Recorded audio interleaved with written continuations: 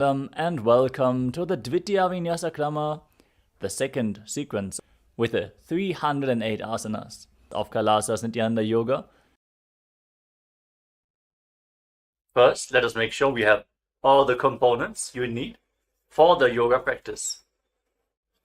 Have your yoga mat on the ground. Have your Panchapatra and Udani ready. 1 cup with a spoon with some water for the ritualistic cleansing.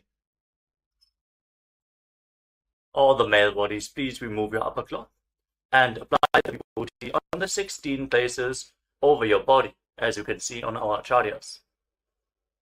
All the female bodies, you can apply it on your forehead. Wear the kumkum on your third eye, the Agnya chakra in between the eyebrows, and wear the Rudraksha mala around your neck. You can keep some weights at the side of the mat if you want to intensify the asana practice. And make sure you have 1 energized Shri Yantra on your yoga mat. Gaze at the yantra whenever possible.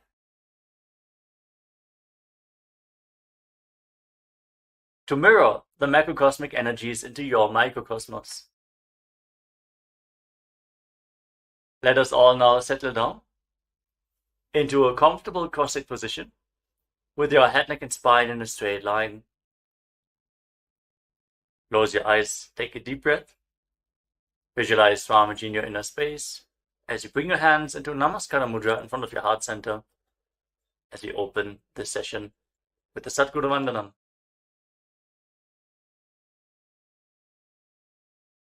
Nithyanandam Paramasukhadam Kevalam Jnanamurtim Dvandvatitam Gaganasadrisham Sattvamasyaadilaksham Ekam Nityam Vimalamachalam Sarvadhi Sakshibhutam Bhavatitam Trigunarahitam Sadgurum Tam Namami. Next, we are going to chant the Shiva Mula mantra. Om Ham Haum Shivaya Namaha 11 times, invoking Paramashiva's presence for this ritual of Nithyananda Yoga. Please follow along internally. Om Ham Haum Shivaya Namaha. Om Ham Haum Shivaya Namaha. Om Ham Haum Shivaya Namaha. Om Ham Haum Shivaya Namaha. Om Ham Haum Shivaya Namaha. Om Ham Haum Shivaya Namaha. Om Ham Haum Shivaya Namaha. Om Ham Haum Shivaya Namaha. Om Ham Haum Shivaya Namaha. Om Ham Haum Shivaya Namaha. Om Ham Haum Shivaya Namaha. Let us now enter into the Tattvachamana, the ritualistic cleansing. Take your Panchapatram and Udana. Keep your right hand in the Gokarna Mudra in the shape of a cow's ear. Take 1 Udani, 1 spoon of water, and pour it into your right palm. Each time the word Swadha is chanted, sip the water from the bottom of your palm and take another Udani of water into your hand for a total of 3 times. Om Atmatattvam Shodhayami Swadha. Om Vidyatattvam Shodhayami Swadha. Om Shivatattvam Shodhayami Swadha. Now wash your right hand with the water from the Panchapatram and wipe your lips twice with the bottom of your right thumb as we chant. Om Ham Hridayaya Namaha. Wash your hand again. With your index, middle and ring finger joined together, touch above the upper lip and below the lower lip. Then wash your hand again. With your index finger and thumb joined together, touch your right nostril and your left nostril. With your ring finger and thumb, touch your right eye, your left eye, your right ear, and your left ear. Then wash your hand again. With your little finger and thumb, touch your navel, your right chest, and your left chest. And with all the tips of the fingers joined together, touch the crown of your head, the right shoulder, the left shoulder, and your heart center. Wash your hand again. Now place your right hand over the left And place both your hands on the right thigh. Sit straight, close your eyes, and make a conscious resolution. What you want to manifest in today's Nithyananda yoga session. Hold the visualization of what you want to manifest as we chant the Sankalpa mantra. ॐ ममोपात्त समस्त दुरितक्षयद्वारा भगवत्श्री नित्यानंद परमशिव प्रीत्यर्थं श्री नित्यानंदेश्वरी परमशिवशक्ति समेत श्री नित्यानंदेश्वर परमशिव प्रीत्यर्थं च शुभे शोभने मुहूर्ते अद्य ब्रह्मणः द्वितीयपरार्धे श्री श्वेतवराहकल्पे वैवस्वतमन्वन्तरे अष्टाविंशतितमे नित्ययुगे प्रथमे पादे जम्बूद्वीपे भारतवर्षे भरतखण्डे मेरोः दक्षिणे पार्श्वे शकाब्दे अस्मिन् वर्तमाने व्यवहारिके प्रभवादीनां षष्ट्याः संवत्सराणां मध्ये शुभनाम संवत्सरे शुभायने शुभऋतौ शुभमासे शुभपक्षे शुभतिथौ शुभवासरयुक्तायां शुभनक्षत्र शुभयोग शुभकर्ण एवं गुणविशेषणविशिष्टायाम् अस्यां शुभतिथौ श्री कैलासोन्नत द्वादशांत श्यामलापीठारूढ़ श्री मीनाक्षी सुंदरेश्वराभिन्नस्वरूप परशिवपुत्र रत्नकुमार गुरुमन्यतुल्यावतार श्री पार्वती स्तन्यपानलब्ध दिव्यज्ञान विश्रुत सकल निगमागमसारभूत द्राविड वेद प्रवक्त्रे श्रीमत् परमशिव करुणा समधिगत मुक्तामय चतुरश्रयान गीयमान छत्र चामर श्रीजिन्नकाहलादि समस्त बिरदावल्यलंकृत ज्ञान विज्ञान चक्रवर्ती सर्वजन संघ सद्यो निर्वाण दीक्षा व्यजापवर्ग वर्ष विश्राणजीमूत परमतकलभ केसरी शैव सिद्धांत स्थापनाचार्य श्री राजाधिराज पांड्य महाराज गुरु क्षपन शाक्यादि महांधकार निवारण ज्ञान भानु वीक्षणानर्हार्ह ध्वजोच्छेदन पूर्वक श्रीमदृषभध्वज स्थापक शैव समय कर्त्रे सर्वज्ञ पीठारूढ़ श्री जगद्गुरु श्री ज्ञान संबंध देशिक स्वामी वागीश सुंदर माणिक्यवाचक स्वामिनाम अवतारभूत श्री ज्ञान संबंध स्वामी पुनरुद्धृत श्यामलापीठ सर्वज्ञपीठ तृणवद्युत्तर द्विशततम गुरु महासन्निधान अरुणगिरी योगीश्वर परंपरागत अरुणाचल सर्वज्ञपीठ गुरु महासन्निधान कैलास परंपरागत कांची कैलास सर्वज्ञपीठ त्रयस्त्रिंशदुत्तर द्विशततम गुरु महासन्निधान नित्योत्सव नित्यमंगल नित्य कल्याण नित्यरजित कैलास परंपरागत आदि कैलास नित्यानंद पीठ महासंस्थान महासिंहासन पीठ कर्त्रे साक्षात् श्री परमशिव समुद्भूत कैलास परंपरागत वैवस्वतमनु इक्ष्वाकु हरिश्चंद्र भगीरथ श्रीरामचंद्र शूरसेन इत्यादि अनवच्छिन्न सार्वभौम चक्रवर्ती परंपरागत चतुष्षष्टि योगिनी मंडित चतुष्षष्टि संप्रदाय प्रवर्तक मनुधर्म शासन सूर्यवंश प्राप्त सर्वज्ञ पीठ सुरांगी साम्राज्य मूर्धाभिषिक्त चूड़ामणि साक्षात् Shri Paramshiva समुद्भूत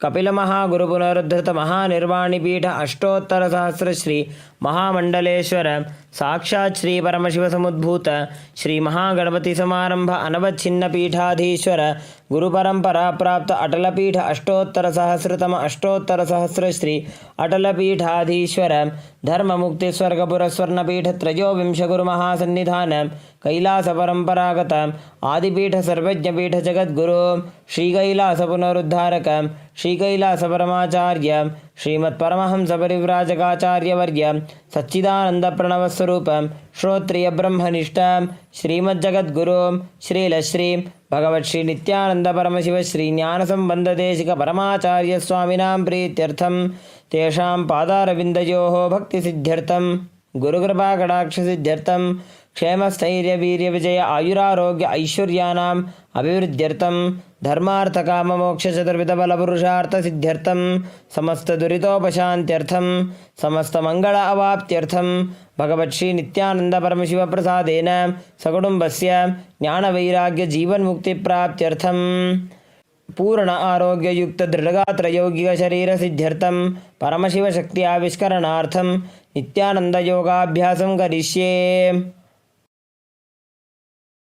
Now wash your right hand once more. Om apa upasprishya. And keep your Panchapatam and Udani aside out of harm's way.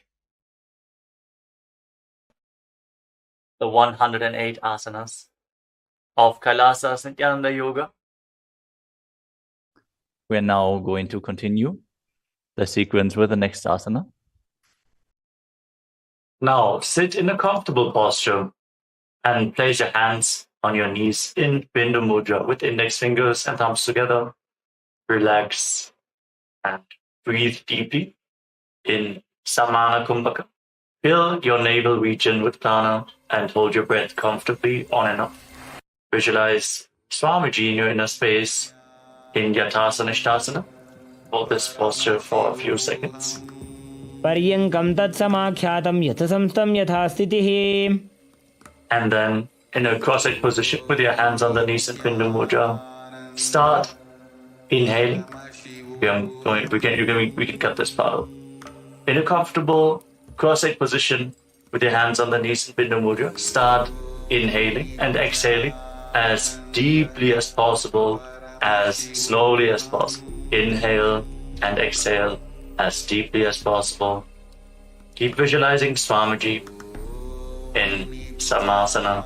इदानीं गर्भिणीनां योगाभ्यासो यथा लघु सुखप्रसवलाभाय प्रोच्यते प्राक्तनेपति दण्डपद्मभरद्वाज वीरवज्रसमानितो आसनानि सदा कुर्यात् सुदीर्घैरे च पूरकैः. Now place your left foot against your perineum and bring the right foot on top of the left foot. Keep your hands flat on your knees. Fix your gaze at the tip of your nose. Visualize yourself as a sage, liberated by the Supreme Pontiff of Hinduism. In Muktasana. निपीड्यसि विनीं सूक्ष्मां दक्षिणेतरगुल्फतः वामं याम्येन गुल्फेन मुक्तासनमिदं भवेत्. Now shift your gaze upwards towards your third eye. Maintain the position. Feel the stability of body and mind as you visualize Swamiji in Siddhasana. स्थानुस्यम्यमितेन्द्रियोचलदृशा पश्यन् भ्रुवोरन्तरं चैतन्मोक्षकपातभेदजनकं सिद्धासनं प्रोच्यते. Now shift your gaze to the ground in front of you. Intensely contract the perineal floor. Pull your stomach in and up and lock your chin to the chest. Perform Mahamudra Bandha. Feel the grounding effect as you visualize Swamiji in Siddhi Asana. Lead the Kundalini Shakti up along your spine. वामपादुके इडीजानो सीवनिमधितासु कोठानो. Now rotate your hands back into Bindu Mudra on top of your knees and shift your gaze upwards.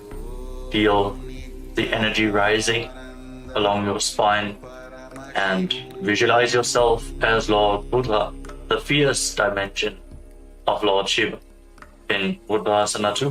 वामचरणपरिदक्षिण राखे एकजुगति ऐसे विधि राखे. Shift your gaze down, back towards the nose. Embody tranquility and an unshakable nature. Be sturdy and stable, not only physically but also unshakable in your inner space.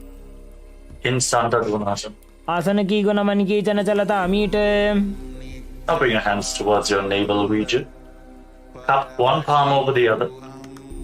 In Samputam Mudra, resembling a closed lotus flower. Visualize Swamiji in your inner space in Siddhasana.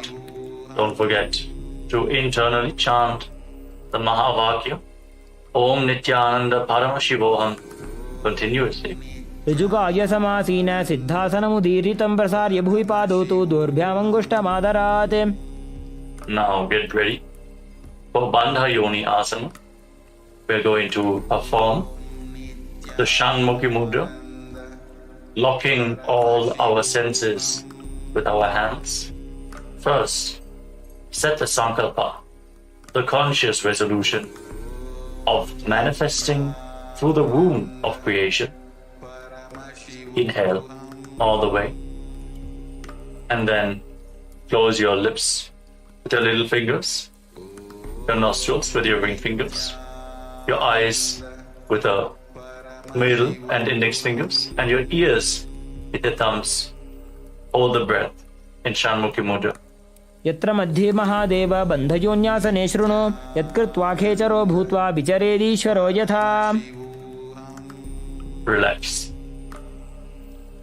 Now, place your hands on top of the knees in Bindu Mudra with your index fingers and thumbs together as you bring the right foot on top of the left thigh and the left foot below the right thigh.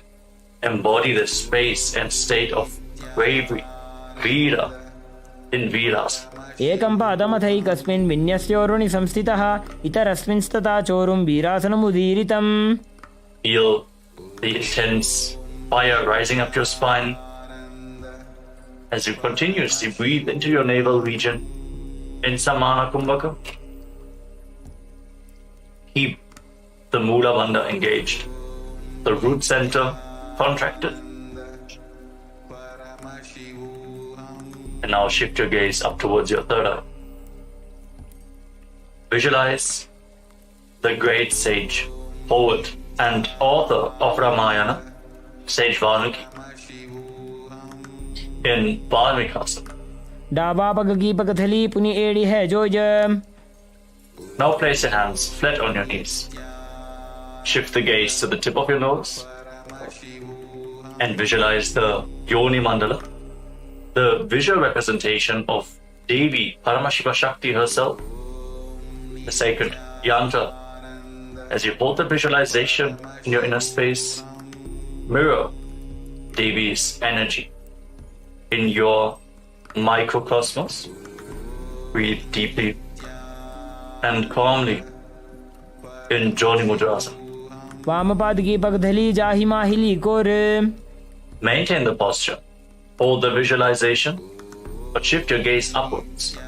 Direct the energy flow up in Yoni Asana. योन्यासनं पर्वतेन योगं योगफले नीलं तत्कालफललं तावत् खेचरो यावदेव हि. Now bring the soles of the feet together in front, with the heels close to the perineum. Interlock your fingers around your toes. Pull your feet in and push your knees down to the ground. Open up your hips intensely. Focus your gaze at the tip of your nose and pull your stomach in and up in Uddiyana Bandha, the abdominal. Visualize Lord Bhiravata in your inner space with 8 arms and all the weapons in hand in Bhadrasana 3. गुल्फौ च वृषणस्यादः सीवन्त्याः पार्श्वयोः क्षिपेत् सव्यगुल्फं तथा सव्ये दक्षगुल्फं तु दक्षिणे. Relax. Now place the left hand on your left knee. Cover your mouth with your right hand and close the left nostril with the index finger. Inhale through the right nostril all the way. Then close both nostrils, close the right nostril with the thumb and hold your breath as long as you can comfortably. Then exhale through the left nostril all the way and then again inhale through the left nostril as deeply as possible. Invert the breathing flow again and again, alternating the direction of in and exhalation. In Abhyantara Kumbhaka, curl your tongue backwards and up. Lead it as high as possible in the Khechari Mudra, making you lighter than space itself. Gaze up towards your third eye and visualize yourself as an Agori in Agorasana. पूर्व कहो भिश्रिका जोजी वाही विधि जो की जैसो जी. Relax. Now, separate your heels. Keep your toes together and bring your elbows down on top of your heels. Rest your chin on your hands. Fix your gaze at the tip of your nose. Pull your stomach in and up. Perform Uddiyana Bandha as you exhale all the way and hold your breath in the exhaled state on every exhalation in Rechaka Kumbhaka. Visualize yourself as a female elephant drinking water in Kanari Pavasana. ग्वाली पाव आसन कक्ष्यो है जैसे Yahoo में जाने विधि तैसे. Now rise up. Slightly lift your feet off the ground as you scoop your hands below the feet. Interlock your fingers in front and then lift your feet up towards your chest in Padasana. As you gaze to the tip of your nose, hold the balance. Be stable in your inner space and visualize Swamiji in your inner space. Hold this position for a moment. ततोर्ध्वं रेचयेत् वायुं मृदुनिश्वाससंयुतम्. And now interlock your fingers around the toes from the top. You can set them down for a moment. And then again, pull your feet up towards your chest. Rest your chin on the toes. As you gaze to the tip of your nose and embody the state and space of a king in Gopichandasana. पूरव विधिपका का अंगूठा कंठकूपराशे. Now lower your legs down and once more scoop your hands below the feet. Interlock your fingers around the toes and bring your feet towards your chest. Bring your chin onto the fingers. Focus your gaze at the tip of the nose and visualize your body being completely healthy, free from any defects in Udarasana. Hold this posture. दोबूपकदली संपुटठाने उभय हस्तकरी उरद हिताने. Then slowly raise your feet higher in front of your face. Try to hold the balance here. Keep the interlocked fingers in front of your forehead and visualize yourself excelling in everything in Vishishtasana. दोबूपकदली जोड़ी संपुट करे. Relax. Bring your feet down. Now one by one, lift your legs over top of your shoulders. The knees bent. And off the ground. Now bend your elbows upwards. And hold on to your neck with your hands.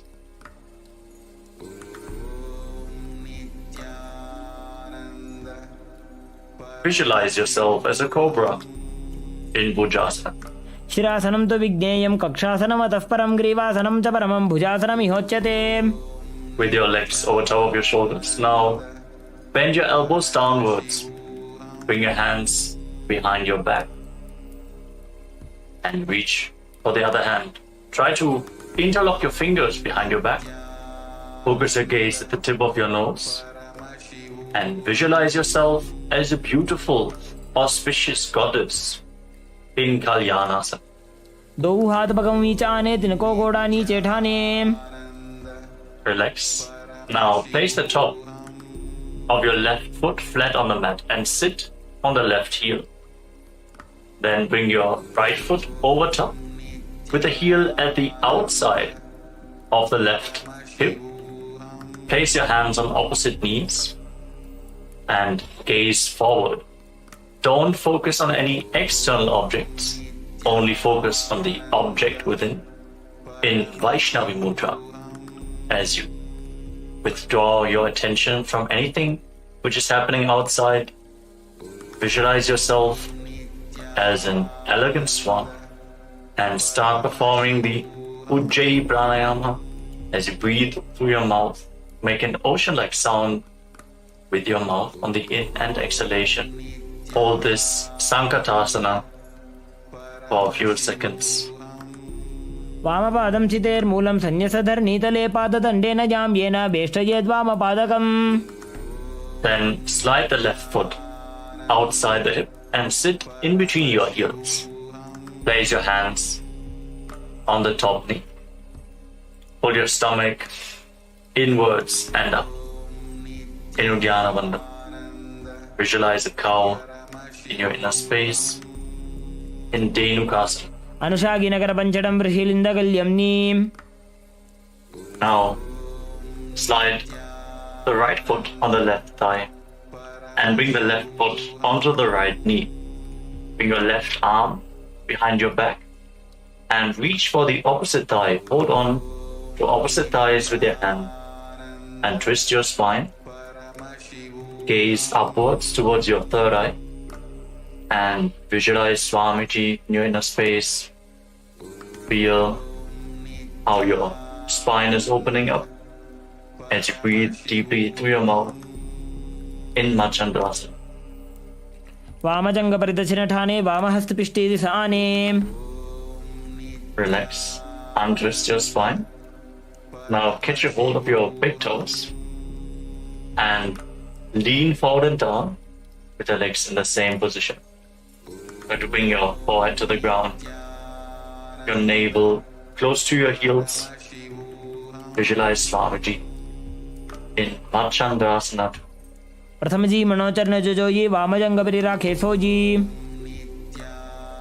Rise up. And now interlock your fingers. Place them on your left knee. And engage all three wonders. The root block, abdominal block, and the throat block together in Mahamudra Bandha. As you visualize Swamiji, your Guru, in Guru Asana.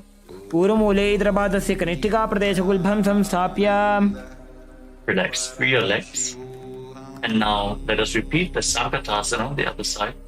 Place the top of the right foot flat on the mat this time. And sit down on the right heel. Stack the left knee over the right. And place your hands on opposite knees. Gaze forward without any external distractions in Vaishnavi Mudra. Be completely focused on your inner space as you visualize yourself as a swan in Sankatasana.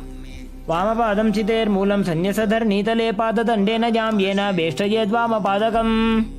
Breathe deeply through your mouth, making an ocean-like sound from Jai Pranayama. As you now slide the right foot outside the hip. Sit in between your heels. Bring both hands on the top knee. Pull your stomach in and up in Uddiyana Bandha. Hold the visualization of a cow in your inner space in Dhenukasana. अनुषागिनकरपञ्चडं बृहिलिन्दगल्यम्नि. Now bring the left foot on the right and place the right foot onto the left knee. Your right arm behind your back. Rotate your spine so you can catch a hold of the opposite thighs with your hands. If you cannot reach the thighs, just reach as far as you can. Twist your spine and breathe deeply. Feel how every single vertebra is slowly giving way, enabling you to reach further with every single breath. As you gaze to your third eye, visualize Swamiji in Machandasana. वामजङ्गपरिदक्षिणठाने वामहस्तपिष्ठेति Sane. Now come back to the center. Catch your big toes with your hands and lean forward and down. Breathe deeply, opening up your hips and your back. Visualize Swamiji in Machandasana. प्रथमजी मनोचरण जोजोजी वामजङ्गपरिराखे sooji. Rise up and interlock your fingers. Place them on the right knee this time as you perform Mahamudra Bandha. All the three bandhas engaged. Visualize Swamiji, your Guru, in Guru Asana. पूर्वमूले इतरपादस्य कनिष्ठिकाप्रदेशगुल्भं संस्थाप्य. Now free your legs and place your feet flat on the ground. Bring your knees up towards your chest. Cross your arms and hold on to opposite knees. Pull your knees close in towards your chest. Breathe against your thighs. Feel how your spine is opening up. Lead your tongue backwards and up in Kichari Mudra. Try to lead it along the pharynx, the nasal tract. If you can, fix your gaze at your third eye and visualize Swamiji in Parashasana. पादतले भूमौ निधाय जाननिवृसि निधाय विपरीतहस्ताभ्याभूसहितजङ्गे निबध्य. Now hold on to opposite wrists with your hands and bring your chin towards the knees. Rest your chin on top of the knees. Hug your legs. Gaze to your nose and visualize yourself residing in an abode of bliss in Bodha Shukasana. Breathe deeply दो पगदली भूपरि धरे कोरमाहिली ऐसे करे. And now bring your hands below the knees, in between the thighs and calves, and hold on to opposite elbows with your hands. Pull your legs back in towards your chest. Gaze to the tip of your nose. Your tongue still pressed upwards towards the third eye. Engage your mudra. Hold the visualization of Swamiji in your inner space. Visualize his sweet smile in Purakatasana. दो हाथ पग बाहर ले आवे, घोड़ा नीचे ले ठहरावे. Now cross the right ankle over the left and keep your toes pointing upwards to the sky. Fix your gaze at the tip of the nose and visualize Maharishi Sumati in your inner space. In Sumati Asana, remember to make an ocean-like sound with your mouth. As you breathe through your mouth in Ujjayi Pranayama. मूलद्वारी धरती पर ठाने, डाबा पग पर तछपद आने. Now extend your legs forward. Keep your knees straight. Interlock your fingers and raise your arms up over top of your head. With your wrists pointing outwards, straighten your back and your legs like a stick. Feel the stretch in your upper back and shoulders as you reach high. Engage all three bandhas, Mahamudra Bandha. Fix your gaze at the tip of your nose. With your tongue, pause upwards, engage your mudra. Swamiji in your inner space. In Dandasana. इदानीं गर्भिणीनां योगाभ्यासो यथा लघु सुखप्रसवलाभाय प्रोच्यते प्राक्तने पथि. Now lean forward and down. Catch a hold of your big toes in Prana Mudra with index fingers and middle fingers. Lean down as low as possible. You can slightly raise your knees to lean down even further. Bring your head in between the knees. Start breathing in Nadi Shodhana as you inhale through one nostril and exhale through the other, alternating without the support of your fingers. Feel the prana being led along your spine, cleansing Ida and Pingala Nadi, the main nadis along your spine. Alternate your breath, Nadi Shodhana, as you visualize Swamiji in Adambhasana. दो पग मिलिवा पसारी पका का अंगूठा पकड़ी लीला टकोड़ा लगावे. Now rise up. Slightly separate your feet. Raise your knees and bring your hands below the shins, holding on to the soles of your feet from the outside. Lean down as low as possible. Stretch your lower back, your upper back. Open your hips. You can literally pull yourself down as you catch a hold of your feet. Breathe deeply, and with every exhalation, sink a little bit deeper into the stretch. Focus your gaze at your third eye. Take the energy upwards within your body. Visualize Swamiji in Vidukasana. प्रथम बेसी दो पाव पसारी कचक ऊर्ध को कुरुडो डारे. Now rise up and bring the heels together in front. The feet still extended away from your body. Lead your hands underneath the shins. Keep the palms facing up. Your elbows on the mat. Bring your chin onto your heels. Lean down as low as possible.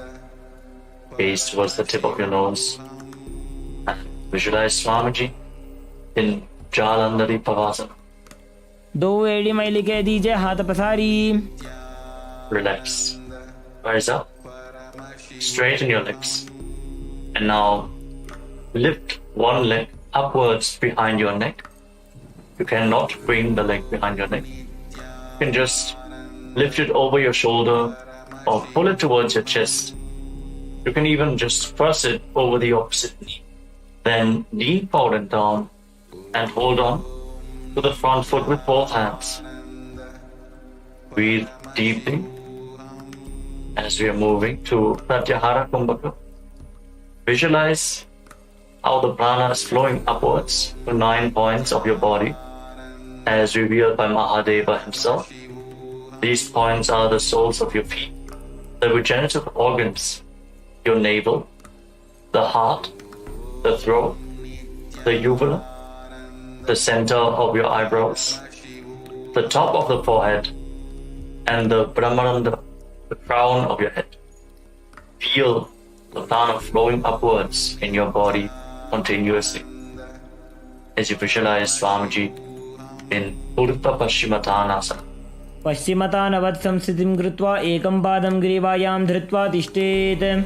Your leg behind your neck. Now rise up and lean back all the way. Try to lay down on your back with the opposite leg extended forward. Catch a hold of the foot behind your head. Fix your gaze on the tip of your nose. Tensely open up your hips. Just straighten your body. Gaze to the tip of the nose. And visualize yourself as infinite or endless, an eternal one in Anantasana. उत्तानशयनी एकैकम्पायी ग्रीवायां विन्यस्य इतरहस्तेन पावाग्रं गृहीत्वा. Hold this posture for a moment and then roll onto your side, the side of the hand which is holding onto the foot behind your head. Rest on the side as you fix your gaze at the tip of the nose. Feel in complete control in Ankushasana. उत्तानशयित एकैकं पादं ग्रीवायां कुर्वन् इतरहस्तं कर्णमूले स्थापयेत्. Now you can release the leg from behind your neck. Lay down flat on your back and pull your knees up towards your chest and circle them with your hands. Rock your body from side to side. Relax after this intense stretch. Free up your back. Breathe calmly. Feel the prana flowing upwards within your body and Pratyahara Kumbhaka. And visualize Swamiji in Tridushasana. उत्तानशयनं जानुनी हृदये वष्टम्भ जङ्घासहित ऊरूनि करद्वये बद्ध्वा सव्यापसव्यं लोडयेत्. दृशासनं भवति. Now again, straighten your legs as we are going to repeat Urdhva Paschimottanasana on the other side. So now lift the other leg behind your neck. Lean forward and down. Hold on to the foot. Pull yourself down as low as possible. Visualize Swamiji in your inner space. Hold this posture. Feel the intense opening of the hips and back. Stretch the hamstrings. पश्चिमतानवत् संस्थितिं कृत्वा एकं पादं ग्रीवायां धृत्वा तिष्ठेत्. As you lean back, the leg behind your neck, holding onto the foot with the opposite hand.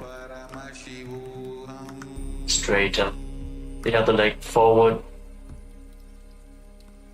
Gaze the tip of your nose and feel that you are without beginning or end.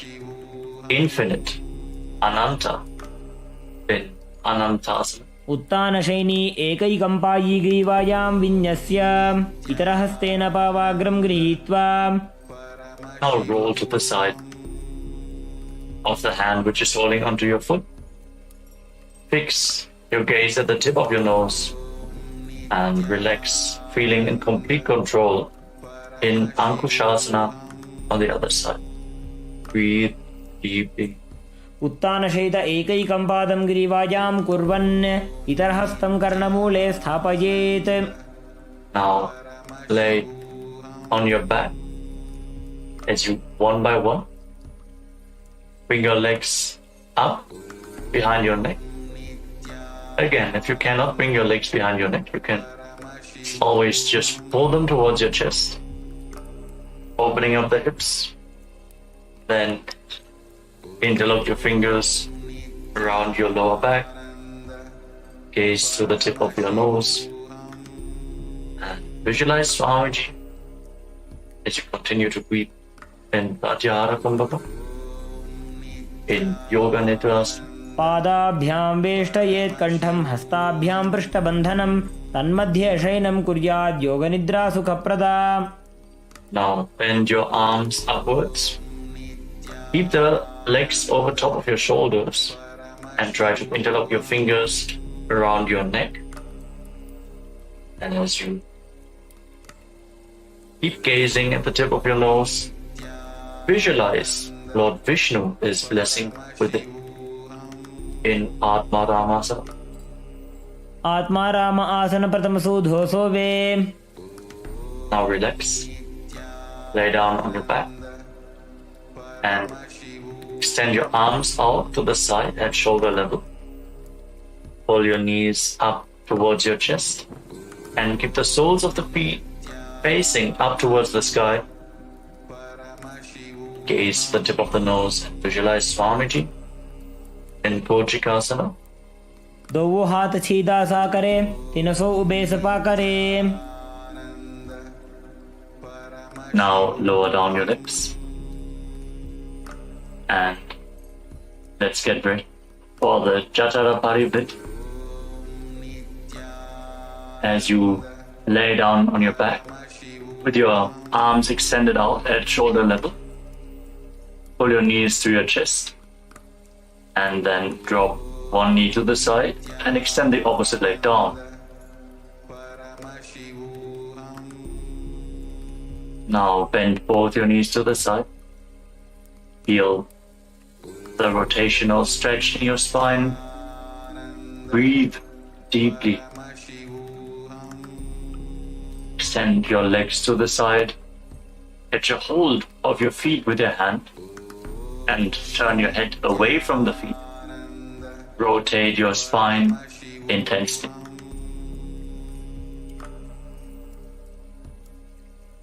Breathe deeply. And now return back to the center. Drop the other knee to the side. Extend the opposite leg. Repeat the movement on the other side. Twist your spine in the opposite direction. Bring both knees bent to the side. Feel the rotation of every single vertebra in your spine. As you now turn your head away from the feet as you extend your leg and hold onto the feet with your hand. Visualize Swamiji, the Chatra Parivritti. परिवृत्ति कुक्षि भागे त्रिदाहि परिकीर्तितः बद्धकोणं सुप्तकोणं ऊर्ध्वकोणमथापि च. Now we move on to the next asana of the sequence. Now lay on your back and place your feet flat on the ground with your knees raised. Get your hold of your ankles and push your hips up high off the ground. Lock your throat in Jalandhara Bandha and push the air upwards. Prevent it from escaping your lungs in Mocha Kumbhaka. As you gaze to the tip of your nose and visualize yourself as sturdy as a bridge in Viparapita, hold this posture for a while. प्रतिक्रियायुतं द्वन्द्वपीठः सर्वबलप्रदं गर्भिणीनां दुर्बलानाम् इति Gargi जगादनु. And then bring your hands over top of your shoulders, the fingers pointing down towards your feet, and push your hips up off the ground. Raise your hips up high. Try to walk your hands and feet closer together. Breathe deeply through your nose. Try to relax in this posture as you visualize yourself as sturdy as stone furniture in Paryankasana. उत्तानशयनमस्ततलाभ्यां भूमिं वष्टभ्य पादतलाभ्यां भूमिं धृत्वा. Now lay down on your back. Place your hands on the respective shoulders as you lift your knees towards your chest. Start rotating your hips in a circular motion as you visualize yourself as a dog playfully rolling around on its back in Shvotanasana. Keep breathing calmly through your nose. The prana along your spine. Feel the mobilization in your spine happening as you move your hips. शववत् शरीरं संस्थाप्य जानुनी सम्मील्य नाभुवानी च हस्ताभ्यां कन्दरां बद्ध्वा भ्रामयेत् श्वोत्तनं भवति. Now stop the movement. Place your arms flat on the ground next to your body and raise your legs, raise your hips, point your toes up towards the sky as we enter the Viparita Karani. Now start rotating your legs in a circular motion. Form the Mocha Kumbhaka with your throat locked completely. Visualize Swamiji and feel the Jataragni, the digestive fire, increasing this posture. भूतले सशिरोद्धत्वा खेनगे चरणद्वयं विपरीतकृतिश्चैषा सर्वतन्त्रेषु गोपिता. Now stop the movement of your legs. Point your toes up to the sky. Be completely stable in Viparita Karani 2. Hold this position. Karni विपरीताख्या सर्वाधिव्याधिनाशिनी नित्यमभ्यासयुक्तस्य जाटराग्निविवर्धनी. Now drop your feet down over top of your head. Touch the toes to the mat and interlock your fingers behind your back. Push your hands into the ground in Parasho Mudra. Keep performing the Mocha Kumbhaka. Prevent the air from escaping by locking the throat intensely. Visualizing yourself as a plow in Langalasana. नरकासने स्थित्वा नासिकाप्रदेशे भूमौ पादपृष्ठे स्थाप्य हस्तद्वयं सम्मील्य लम्बीकुर्यात् ग्रीवाप्रदेशेन भूमिं कर्षयेत् लाङ्गलासनं भवति. Now move your hands up towards your feet. Hold onto your feet over top of your head. As you visualize Paramashiva in your inner space, eternally chanting Om Nithyananda Paramashivoham continues. As this is one of the 84 asanas which have been revealed directly by Lord Paramashiva himself. Shaita Paschimatanas. तानं शयित्वात् कुर्वीत शयितपश्चिमतानकम्. Now make sure that your hips are above the shoulder level and then separate your legs wide to the side. Keep holding onto the feet in Supta Konasana as you visualize Swamiji in your inner space. परिवृत्ति कुक्षि भागे त्रिदाहि परिकीर्तितः बद्धकोणं सुप्तकोणं ऊर्ध्वकोणमथापि च. Now join your feet back together. Catch a hold of your ankles and then roll onto your back, keeping your arms and legs straight. Visualize yourself as a chakra, a wheel in Chakrasana. Keep the Jalandhara Bandha engaged, your throat locked. शवासनस्तद्वौ पादौ कुर्यान्मस्तकतः परो व्युत्क्रमेण ततः शीघ्रमेतत् सर्वस्य साधनम्. As you now lay down on your back, bring your legs vertically, pointing up towards the sky. Hold on to the big toes, your arms straight. Send your legs out of the side. Open up your hips. Feel the intense stretch.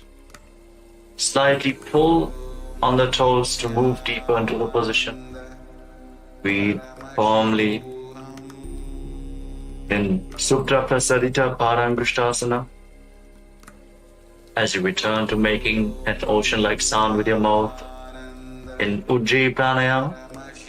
उत्तानपादं क्रौञ्चं च मरीचिं वीरभद्रकं नटराजं त्रिकोणं च सुप्ताङ्गुष्ठप्रसारणे. Now join your feet back together. Keep holding on to the big toes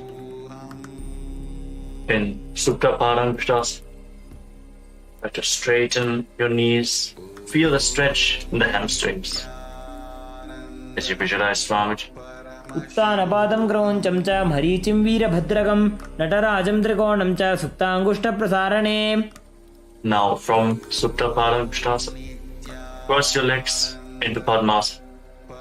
Place your feet on top of opposite thighs. Bring your knees down towards the ground and your hands above your head. Holding onto opposite elbows, fix your gaze at the tip of your nose. Try to bring your back on the ground.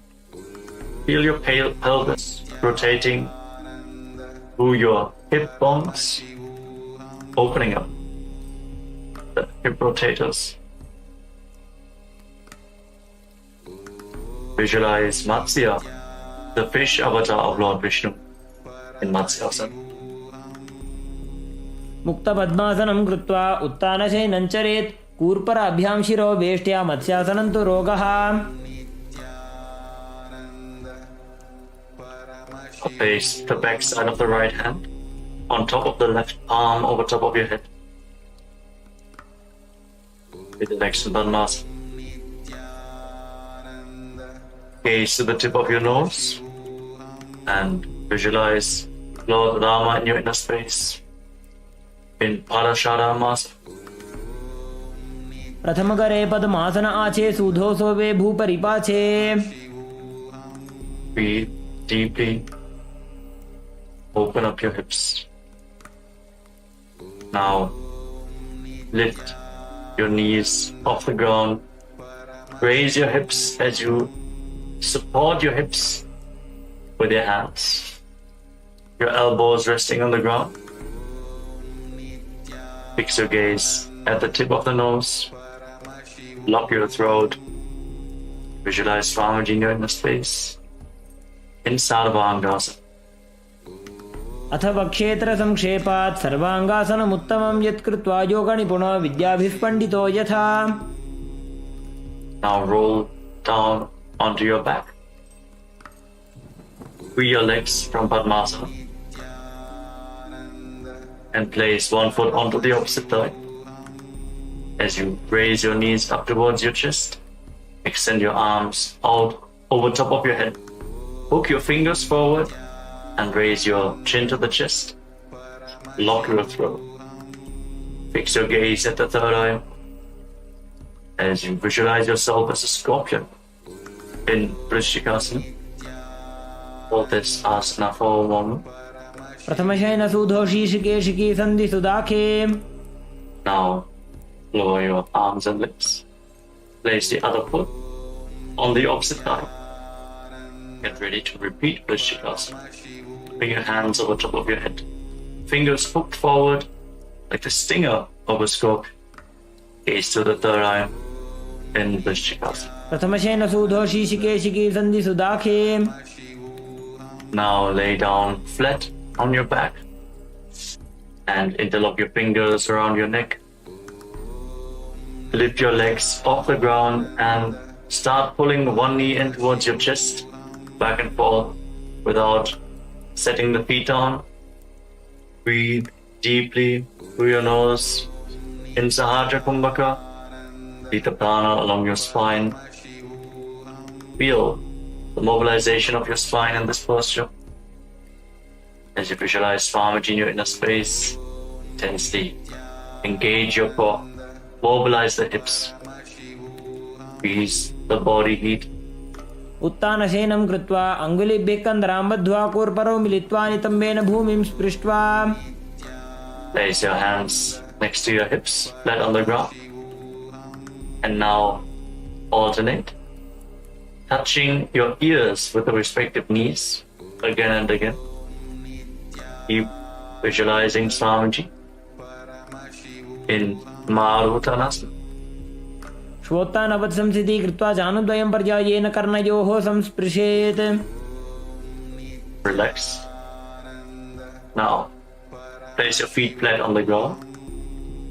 As you keep the knees raised, now stand up and lay back down again and again. Visualize yourself as a wolf in Vrikasana, the wolf posture.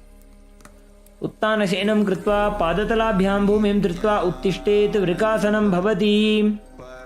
Now, as you lay down, kick your legs up and start rolling over again and again. Visualize Swamiji here in a space. Keep rolling backwards. Finally lay down in a prone position on your stomach.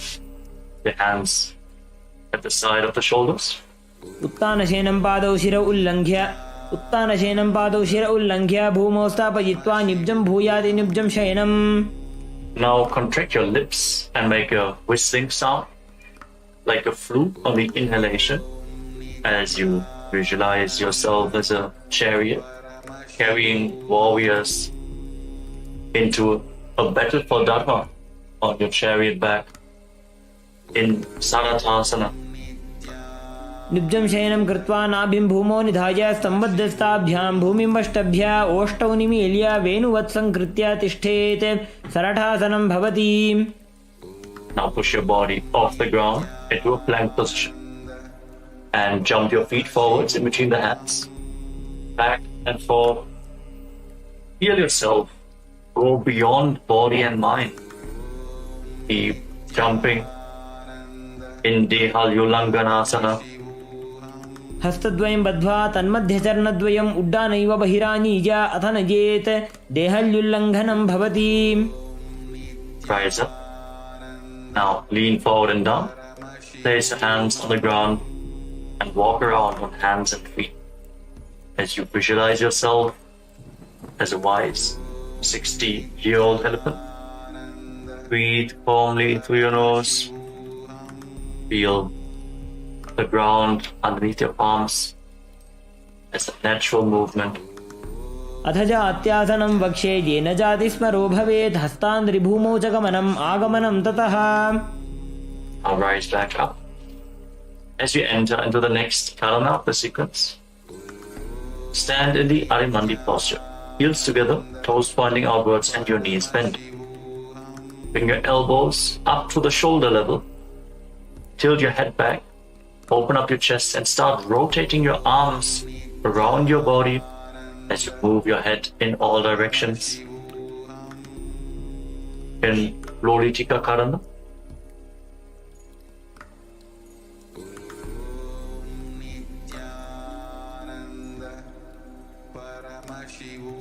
Now stand right on the mat.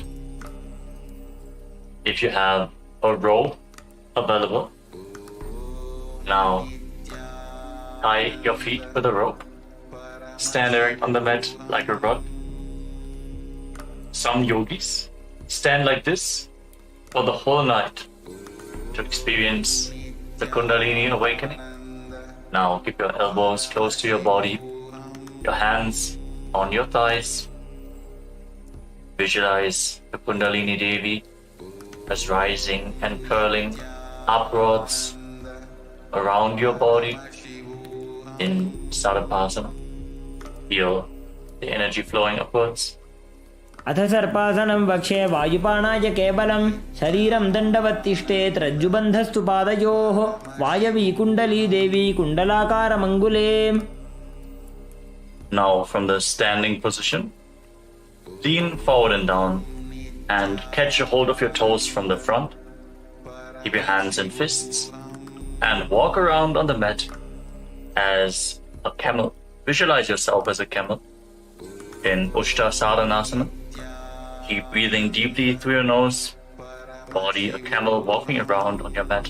उष्टिकनिष्ठिका प्रदेशेन भूमौ निधाय उपरिपादतले संस्थाप्य उष्ट्रवत् उष्ट्रसाधनं भवति. Now shift the grasp on your feet. Hold your toes from the side and walk around visualizing yourself as a horse in Ashvasana, the horse posture. मुष्टिकनिष्ठिका प्रदेशेन भूमौ निधाय उपरिपादतले संस्थाप्य अश्ववत् शरीरं चलनीयम् अश्वासनं भवति. Rise up. Stand with your heels touching, your toes slightly separate, and Interlock your fingers behind your back in Paramashivoham. Pull your hands down towards the calves as you lean back all the way. Open up your chest. Breathe deeply. Tilt your head back. Try to relax in this posture. Every inhalation, feel the expansion of the space between the bones, with the stretch in the muscles. And on every exhalation, sink a little bit deeper into the stretch. Visualize yourself as a soaring bird diving. Incompletion. पादतले भूमो निधाय पृष्ठभागेन हस्तो जङ्घापर्यन्तं नीत्वा कपोतनिटकं भवति. Now relax, rise up. And again stand in Arimandi position. Your heels together, the toes pointing outwards and the knees bent. Join your hands in Namaskara Mudra in front of your chest. And bow down to one side. Open up your palms and raise the respective heel again and again.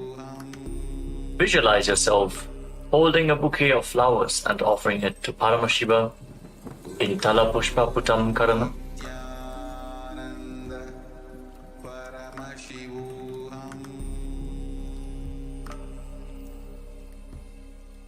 Next up is Khadgasana. As you stand on the mat, fix your gaze at the tip of your nose and visualize yourself as a rhinoceros. Then lay down on your stomach and jump your feet back up towards the hands and stand. Extend your hands forward in Namaskara Mudra, resembling the horn of the rhinoceros. Visualize yourself as a rhinoceros. Khadgasana.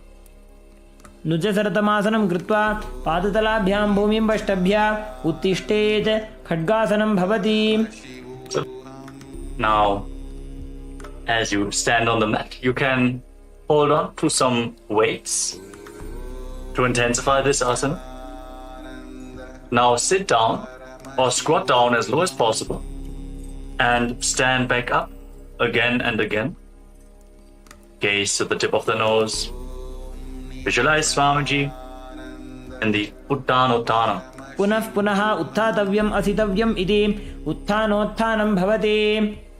Now standing erect on the mat, raise your arms up over top of your head and jump repeatedly. Jump up high, visualizing yourself as a mace in Musalasana. सरलं स्थित्वा ऊर्ध्वं बाहु नयेत् वारं वारम् उड्डानं कृत्वा नयेत् मुसलासनं भवति. Relax. Now, catch hold of one foot with both hands and pull it towards your chest. As you sit down and stand back up on the other leg, alternate both sides as you gaze to the tip of your nose and visualize Swamiji. Breathe deeply in Uchchir Shakasana. एकैकं पादतलं कुक्षो निधाय तिष्ठेत् उच्छीर्षकं भवति. Now keep the toes of one foot pointing to the side and raise the opposite knee up towards your chest and circle the raised leg with your arm. Keep the hand in a fist while placing the other hand on your inner thigh in Parshvajanu Karana.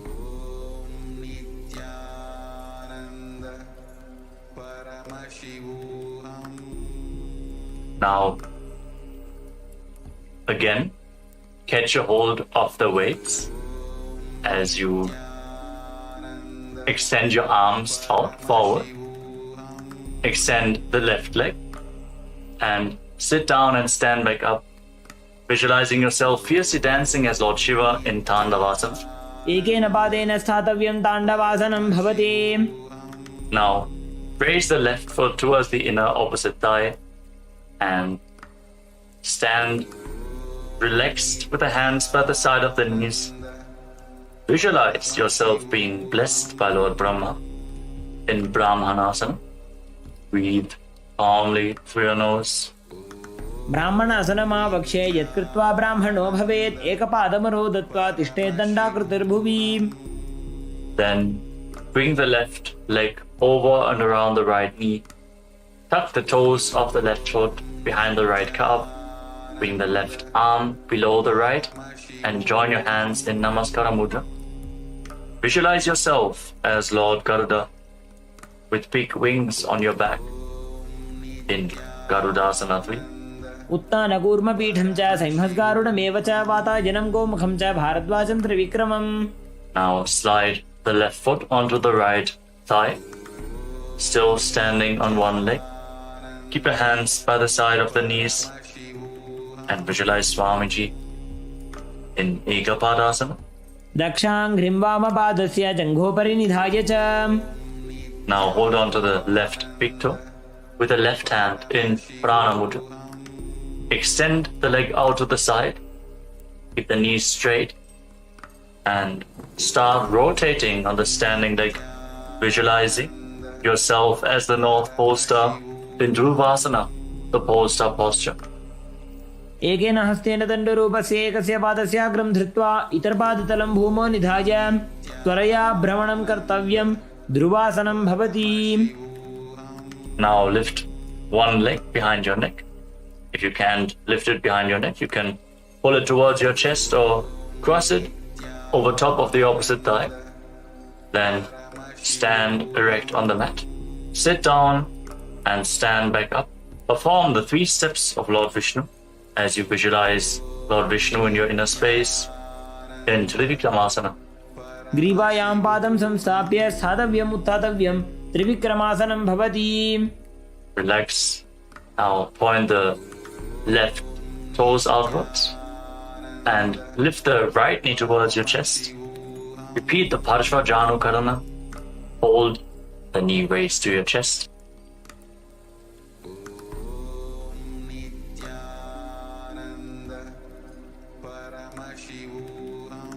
Now get ready to repeat Tandavasana on the other side. Again, extend your arms forward. This time, raise the right leg. Visualize yourself dancing as Lord Shiva. As you sit down, stand back up in Tandavasana. एकेन पादेन स्थातव्यं ताण्डवासनं भवति. Now raise the right foot towards the inner left thigh with the heel close to the perineum.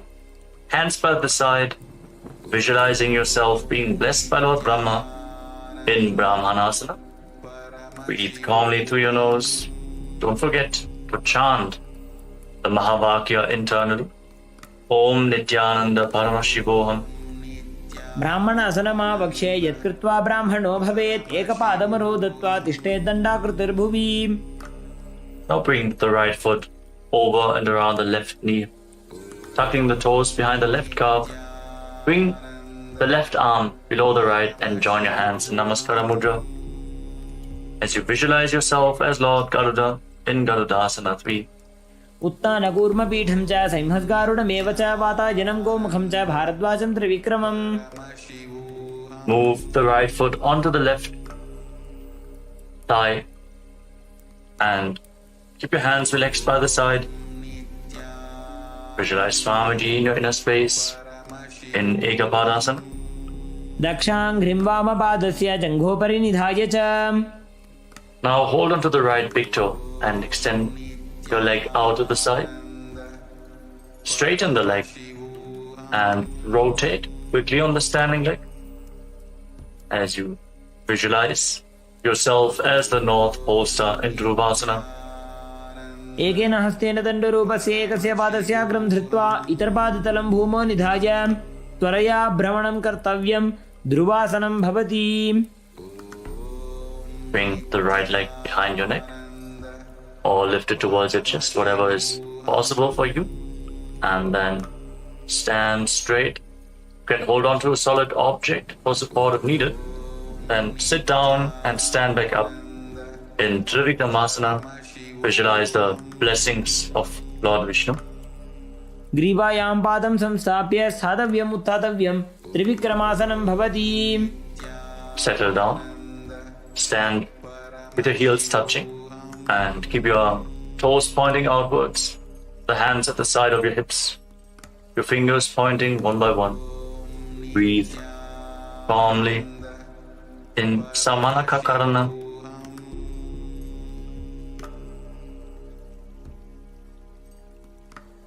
Then squat down.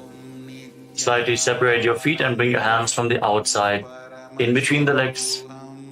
Interlock your fingers in front of your navel as you visualize Sage Goraknath, the founder of the Natha Yoga Hindu Sampradaya, perform the Jiva Chala Kumbhaka.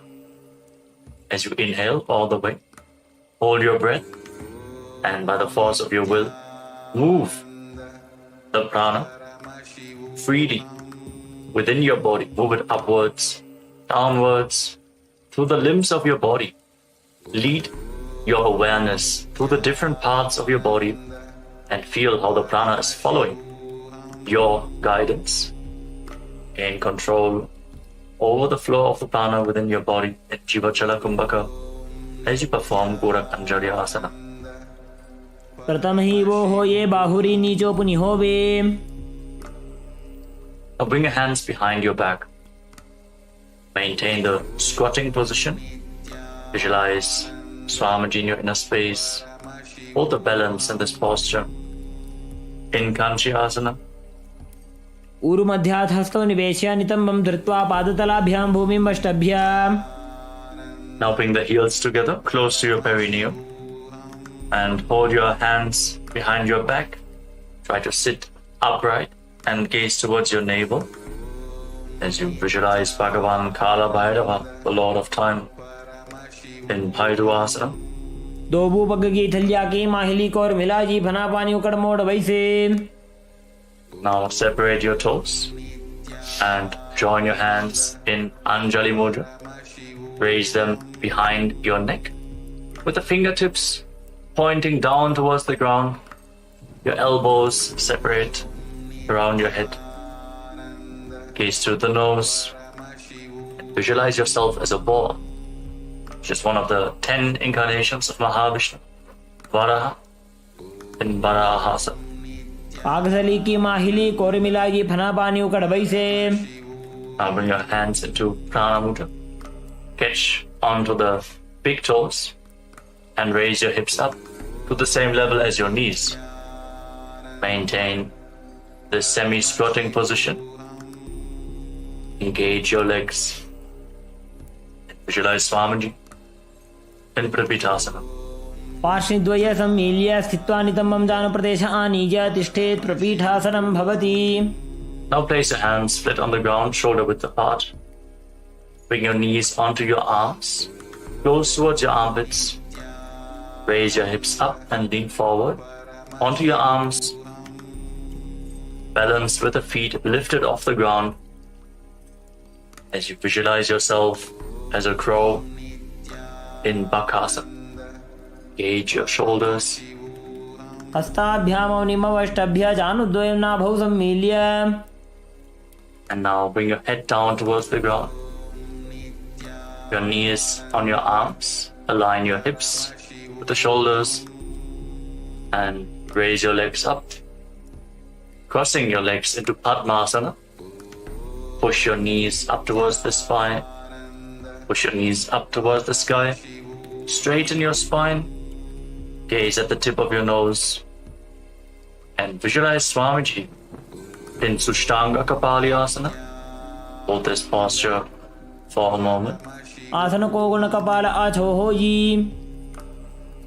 And then gently lower your body down to the ground and come to a kneeling posture. Keep your heels outside the hips, the toes touching behind your back. Place your hands on the knees. Fix your gaze on the tip of the nose.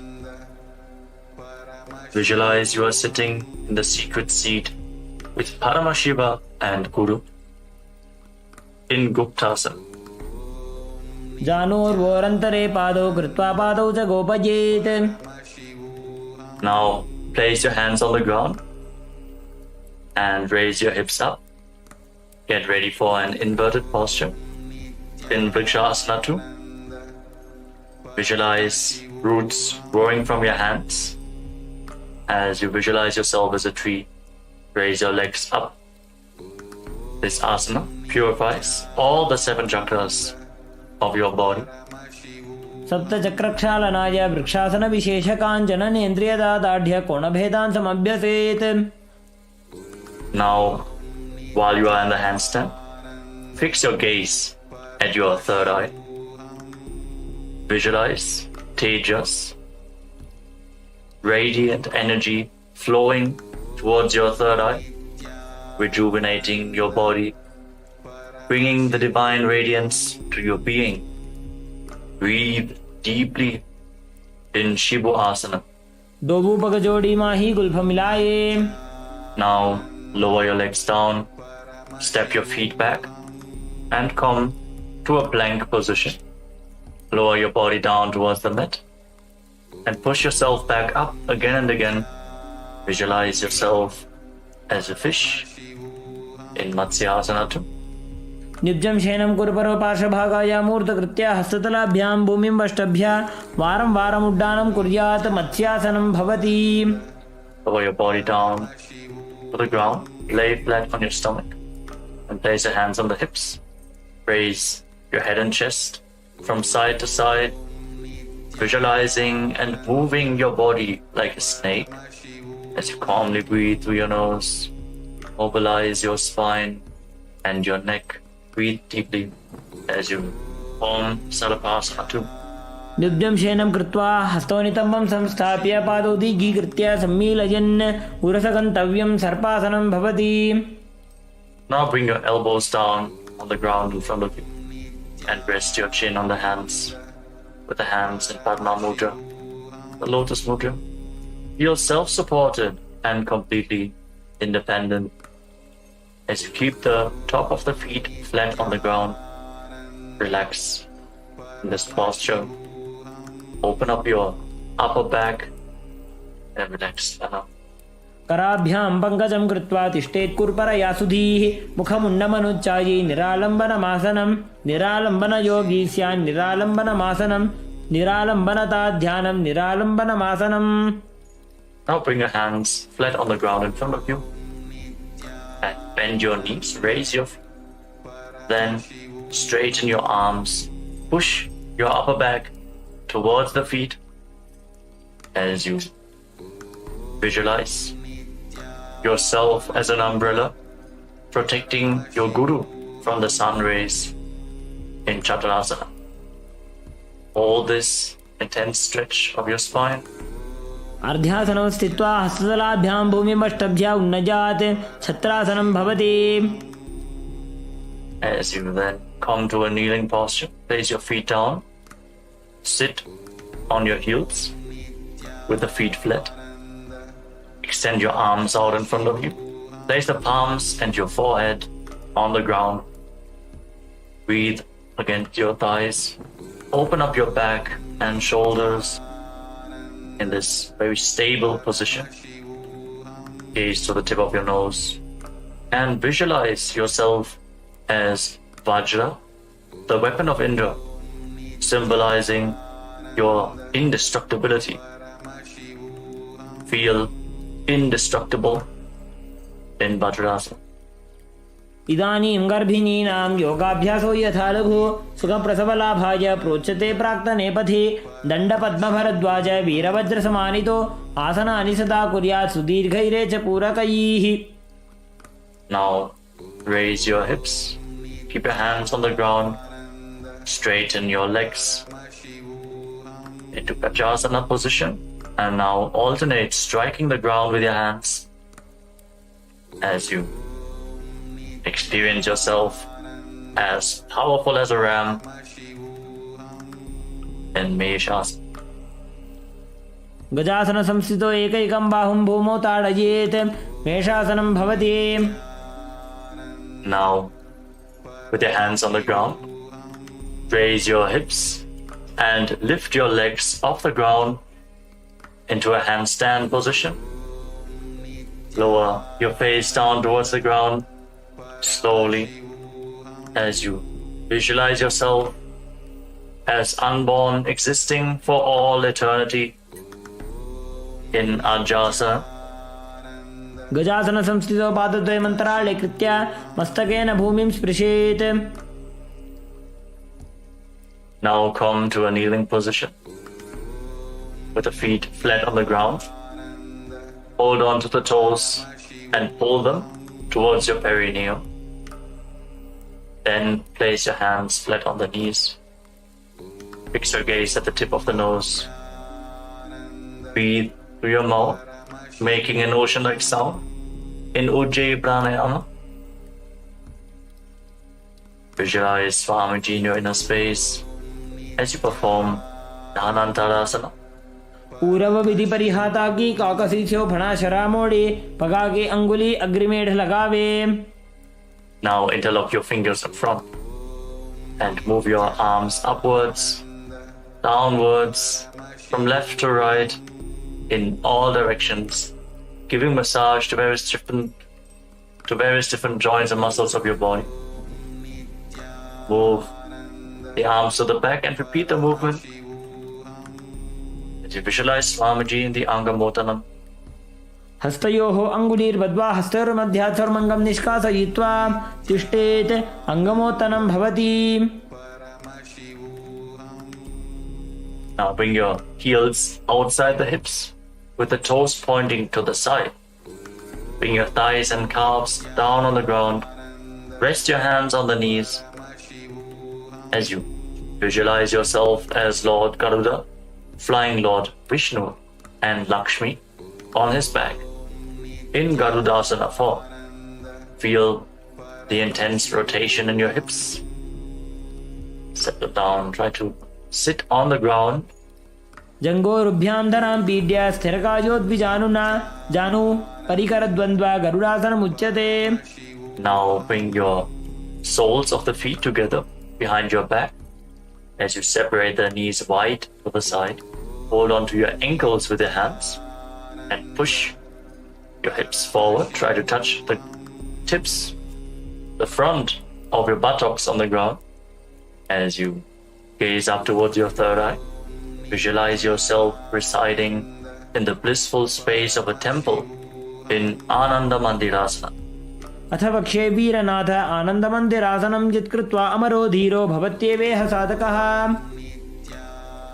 Now cross your feet and sit on your heels. Bring your hands underneath your knees as you pull your stomach in and up in Uddiyana Bandha. Press your tongue flat against the palate of your mouth in Manduki Mudra as you visualize yourself as a frog. Perform Uddiyana Bandha. Pull your stomach upwards and inwards towards your stomach. Pull your stomach inwards and up towards your spine in Mandukasana too. पृष्ठं संपीड्य गुल्भाभ्यां जान्वङ्गे सबलयाकृतिः हस्तौ पादतले क्षिप्तो मण्डूकं पाददोषहृत्. And now place your hands on the ground in front of you. Tuck your toes and sit on raised heels. Keep your thumbs touching in front. As you focus your gaze on the tip of your nose, stick your tongue out and exhale forcefully through your mouth again and again. Visualizing yourself as Lord Narasimha, the Lion Man avatar of Mahavishnu in Narasimhasana. दोवू फणा पानी होई वैसे AD Mailer गुदानी वैसे समशरीरनी काट हरावे NASA अग्रदृष्टि को ल्यावे. Relax. Now sit on raised heels and cover your mouth with your hands. Bring your thumbs beneath the upper teeth and close your mouth. Inhale through the right nostril and exhale through your mouth as per your capacity in Vishlaka Pranayama. Focus the gaze at the tip of your nose and visualize yourself as Devi, presiding over any and all minuscule fears you might have in Vishlakasana. दोवू पगागी एडी जोगी गोड़ा फणो वाणपुनी होई. Now bring the soles of your feet together, the top of the feet flat on the ground, toes pointing back, and sit on your heels. Fix your gaze at your third eye and bring your hands to your armpits, imitating as if you are a monkey scratching itself, as you visualize yourself as a playful monkey in Makadasana. दो भूपकतली संपुट आने तिनकी पृष्ठभूमि परिठाने मूल द्वार एडियां परिन्यावे मूढ़ा हाथ ऊंचा टहरावे. Now tuck your toes, bring the soles of the feet together, and raise your knees off the ground, separated wide apart. Hold on to opposite elbows behind your back and gaze to the tip of your nose. Embody diamond-like strength for you and your Sangha, your spiritual community. In Vajra Sangharasana. प्रथम प्रणापाणी होए वैसे दोबो एड़ी उदानी वैसे घोड़ा उभा राखे धीर आड़े वाय पसारे धीर. Now again, place your knees down to the ground and cross your feet. Sit on the heels as you place your palms down on the ground next to your body. Fix your gaze at the tip of the nose. Pull your stomach in and up and visualize perfect health beyond any and all physical or mental ailments. In Kanjanasana, return to making an ocean-like sound with your mouth in Ujjayi Pranayama. खञ्जनासनमा वक्षे यद्कृत्वा सुस्थिरो भवेत् पृष्ठे पादद्वयं बद्ध्वा हस्तो भूमौ प्रधारयेत्. Now place your hands on your knees. Keep gazing at the nose and make your upper back and neck stiff like the shell of a turtle as you embody a turtle with a stable body and mind, living for hundreds of years in Kurmasana, the turtle posture. गुल्फौ च वृषणस्याधो व्युत्क्रमेण समाहितौ ऋजुकाय शिरो ग्रीवं कूर्मासनमितीरितम्. Now relax your upper back and neck. Maintain the same posture. Gaze to your nose and visualize Swamiji in your inner space in Yogasana. बुधं नियम्य गुल्भाभ्यां व्युत्क्रमेण समाहितः योगासनं भवेदेतदिति योगविदो विदुः. Now uncross your feet and rise up onto your knees. Cross your legs behind and bring your toes near the opposite knees. Bring your hands in between the thighs and calves and keep the thumbs outside. Hold on to your calves. As you gaze up towards your third eye, visualize a space of eternal oneness, Advaita, with your Guru Swamiji in Vijogasana. Hold the balance in this position. गोड़ा वामो बोहो जी गोड़ा आड़ा राखे दो जी दक्षी पाद के पानी रहावे फणो वाम गोड़ा ढिगल्यावे. Now bring the top of your feet flat on the ground, your knees closer together, and hold onto your heels as you lean back. Push your hips forward, tilt your head back, bend your back, open up your chest, breathe deeply as you visualize yourself as a camel in Ustrasana 2. मेरुदंड ग्रंथि दाढ्य संविवाद इषुपुमार कपोतोष्ट्रासनाभ्यास कुर्यान्वित हिताशनः. Now lean down, lower. Bring your elbows down to the ground, followed by the back of your head. Fix your gaze at the tip of your nose and experience yourself as a lotus blooming in Jatyasana 2. दोबू AD संपुट करे सोले मूल द्वारी तर इधरे फणा पानी उकड़ होए बैसे बहुरी पिष्टि दिशि करे जो ऐसे. Now lay down on the ground, bring your back to the mat and rise up again and again. You can use the support of your hands if needed as you fix your gaze at the tip of the nose and visualize the healing of your causal body in Viratasana. जंगा पृष्ठभूमो निराज्य जंगोदरयोः ऊरुनी संस्थाप्य पृष्ठिवं शंवारं वारं स्पृशेत्. Now bring your hands over top of your shoulders and lean back all the way. Catch a hold of your feet and bring your head in between the heels. Push your hips up high, bend your back intensely. You cannot bring your head in between the feet. It is all right. Just lean down as far as possible. Visualize yourself as a beautiful dove in Kapotasana. मेरुदण्डग्रन्थिदाढ्य सम्पिपातैः शिप्पुमान् कपोतोष्ट्रासनाभ्यासः कुर्यान्वितहिताशनः. Now, slowly rise up onto your knees. Stand on your knees with your toes tucked and hold on to opposite arms in front of your body.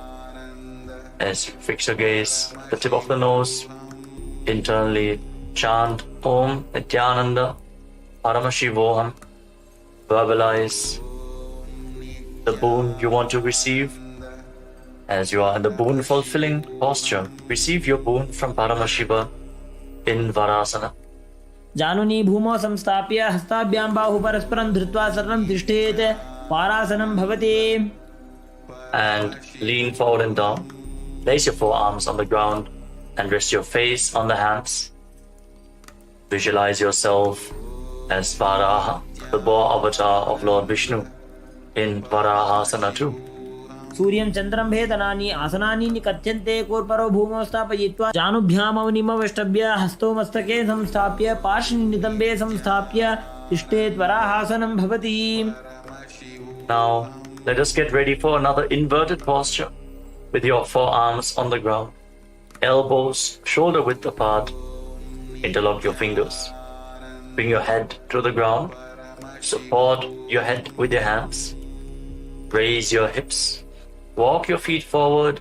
Align the hips with the shoulders and slowly raise your legs up in a controlled manner into a headstand posture. Keep gazing at the tip of the nose. Breathe calmly in Sahajra Kumbhaka, leading the prana along your spine. Visualize yourself as a lopped tree in Mundasana.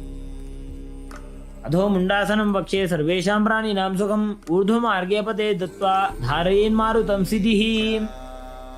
Now slowly lower your legs down and come to a kneeling posture.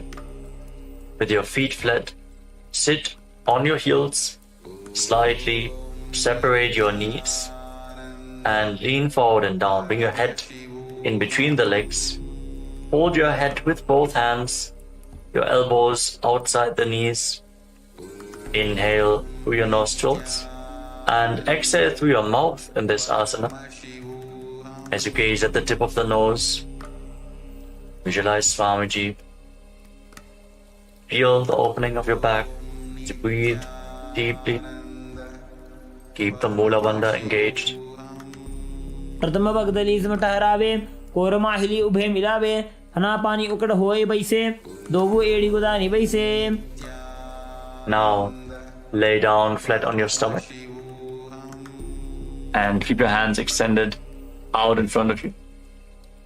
Extend your arms out in front and lift your arms, your chest, your legs off the ground and hold. Tensely engage your back as you visualize yourself as a locust in Viparita Shalabhasana. शलभासन भेदाश्च नटभेरुण्ड नामके गण्डभेरुण्ड सहिते शीर्षदण्डासनं तथा. Relax. Now place your forehead on the ground, your hands by the side of your hips. Visualize yourself as a skull representing the mind with purified thoughts and the strong will to attain enlightenment.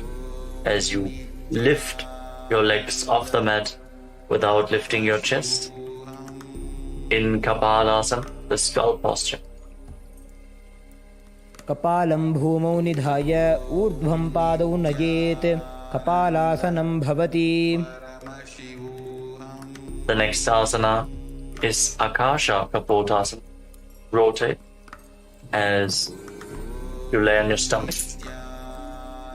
Lift your legs up over top of your body and try to touch your feet to the ground in front of your face.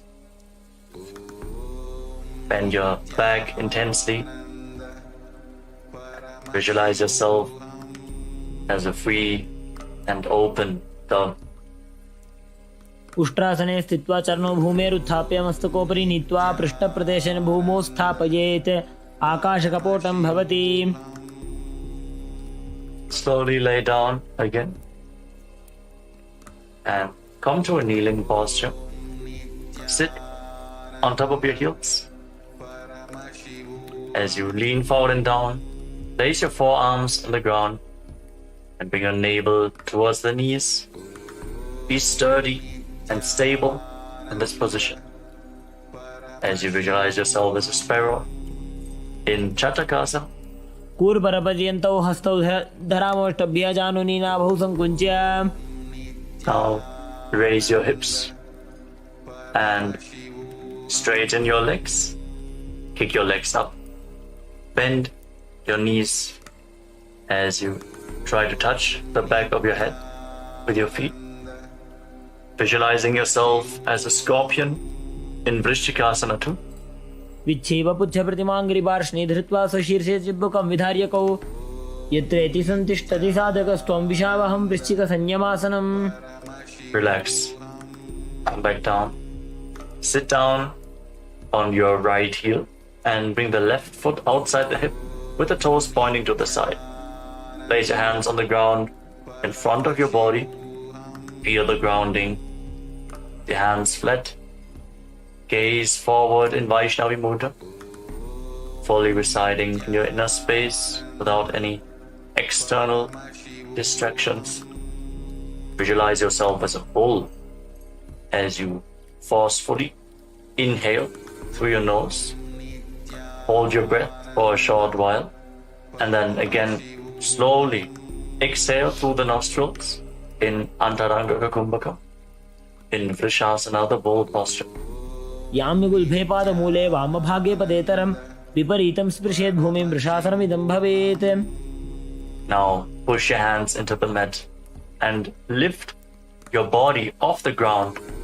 Cross the toes of the left foot over the right and balance on your arms as you visualize Swamiji in your inner space in Lolasana. लोलासनं सदा कुर्यात् वायुलोलापघातनात् स्थिरवायुप्रसादेन स्थिरचेता भवेत् द्रुतम्. And sit down on the left heel as you bring the right heel outside the hip. As you repeat Vrishasana, the bull posture, on the other side. Keep visualizing yourself as a bull. याम्यगुल्भे पादमूले वामभागे पदेतरं विपरीतं स्पृशेत् भूमिं वृषासनमिदं भवेत्. Now place the right foot flat on the mat. Raise the right knee against your chest. Tuck the toes of the left foot and sit down on the left heel. Keep your hands on the respective knees and visualize Bala Gunahai, one of the 84 siddhas in your inner space in Bala Gunasana. आसन को गुण जल विकार जागी. Now stand up and squat down. Bring your hands through the legs from the inside out and hold on to your ankles from the outside. As you squat down as low as you can. पाददये भूमौ संस्थाप्य जानुमध्ये कूर्परौ स्थाप्य हस्ताभ्यां गुल्पप्रदेशो धृत्वा तिष्ठेत्. ग्रहासनं भवति. Now repeat Bala Gunasana on the other side. Tuck the toes of the right foot and sit on the right heel. Keep your left knee raised with the foot flat, hands on the respective knees, gaze forward, focused on your inner space as you visualize Bala Gunahaya in Bala Gunasana. आसन को गुण जल विकार जागी. Now step both feet in and sit on raised heels. Keep your knees together and place your hands on the knees. If you have weights available, hold on to the weights. To intensify this asana, breathe forcefully through your nose in Utkatasana. पिजोस्ति यत ऊर्वजानो यत्रासने पादतलद्वयोपरि. Now cross your hands behind your back. Hold on to opposite elbows as you visualize Swamiji in your inner space in Vajra Sangarasana. प्रथम पणा पाणी होए जैसे दोवो AD गुदानी वैसे घोड़ा ऊभा राके थीया आड़े वाय पसारे धीर. Engage the perineal floor as you sit on raised heels. And now bring your hands flat on the ground. Step your heels on top of the hands. Squat down all the way. Keep your arms straight as you gaze to the tip of your nose and visualize you are able to consume and live off of air alone in Anilasana. दो हाथ भूमि परिठाने कहुनी जाड़ी नाभि लगाने फना दो ऐसे विधि करे पिष्टि हथेलियां की परिधरे. Now place the back of your hands on the ground and step your feet on top of your palms. Wrap your hands around the feet like shoes and start walking around on the mat, visualizing that you are wearing padukas, performing a padayatra all across India in padukasana. हस्ततलयोः पादतले कृत्वा तिष्ठेत् गच्छेत् पादुकासनं भवति. Now place your hands flat on the ground with your hips raised and kick your legs up and let them fall back down again and again. Visualize yourself as a rooster in Kukutoddanasana. हस्ततले भूमौ कृत्वा पादतले च ऊर्ध्वमुड्डानं कृत्वा भूमौ पतेत्. Relax. The next asana is Viparita Nrityasana. Viparita Nrityasana. Now place your hands on the ground, shoulder width apart, and raise your legs up into a handstand posture. As you move your legs around, dance on your hands as you feel yourself become free of all inhibitions. Breathe deeply through your nose in a relaxed manner in Viparita Nrityasana. हस्ततलाभ्यां भूमिं वष्टभ्य ऊर्ध्वपादाग्रे कुर्वन् हस्ततलाभ्यां नर्तनं कर्तव्यं विपरीतनृत्यं भवति. Now rise up and separate your feet. Place one hand on the ground with the elbows straight. Bring the other hand to the respective ear. Visualize Swamiji in your inner space in Kunjarasana. अथ पक्षे महादेव कुञ्जरासनमुत्तमं करेणैकेन पादाभ्यां भूमौ तिष्ठे चिरकरः. Hold this position for a while and then exchange the position of your hands. Feel the stability. Connect to the ground. अथ पक्षे महादेव कुञ्जरासनमुत्तमं करेणैकेन पादाभ्यां भूमौ तिष्ठे चिरकरः. As you then bring your feet together and squat down all the way. Your heels close to your body and raise your toes off the mat as you hold on to your ankles. Visualize yourself as a Kadamba tree, a pious tree that promotes a long life in Kadambasana. पार्श्वभ्यां भूमिं वष्टभ्य हस्तद्वयेन गुल्भौ धृत्वा तिष्ठेत् कदम्ब भवति. Now bring your feet flat on the ground and hold on to opposite knees. Pull your knees in close to your chest. Breathe deeply against your thighs. Feel the stretching, the opening of your back as you extend your chest.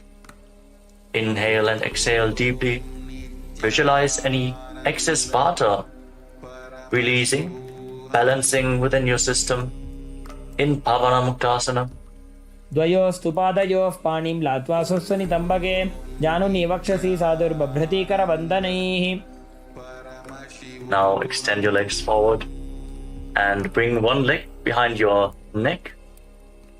You can bring the leg behind your neck, don't worry. You can either pull it towards your chest or bring it over your shoulder, cross it over the other thigh. Then bring your hands to the side and lift your body off the ground. Gaze upwards towards your third eye. Hold this position, visualizing yourself as a powerful source of energy in Chakrasana. पूर्वदानं चतुष्पादपीठं वज्रासनं तथा चकोरक्रौञ्च शलभभुजङ्गमपि वृश्चिकम्. Now rest your body down to the ground. Keep one leg extended and hold on to the big toes of your feet in Prana Mudra with index and middle fingers. As you pull the other foot towards your ear as if you're pulling a bowstring back. Visualizing yourself as a bow in Dhanurasana. पादाङ्गुष्ठौ तु पाणिभ्यां गृहीत्वा श्रवणावधि. Now bring one leg over top of your shoulder and hook the other foot over top. Lean forward, extend your legs out to the side And balance on your arms as you visualize yourself as a flying crane in Ashtavakrasana. वासिष्ठमथ कौण्डिन्यमूर्धकुक्कुटमेव च अष्टावक्रमथोत्थानं मयूरं सेतुबन्धनम्. Relax. Come back down to the ground and keep one foot flat as you bring the other foot on top of the opposite thigh. The knee raised. Bring your shoulder underneath the raised knee with a hand flat on the ground, the other hand pushing the respective knee to the mat. Gaze towards your third eye and visualize that you are immortal, able to exist slowly from prana in pranasana. एतत् प्रभेदं वक्ष्यामि करोति यस्य चामरः एकपादमुरो बद्ध्वा स्कन्धेऽन्यत्पादरक्षणम्. Now bring the raised foot to the opposite hip and step the other knee over top. Bring your elbow around the raised knee, your hand below, and interlock your fingers around your back. Reach for the other hand behind your back.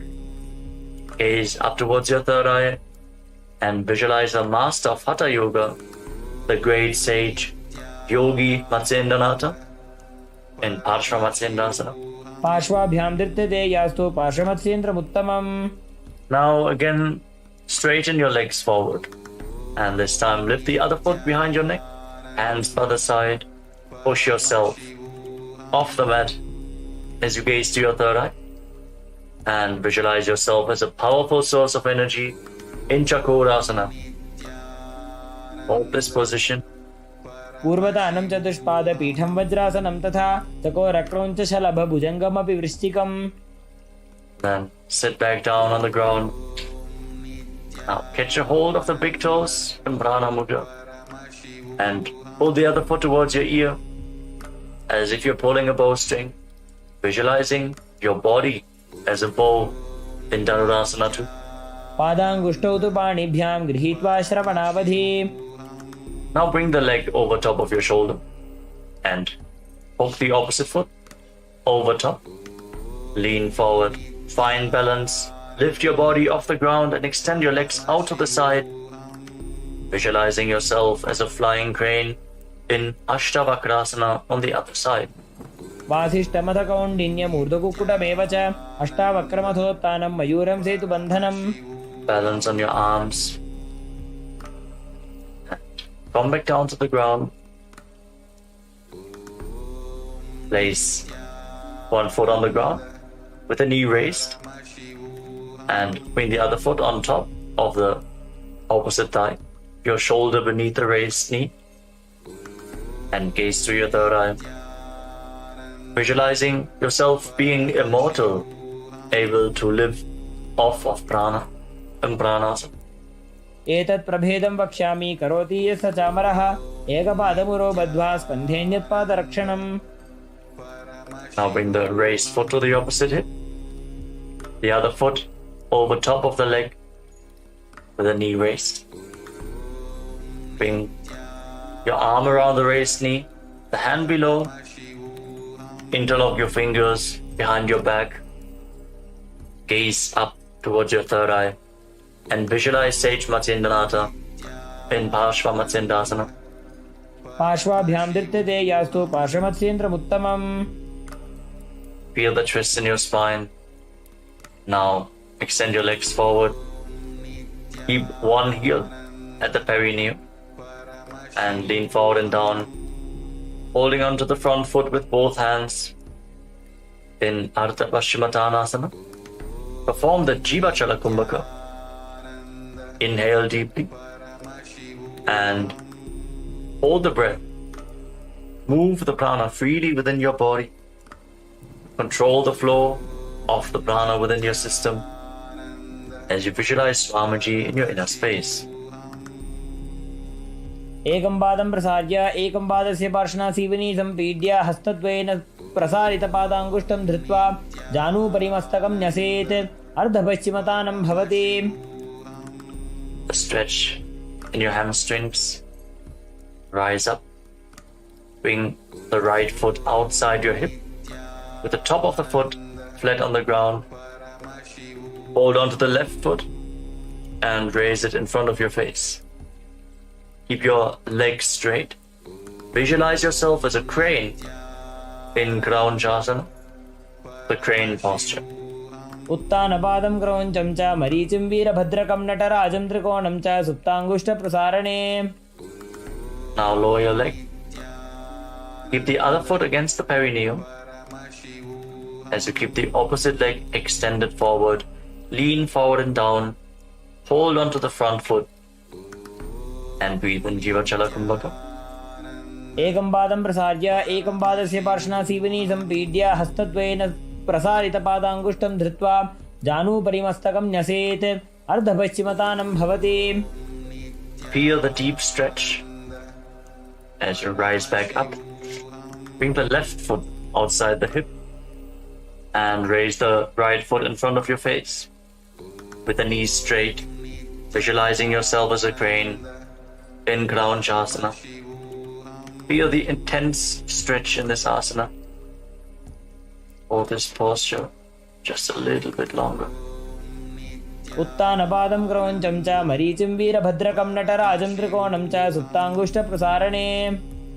Now lower your leg down and come to a cross-leg position. Bring your feet in between the thighs and calves and use the support of your hands if needed. Rest your hands on top of the knees. Fix your gaze at the tip of your nose and embody peace, well-being, good fortune, and prosperity.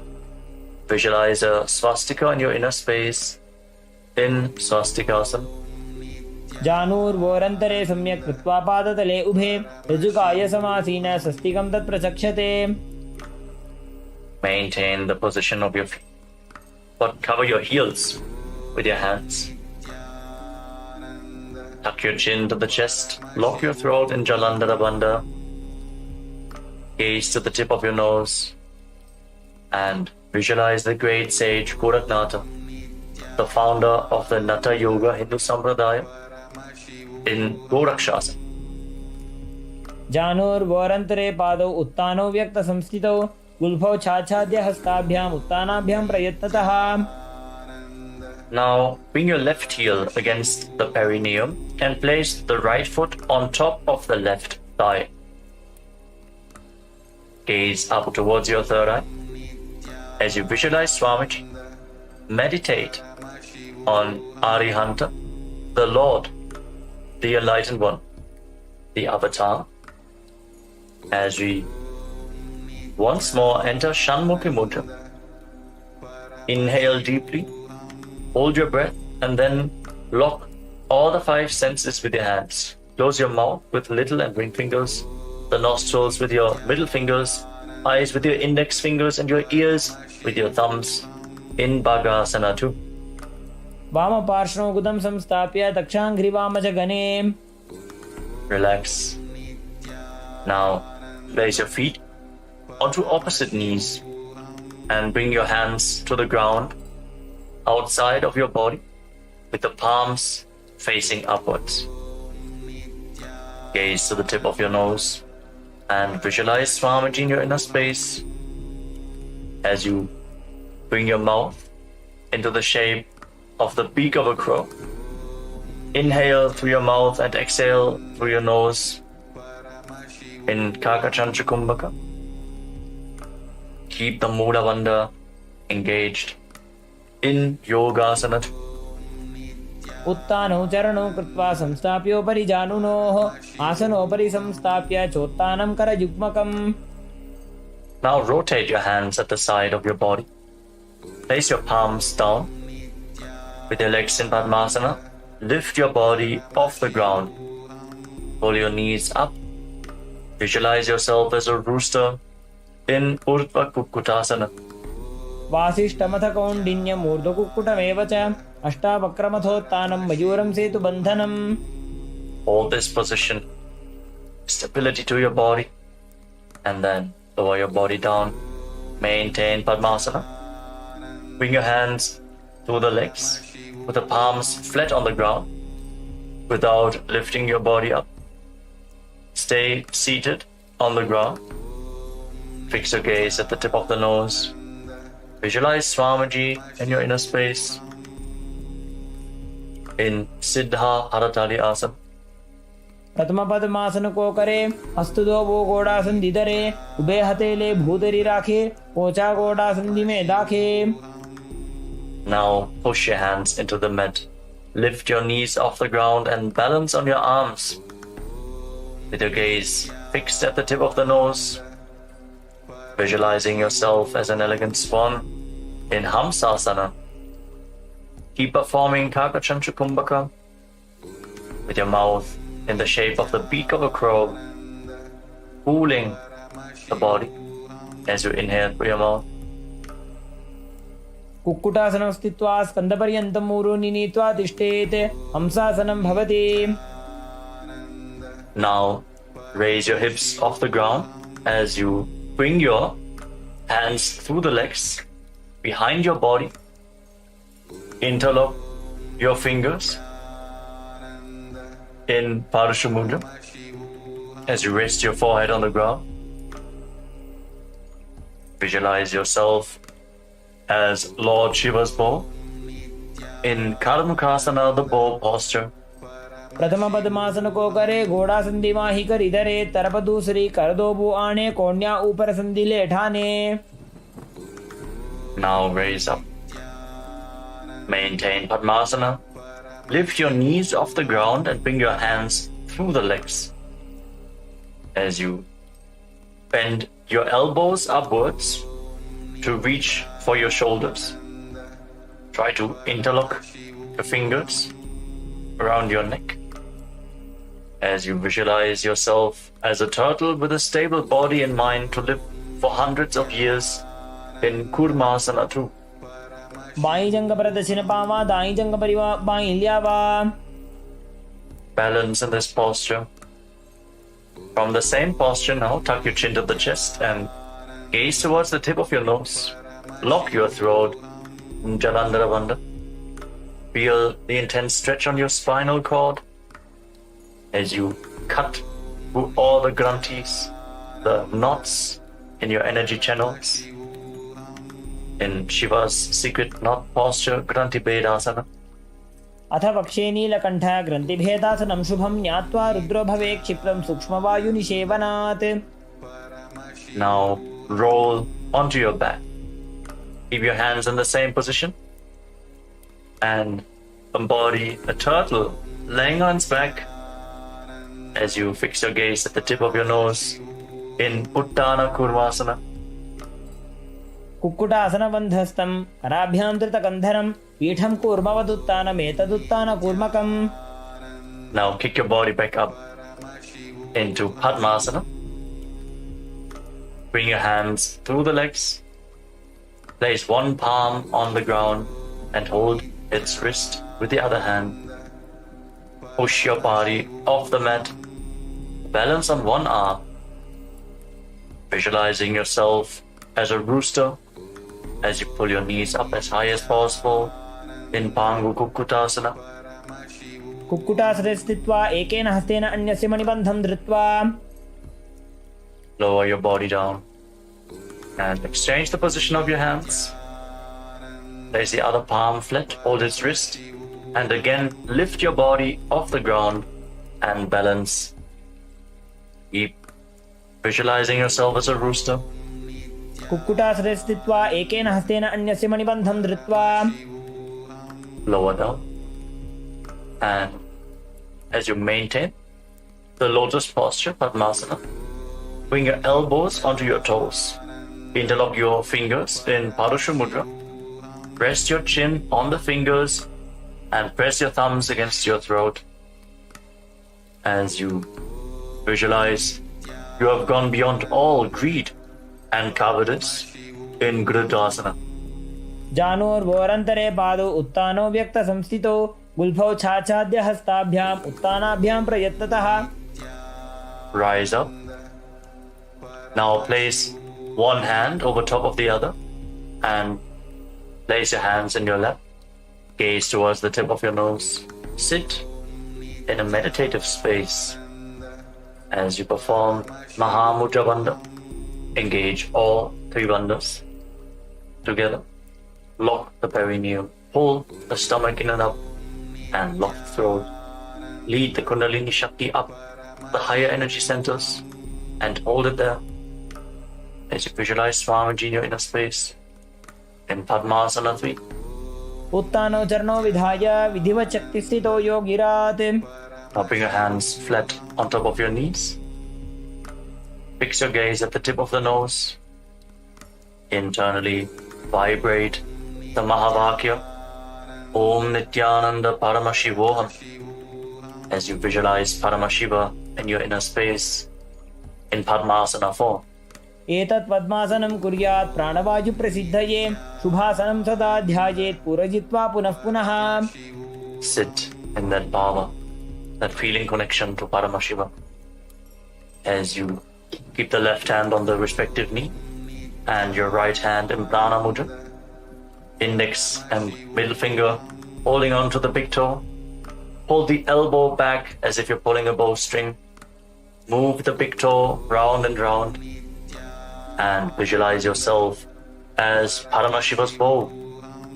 Repeat the movement on the other side as well. In Karmukasana 2. अधान्यासनमावक्ष्ये योगपूरकरक्षणात् कृत्वा पद्मासनं पाद अङ्गुष्ठचङ्कयोस्थितम्. Now bring your feet in closer to your body, sitting in Padmasana. As we get ready for Karmukasana 3. Now cross your arms behind your back. Hold on to the big toes in Prana Mudra. Reach for the opposite feet. As you gaze to the nose, engage all three bandhas. And visualize yourself as Paramashiva's bow in Karmukasana 3. कार्मुकासनमाक्षित्य उदरे पूरयेत् सुखं तदा वायुर्वसो याति कालेन सूक्ष्मवायुना. Maintain this posture. Lift your head and chest. As you gaze to the tip of your nose, shift your gaze to your third eye and visualize yourself as the action of Paramashiva's third eye, destroying anything you come across in Dridhasana. ऊरुभ्यामुपरि स्थाप्य पादयुग्मं प्रयत्नतः दक्षिणं सव्यदेशे च सव्यं दक्षिणदेशके. With your arms crossed behind your back, now roll back. Keep your legs in Padmasana, holding onto the toes if you can. Gaze to your nose and visualize yourself as a snake as you breathe calmly through your nose in Sahadra Kumbhaka. Lead the prana along your spine in Nagarasana. प्रथम पद्मासन कोठाने दो हाथ पाछाने आने पाद अंगूठा पकड़े आनी सोबई कहुन्या कुल्या पानी. Now free your arms and legs and pull your knees up towards your chest. Interlock your fingers in Harsha Mudra and pull your knees close in. As you bring your chin to the knees, squeeze your body into a ball in Kandukasana. वेत्रासने स्थित्वा हस्तपादान् निष्कुष्य ऊर्ध्वं नयेत् पृष्ठवंशेन भूमिं पोथयेत् कन्दुकासनं भवति. Relax. Place your feet flat on the ground with the knees raised. Interlock your fingers around your neck and breathe deeply through your nose as you gaze to the tip of the nose and visualize Swamiji in your inner space in Urdhva Pavanasana.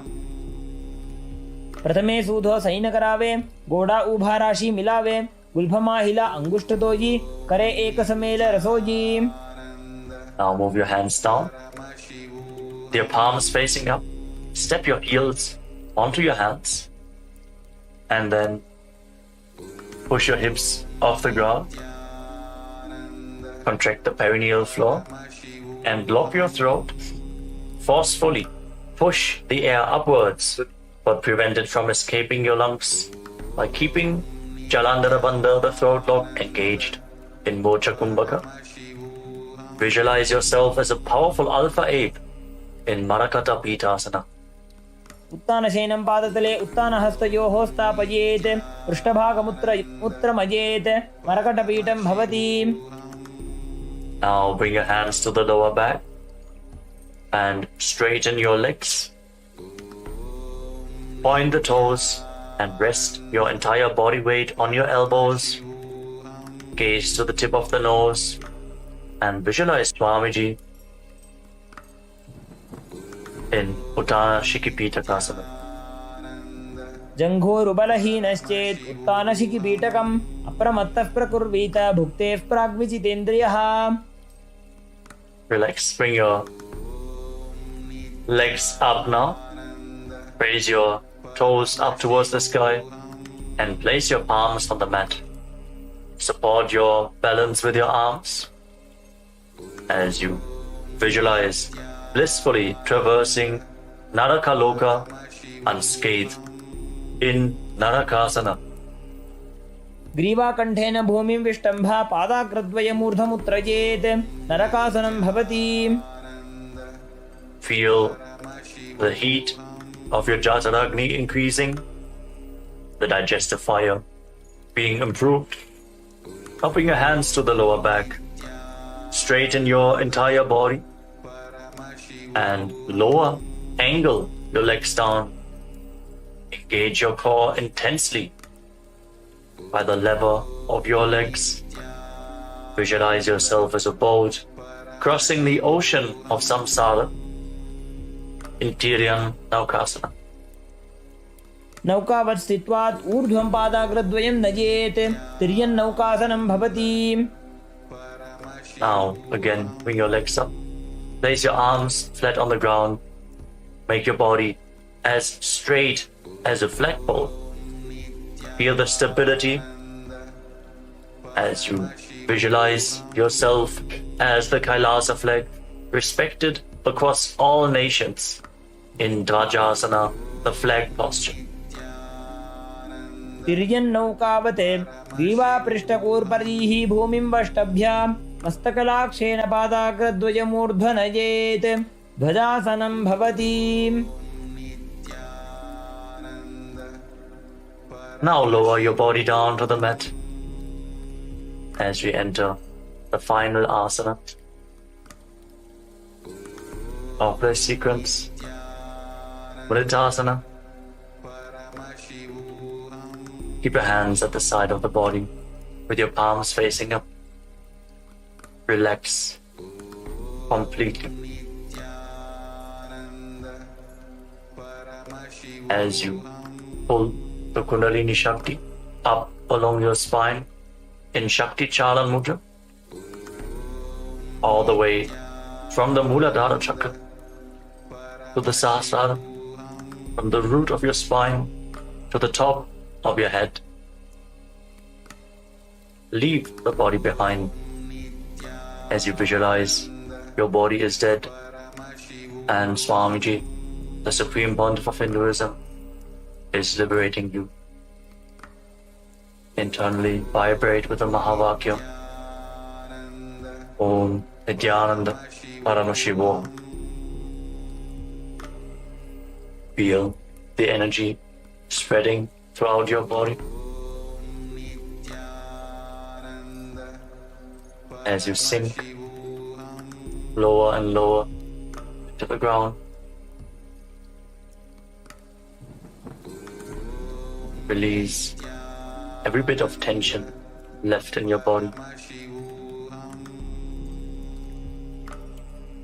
Remove any tiredness from your body. उत्तानं शववद्भूमौ शयनं तु शवासनं शवासनं श्रमहरं चित्तविश्रान्तिकारणम्.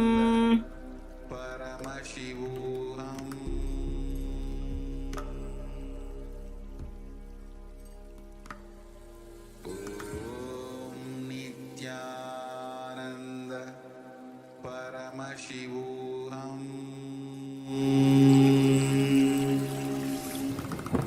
Om Nithyananda Paramashivoham.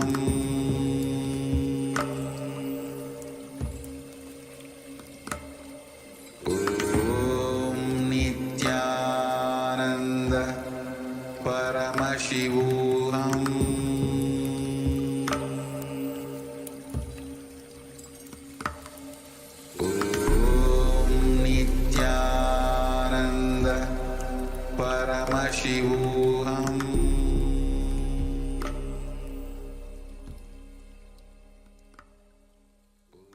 Now, slowly return to your body.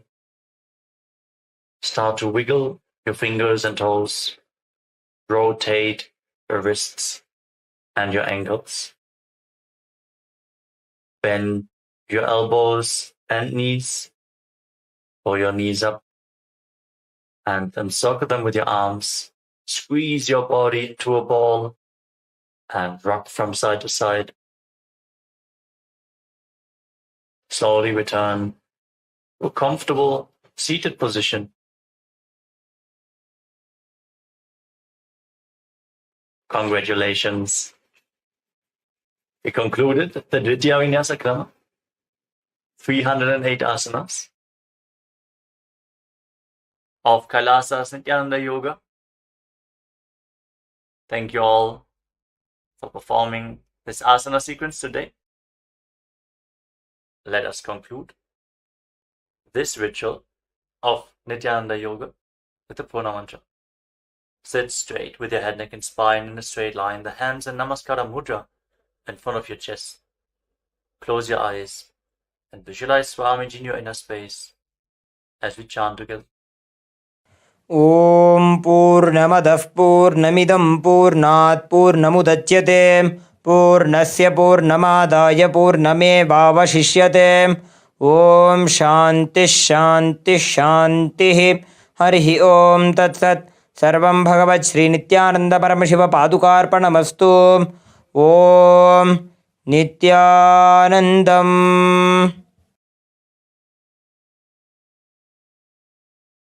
Now, in deep gratitude to Swamiji, perform the Shashtanga Namaskara.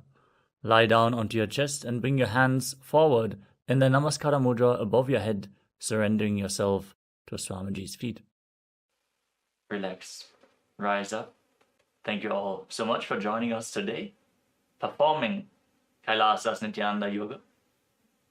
Hope to see you all tomorrow in one of our live sessions. Also, check out the Pratama Vinyasa Krama, the 108 asana sequence, and the Tritiya Vinyasa Krama, 508 asana sequence, which is available on live stream 24/7 on Kailasa's Nithyananda Yoga YouTube channel. Thank you all. Nithyanandam.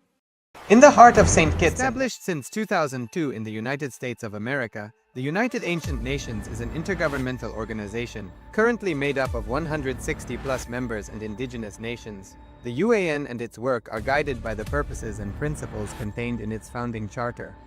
The UAN is a manifestation of the profound connection amongst indigenous peoples across the world, including African, Andean, American, European, Caribbean, Oceanic, and Asian regions, rooted in shared wisdom, sustainable practices, and deep reverence for the earth. The United Ancient Nations serves as an international cultural and diplomatic organization focused on uniting indigenous cultures globally. Our governance structure is council-based without territorial claims, led by a collective leadership through our General Secretariat.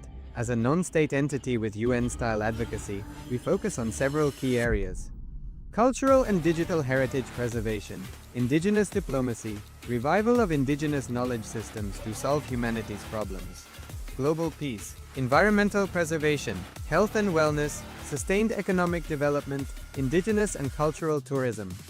While the UAN represents numerous indigenous cultures, the United States of Kailasa serves as the first indigenous nation specifically for Hindus. Kailasa's mission is focused on the revival of the ancient enlightened Sanatana Hindu civilization with a formal governance structure including a head of state, ministers, and ambassadors.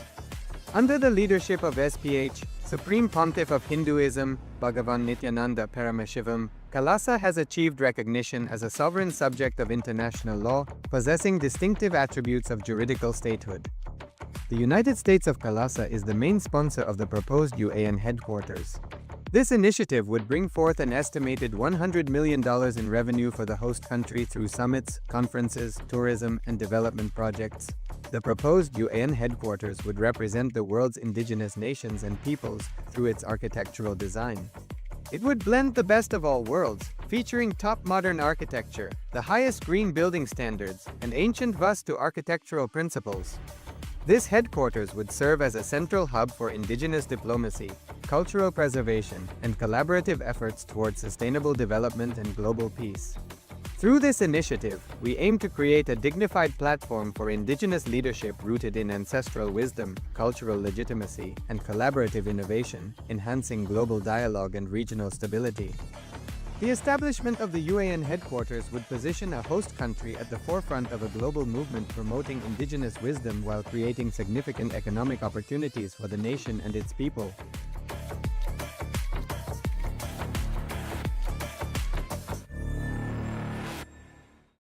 Established since 2002 in the United States of America, the United Ancient Nations is an intergovernmental organization, currently made up of 160+ members and indigenous nations. The UAN and its work are guided by the purposes and principles contained in its founding charter. The UAN is a manifestation of the profound connection amongst indigenous peoples across the world, including African, Andean, American, European, Caribbean, Oceanic, and Asian regions, rooted in shared wisdom, sustainable practices, and deep reverence for the earth. The United Ancient Nations serves as an international cultural and diplomatic organization focused on uniting indigenous cultures globally. Our governance structure is council-based without territorial claims, led by a collective leadership through our General Secretariat.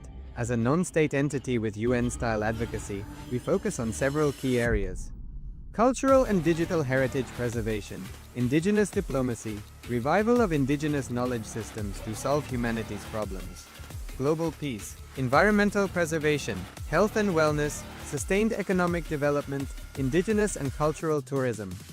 While the UAN represents numerous indigenous cultures, the United States of Kalasa serves as the first indigenous nation specifically for Hindus. Kalasa's mission is focused on the revival of the ancient enlightened Sanatana Hindu civilization, with a formal governance structure including a head of state, ministers, and ambassadors. Under the leadership of SPH, Supreme Pontiff of Hinduism, Bhagavan Nithyananda Paramashivoham, Kalasa has achieved recognition as a sovereign subject of international law, possessing distinctive attributes of juridical statehood. The United States of Kalasa is the main sponsor of the proposed UAN headquarters. This initiative would bring forth an estimated $100 million in revenue for the host country through summits, conferences, tourism, and development projects. The proposed UAN headquarters would represent the world's indigenous nations and peoples through its architectural design. It would blend the best of all worlds, featuring top modern architecture, the highest green building standards, and ancient Vastu architectural principles. This headquarters would serve as a central hub for indigenous diplomacy, cultural preservation, and collaborative efforts towards sustainable development and global peace.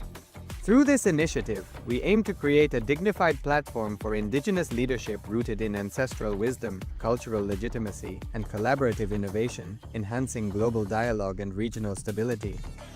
The establishment of the UAN headquarters would position a host country at the forefront of a global movement promoting indigenous wisdom while creating significant economic opportunities for the nation and its people.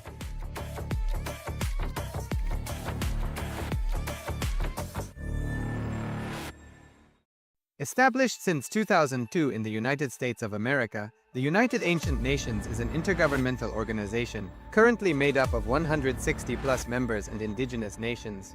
The UAN and its work are guided by the purposes and principles contained in its founding charter.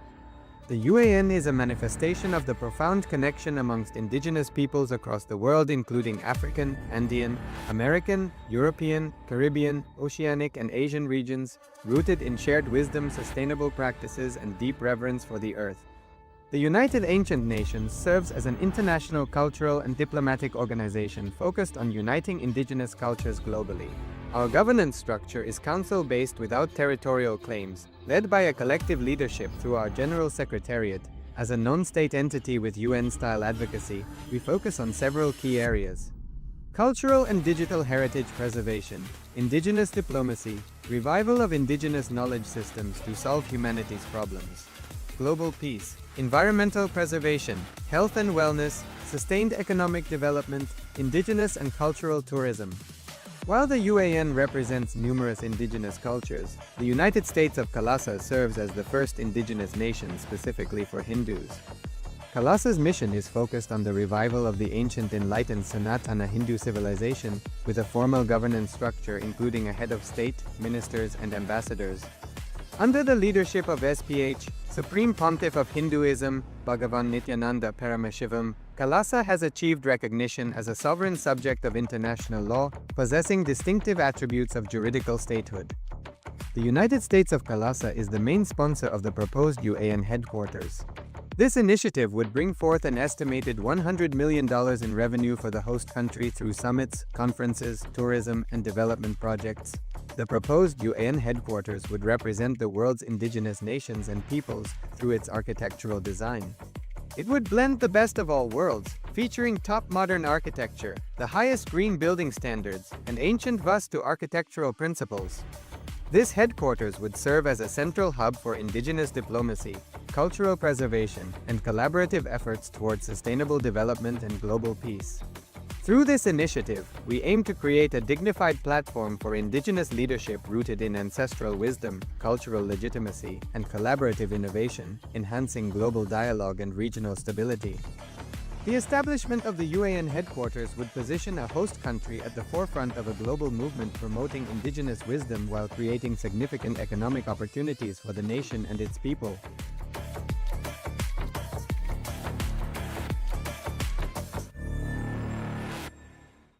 Established since 2002 in the United States of America, the United Ancient Nations is an intergovernmental organization, currently made up of 160+ members and indigenous nations. The UAN and its work are guided by the purposes and principles contained in its founding charter. The UAN is a manifestation of the profound connection amongst indigenous peoples across the world, including African, Andean, American, European, Caribbean, Oceanic, and Asian regions, rooted in shared wisdom, sustainable practices, and deep reverence for the earth. The United Ancient Nations serves as an international cultural and diplomatic organization focused on uniting indigenous cultures globally. Our governance structure is council-based without territorial claims, led by a collective leadership through our General Secretariat. As a non-state entity with UN-style advocacy, we focus on several key areas: cultural and digital heritage preservation, indigenous diplomacy, revival of indigenous knowledge systems to solve humanity's problems, global peace, environmental preservation, health and wellness, sustained economic development, indigenous and cultural tourism. While the UAN represents numerous indigenous cultures, the United States of Kailasa serves as the first indigenous nation specifically for Hindus. Kailasa's mission is focused on the revival of the ancient enlightened Sanatana Hindu civilization with a formal governance structure including a head of state, ministers, and ambassadors. Under the leadership of SPH, Supreme Pontiff of Hinduism, Bhagavan Nithyananda Paramashivam, Kailasa has achieved recognition as a sovereign subject of international law, possessing distinctive attributes of juridical statehood. The United States of Kailasa is the main sponsor of the proposed UAN headquarters. This initiative would bring forth an estimated $100 million in revenue for the host country through summits, conferences, tourism, and development projects. The proposed UAN headquarters would represent the world's indigenous nations and peoples through its architectural design. It would blend the best of all worlds, featuring top modern architecture, the highest green building standards, and ancient Vastu architectural principles. This headquarters would serve as a central hub for indigenous diplomacy, cultural preservation, and collaborative efforts towards sustainable development and global peace. Through this initiative, we aim to create a dignified platform for indigenous leadership rooted in ancestral wisdom, cultural legitimacy, and collaborative innovation, enhancing global dialogue and regional stability. The establishment of the UAN headquarters would position a host country at the forefront of a global movement promoting indigenous wisdom while creating significant economic opportunities for the nation and its people.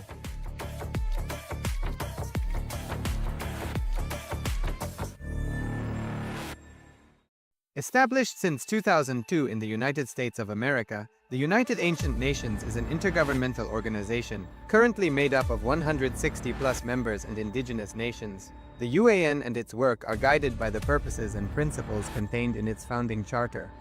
The UAN is a manifestation of the profound connection amongst indigenous peoples across the world, including African, Andean, American, European, Caribbean, Oceanic, and Asian regions, rooted in shared wisdom, sustainable practices, and deep reverence for the earth.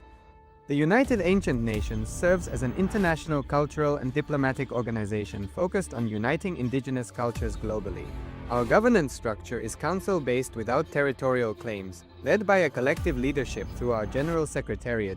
As a non-state entity with UN-style advocacy, we focus on several key areas: cultural and digital heritage preservation, indigenous diplomacy, revival of indigenous knowledge systems to solve humanity's problems, global peace, environmental preservation, health and wellness, sustained economic development, indigenous and cultural tourism.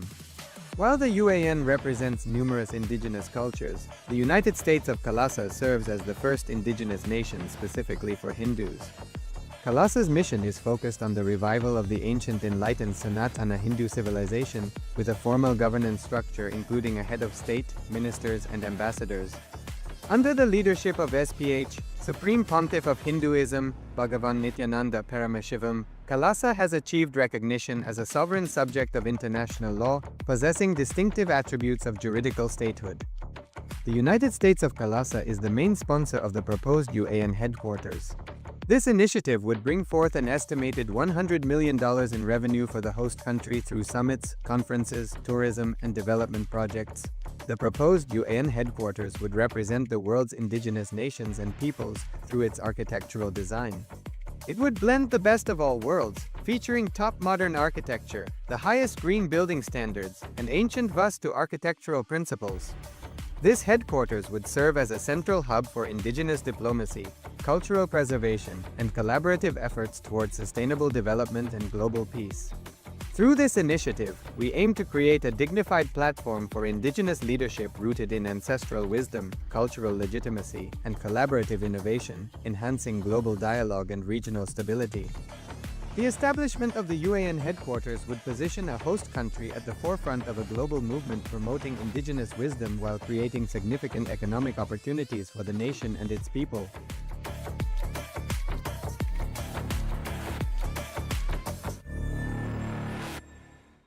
Established since 2002 in the United States of America, the United Ancient Nations is an intergovernmental organization, currently made up of 160+ members and indigenous nations. The UAN and its work are guided by the purposes and principles contained in its founding charter.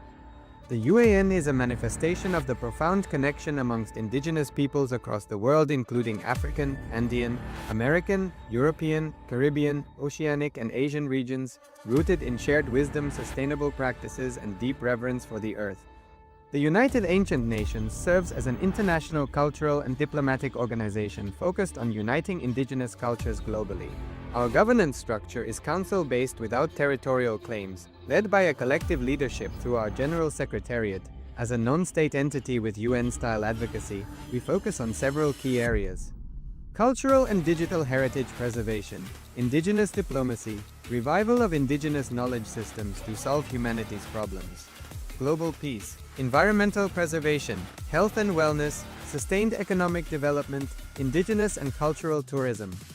While the UAN represents numerous indigenous cultures, the United States of Kailasa serves as the first indigenous nation specifically for Hindus. Kailasa's mission is focused on the revival of the ancient enlightened Sanatana Hindu civilization, with a formal governance structure including a head of state, ministers, and ambassadors. Under the leadership of SPH, Supreme Pontiff of Hinduism, Bhagavan Nithyananda Paramashivam, Kailasa has achieved recognition as a sovereign subject of international law, possessing distinctive attributes of juridical statehood. The United States of Kailasa is the main sponsor of the proposed UAN headquarters. This initiative would bring forth an estimated $100 million in revenue for the host country through summits, conferences, tourism, and development projects. The proposed UAN headquarters would represent the world's indigenous nations and peoples through its architectural design.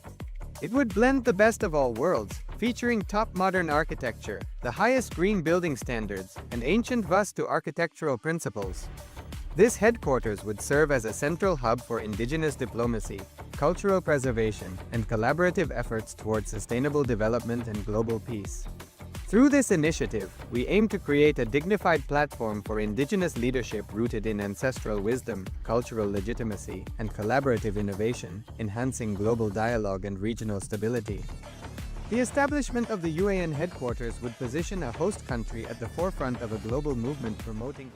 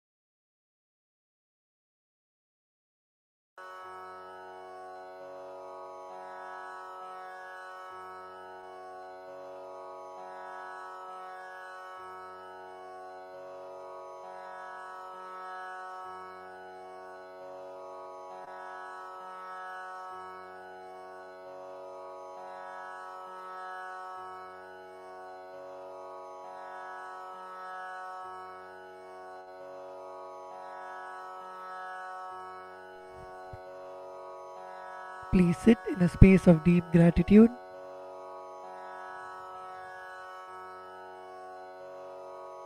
Inhale deeply and exhale.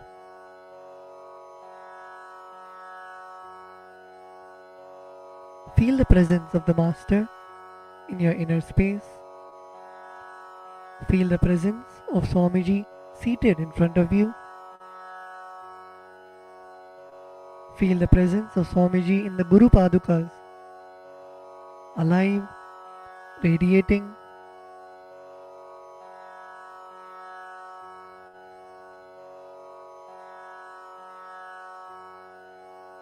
When you offer the puja, visualize you dropping all of your karmas of lifetimes, your incompletions, unfulfilled desires, patterns. Visualize all of that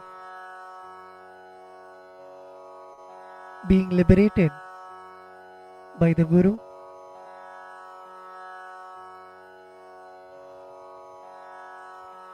Come to a space of deep Guru Bhakti, the feeling connection with the Master.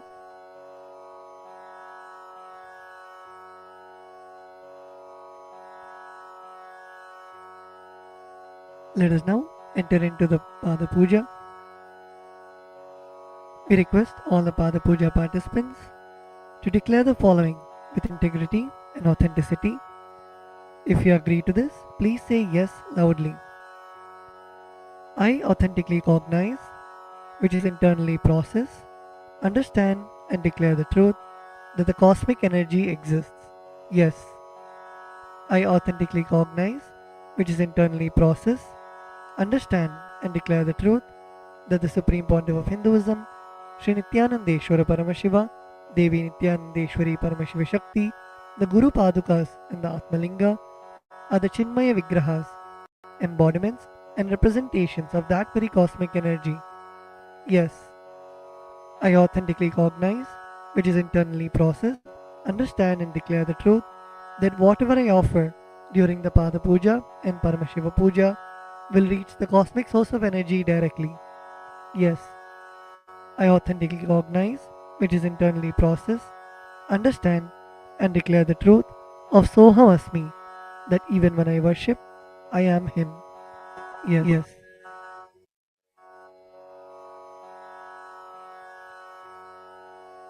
Let us now enter into the Pada Puja. We begin with the Sadguru Vandanam. in which we offer our gratitude to our Guru, our beloved Swamiji.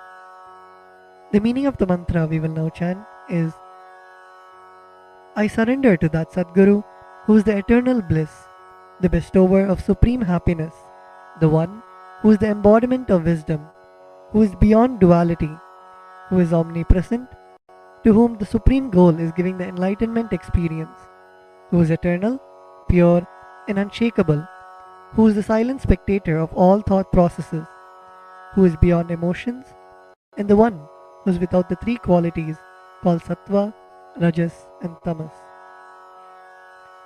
Now please take some flowers in your hands and close your eyes. Place your hands in the Atmanjali Mudra and offer the flowers at Swamiji's Padukas at the end of the mantra. Nithyanandam Paramasukadam Kevalam Jnanamurtim Dvandvatitam Gagana Sadrisham Tattvamasyaadilaksham Ekam Nityam Vimalamachalam Sarvadhi Sakshibhutam Bhavatitam Trigunarahitam Sadgurum Tam Namami.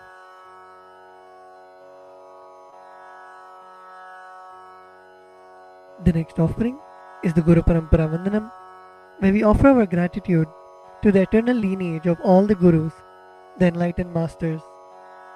The meaning of the mantra we are now going to chant is, I surrender to the lineage of all the enlightened masters, which has Bhagavan Nithyanandeshwara Paramashiva as the beginning, Devi Nithyanandeshwari Paramashiva Shakti as the middle, and my master, Bhagavan Nithyananda Paramashivam as the end. Now please take some flowers in your hands, place your hands in the Atmanjali Mudra, close your eyes, and offer the flowers at Swamiji's Padukas at the end of the mantra. Nithyanandeshwara Paramashiva Samarambham Nithyanandeshwari Paramashiva Shakti Madhyamam Nithyananda Pariyantam Vande Guru Paramparam. The next is the offering of the Arunagiri Yogeshwara Vandanam, where we offer our respects and gratitude to Arunagiri Yogeshwara, who is the incarnation of Paramashiva. The meaning of the mantra we are now going to chant is, the Arunagiri Yogeshwara, who is the Lord of all beings, who has the sacred musk paste applied on his forehead, who has a glittering stick, who has worn a loin cloth on his glittering hip, who has worn the Datura flower, the king cobra, and a crescent moon on his forehead. That Arunagiri Yogeshwara's presence happens. Now please take some flowers into your hands, place your hands in the Atmanjali Mudra, close your eyes, and offer the flowers at Swamiji's Padukas at the end of the mantra.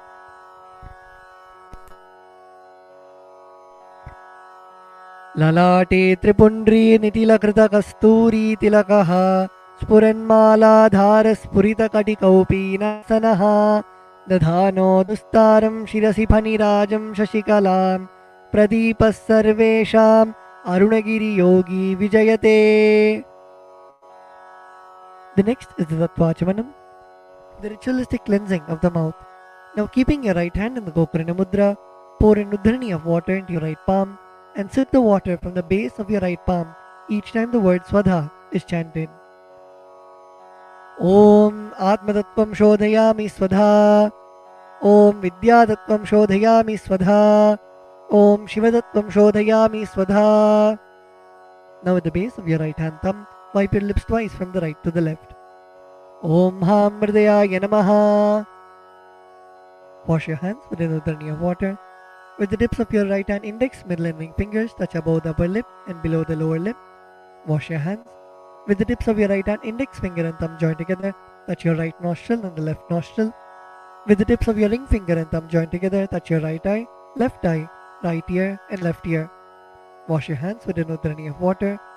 With the tips of your little finger and thumb joined together, touch your navel center, the right chest and left chest. With all 5 fingers joined together, touch the top of your head, right shoulder, left shoulder and the heart center. Wash your hands with an udharani of water. The next mantra is Shuklam Varadaram. We chant this mantra invoking the energy of Mahaganapati, the remover of obstacles. The meaning of the mantra we are now going to chant is, I meditate upon the Lord Ganesha, who is clad in white garments, who is all-pervading, who is as bright-colored as the moon, who has a smiling, pleasant face, having 4 shoulders and hands, and who is the remover and pacifier of all obstacles. Now please take the akshata, the turmeric mixed rice in your hands, and a flower in your right hand.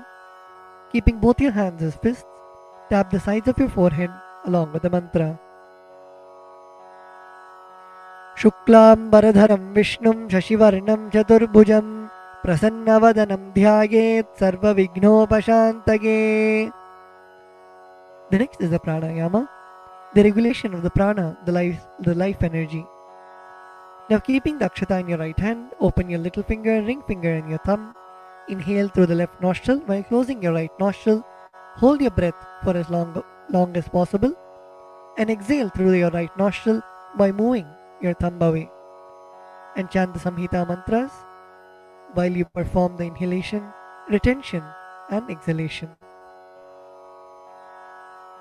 Om Hom Ishanamurdhaya Namaha, Om Him Tatpurushavatraya Namaha, Om Hum Bhagavadhaya Namaha, Om Him Vamdevuhyaya Namaha, Om Hum Satyojatamoortaya Namaha, Om Ham Mridaya Namaha, Om Him Shirase Namaha, Om Hum Shikaya Namaha, Om Him Kavachaya Namaha, Om Hum Netrebhyo Namaha, Om Hastraya Namaha, Om Hom Ishanamurdhaya Namaha, Om Him Tatpurushavatraya Namaha, Om Hum Bhagavadhaya Namaha, Om Him Vamdevuhyaya Namaha, Om Hum Satyojatamoortaya Namaha, Om Ham Mridaya Namaha, Om Him Shirase Namaha, Om Hum Shikaya Namaha, Om Him Kavachaya Namaha, Om Hum Netrebhyo Namaha, Om Hastraya Namaha, Om Hom Ishanamurdhaya Namaha, Om Him Tatpurushavatraya Namaha, Om Hum Bhagavadhaya Namaha, Om Him Vamdevuhyaya Namaha, Om Hum Satyojatamoortaya Namaha, Om Ham Mridaya Namaha, Om Him Shirase Namaha, Om Hum Shikaya Namaha, Om Him Kavachaya Namaha, Om Hum Netrebhyo Namaha, Om Hastraya Namaha.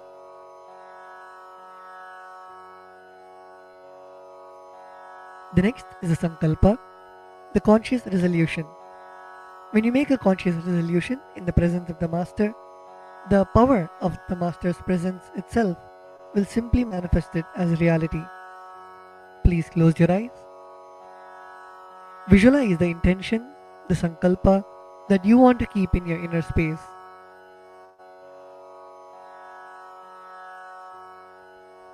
Visualize your feeling connection with the Master. Visualize anything that you want to happen as reality.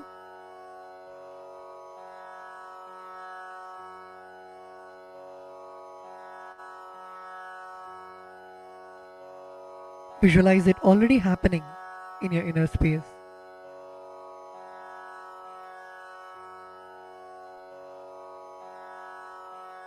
Now with this intention, keeping the akshata in your left palm, close it with your right palm and keep both the hands on your right thigh. We will now chant the Sankalpa mantra. Om Mamopata Samasta Duridakshayadvara Bhagavat Shri Nithyananda Paramashiva Prityartham Shri Nithyanandeshwari Paramashiva Shakti Sameta Shri Nithyanandeshwara Paramashiva Prityartham Cha Shubhe Shobhane Muhurte Adya Brahmanaha Dvitiya Parardhe Shri Shvetavaraha Kalpe Vaivaswatamanvantare Ashtavimshatitame Nitya Yuge Prathame Pade Jambu Dvipe Bharatavarshe Bharadakhande Meroho Dakshine Parshve Shakabde Asmin Vartamane Vyavaharike Prabhavadinam Shashtyaha Samvatsaranam Madhye.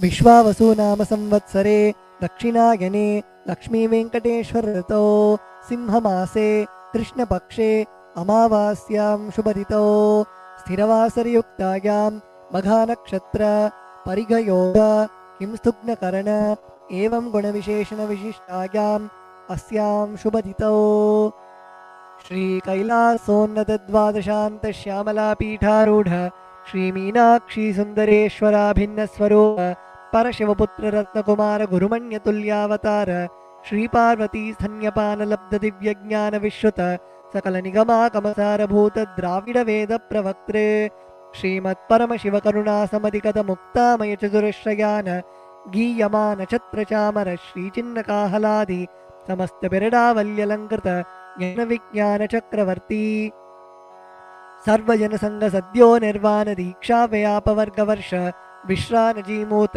परमत कलभकेसरी शैव सिद्धांत स्थापनाचार्य श्रीराजाधिराज पांड्य महाराज गुरु क्षपन शाक्यादि महांधकार निवारण ज्ञान भानु वीक्षणा नरहार्ह ध्वजोच्छेदन पूर्वक श्रीमद् वृषभध्वज स्थापक शैव समय कर्त्रे सर्वज्ञ पीठारूढ़ श्री जगद्गुरु श्री ज्ञानसंबंध देशिक स्वामी वागीश सुंदर माणिक्य वाचक स्वामिनाम अवतारभूत श्री ज्ञानसंबंध स्वामी पुनरुद्धृत श्यामला पीठ सर्वज्ञ पीठ तृणवत्युत्तर द्विशततम गुरु महासन्निधान अरुणगिरि योगीश्वर परंपरागत अरुणाचल सर्वज्ञ पीठ गुरु महासन्निधान कैलास परंपरागत कांची कैलास सर्वज्ञ पीठ त्रयस्त्रिंशदुत्तर द्विशततम गुरु महासन्निधान नित्योत्सव नित्यमंगल नित्य कल्याण नित्य रजित कैलास परंपरागत आदि कैलास नित्यानंद पीठ महासंस्थान महासिंहासन पीठ कर्त्रे साक्षात् श्री परमशिव समुद्भूत कैलास परंपरागत वैवस्वतमनु इक्ष्वाकु हरिश्चंद्र भगीरथ श्रीरामचंद्र शूरसेन इत्याद्यनवच्छिन्न सार्वभौम चक्रवर्ती परंपरागत चतुष्षष्टि योगिनी मंडित चतुष्षष्टि संप्रदाय प्रवर्तक मनुधर्मासन सूर्यवंश प्राप्त सर्वज्ञ पीठ सुरांगी साम्राज्य मूर्धाभिषिक्त चूड़ामणि साक्षात् श्री परमशिव समुद्भूत कपिल महागुरु पुनरुद्धृत महानिर्वाणि पीठ अष्टोत्तर सहस्र श्री महामंडलेश्वर साक्षात् श्री परमशिव समुद्भूत श्री महागणपति समारंभ अनवच्छिन्न पीठाधीश्वर गुरु परंपरा प्राप्त अटल पीठ अष्टोत्तर सहस्र श्री अटल पीठाधीश्वर धर्म मुक्ति स्वर्गपुर स्वर्णपीठ त्रयोविंश गुरु महानिधान कैलास परंपरागत आदिपीठ सर्वज्ञ पीठ जगद्गुरु श्री कैलास पुनरुद्धारक श्री कैलास परमाचार्य श्रीमत् परमहंस परिव्राजकाचार्य वर्य सच्चिदानंद प्रणव स्वरूप श्रोत्रिय ब्रह्मनिष्ठ श्रीमद् जगद्गुरु श्रील श्री भगवत् श्री नित्यानंद ब्रह्मशिव श्री ज्ञान संबंध देशिक परमाचार्य स्वामिनां प्रीत्यर्थम तेषां पादारविन्दयोः भक्ति सिद्ध्यर्थम गुरुकृपा कटाक्ष सिद्ध्यर्थम क्षेम स्थैर्य वीर्य विजय आयुरारोग्य ऐश्वर्यानाम् अभिवृद्ध्यर्थम धर्मार्थ काम मोक्ष चतुर्विध फलपुरुषार्थ सिद्ध्यर्थम समस्त दुरितोपशान्त्यर्थम समस्त मंगलावाप्त्यर्थम भगवत् श्री नित्यानंद परमशिव प्रसादेन सकुटुम्बस्य ज्ञानवैराग्य जीवन मुक्ति प्राप्त्यर्थम श्री नित्यानंदेश्वरी परमशिव शक्ति समेत श्री नित्यानंदेश्वर परमशिव अवतारभूत श्री सर्वदेव देवी स्वरूप भगवत् श्री नित्यानंद परमशिव प्रत्यक्ष पाद पूजां करिष्ये श्री नित्यानंदेश्वरी परमशिव शक्ति समेत श्री नित्यानंदेश्वर परमशिव पूजां च करिष्ये ओम अपौपस्पृश्य wash your hands with an udrani of water. The next is the Ghantanada. Now please take the bell in your left hand and hold it above your heart center and ring the bell as you chant the following mantra.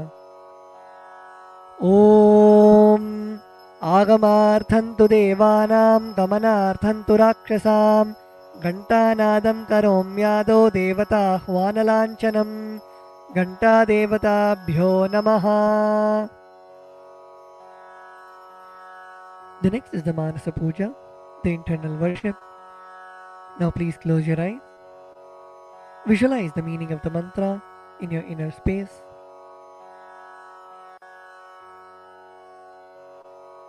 The meaning of the mantra we are now going to chant is: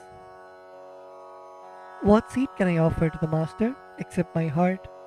I offer the gratitude flowing as the nectar to wash his feet and to rinse his mouth. I offer my mind itself as the arghya, the bouquet. To my Master, who is the very cosmos, what clothing can I offer except the space? I offer my very prana, the life energy, as the incense, and I offer the ocean of nectar as the food offering. The principle of unstruck perennial sound is to be offered as the bell, the air as the chamara, the fan, the sahasrara as the umbrella, the principle of sound as the music, and the actions of the senses and the vagaries of the mind as the dance. I offer all the 7 chakras along with the Shushumna Nadi as a flower garland. The different kinds of flowers with which the Guru should be worshipped are the guilelessness, freedom from the ego, freedom from suffering when your desires are not fulfilled, freedom from arrogance, freedom from ignorance, freedom from deceit, freedom from hatred, freedom from agitation, freedom from jealousy and greed. And the Guru should also be worshipped with the flowers of non-violence, mastery over the senses, compassion, forgiveness, and enlightenment. Now please take some flowers in your hands and place your hands in the Kurma Mudra. Close your eyes and offer the flowers at Swamiji's Padukas at the end of the mantra. Requesting all the participants to look at the Acharya and perform the Kurma Mudra.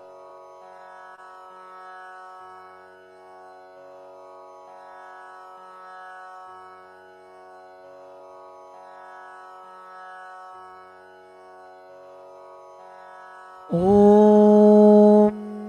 हृत्पद्ममासनं दद्यात् सहस्रारच्युतामृतैः पाद्यं शरणयोर्दद्यात् मनस्तु अर्घ्यं निवेदयेत् तेन अमृतेन आचमनीयं स्नानीयं तेन च स्मृतम् आकाशतत्त्वं वस्त्रं स्यात् गन्धस्यात् गन्धतत्त्वकम् चित्तं प्रकल्पयेत् पुष्पं धूपं प्राणान् प्रकल्पयेत् तेजस्तत्त्वं च दीपार्थं नैवेद्यं स्यात् सुधाम्बुधिः अनाहतध्वनिर्घण्टा वायुतत्त्वं च चामरं सहस्रारं भवेत् छत्रं शब्दतत्त्वं च गीतकं नृत्यमिन्द्रियकर्माणि चाञ्चल्यं मनसस्तथा सुमेखलां पद्ममालां पुष्पं नानाविधं तथा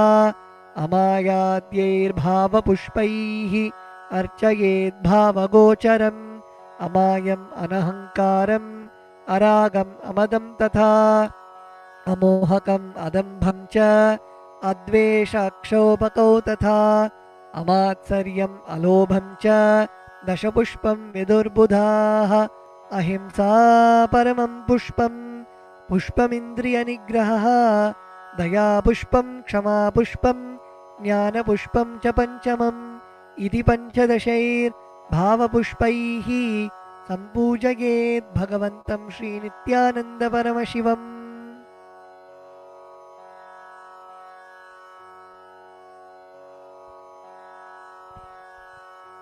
The next offering is the Upachara Puja, the external worship.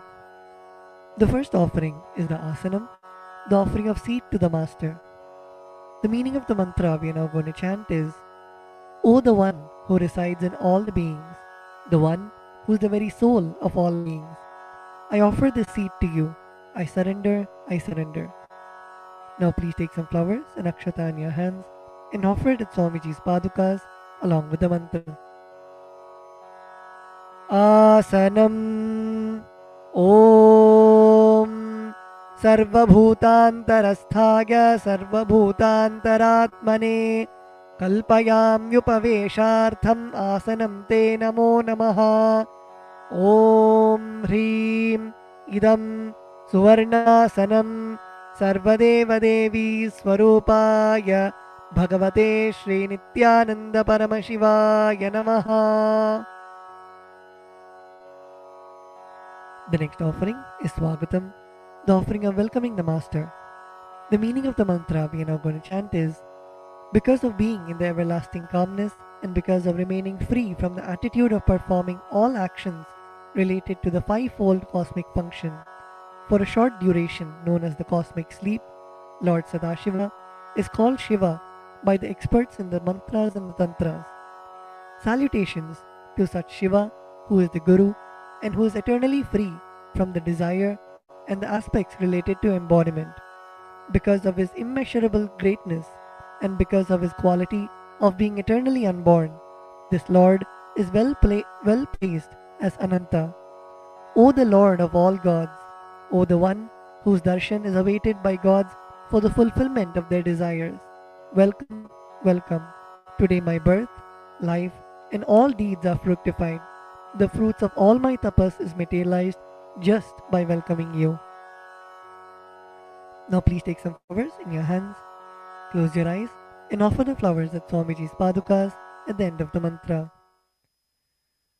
Swagatam Om Shantatvat Sarvakartritvat Bhavo Paratikaranat Shiva Ukto Mahatantra Mantra Vidbhis Sada Shivaha Tasmai Shivaya Gurave Vitaragakalaya Vai Ameyatvat Anantoyam Ajatvacha Prakirtitaha Yasya Darshanamichanti Deva Swabhishta Siddhaye Tasmai Te Parameshana Swagatam Swagatam Prabho Adya me saphalam janma jivanam sapala kriyaah Swagatam yatvaya tanme tapasam phalamagatam Om Hrim Sarvadeva Devi Swarupa Bhagavat Shri Nithyananda Paramashiva Swagatam Suswagatam Te.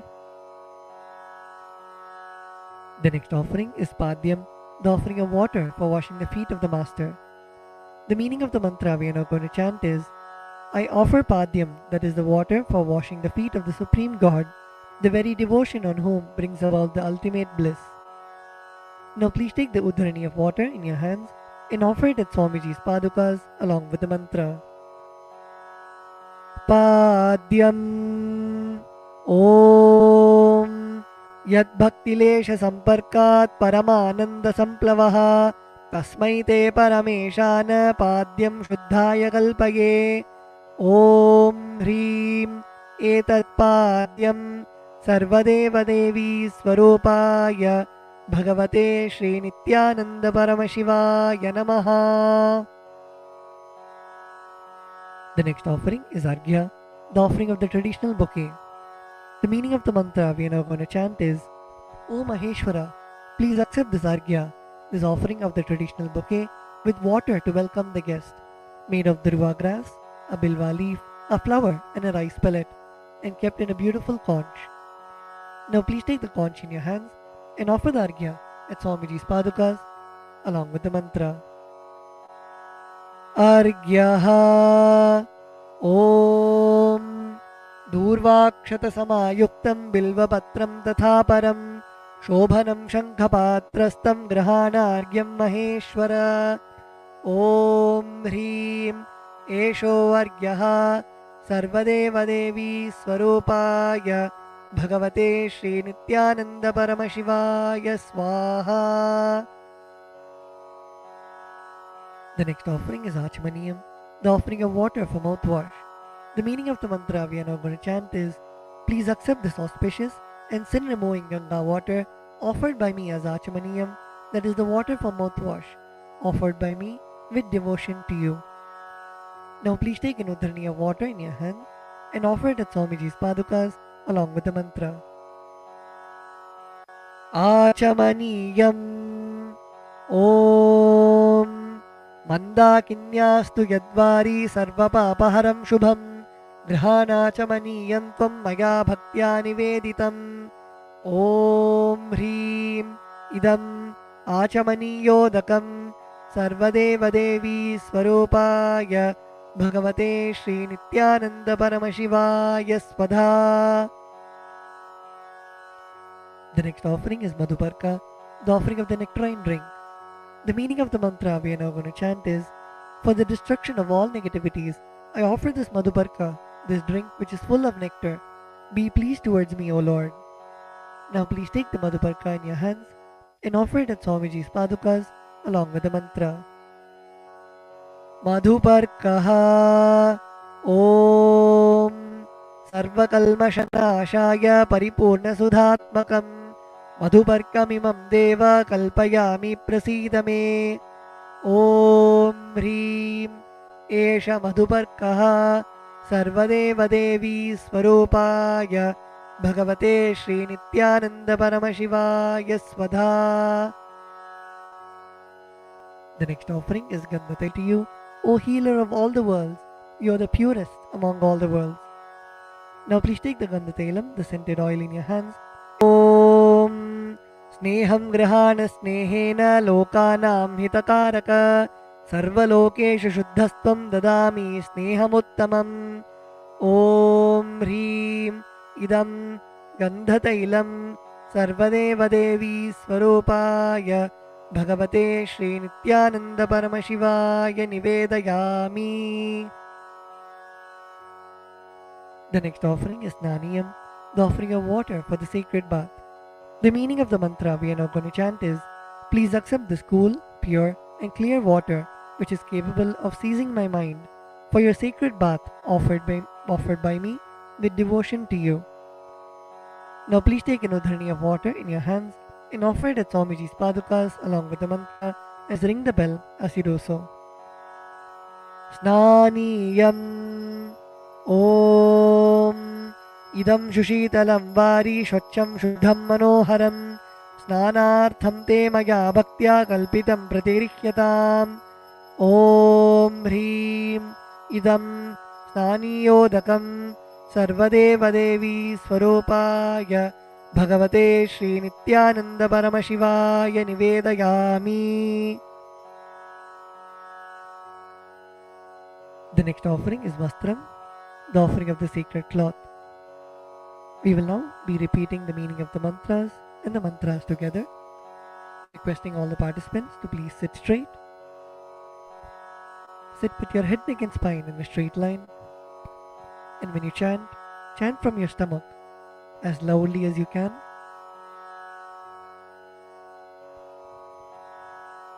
The meaning of the mantra we are now going to chant is, I offer Vastram, I offer Vastram, this cloth offering, this cloth offering, to the Master to the Master who removes who removes the veil of Maya the veil of Maya or illusion.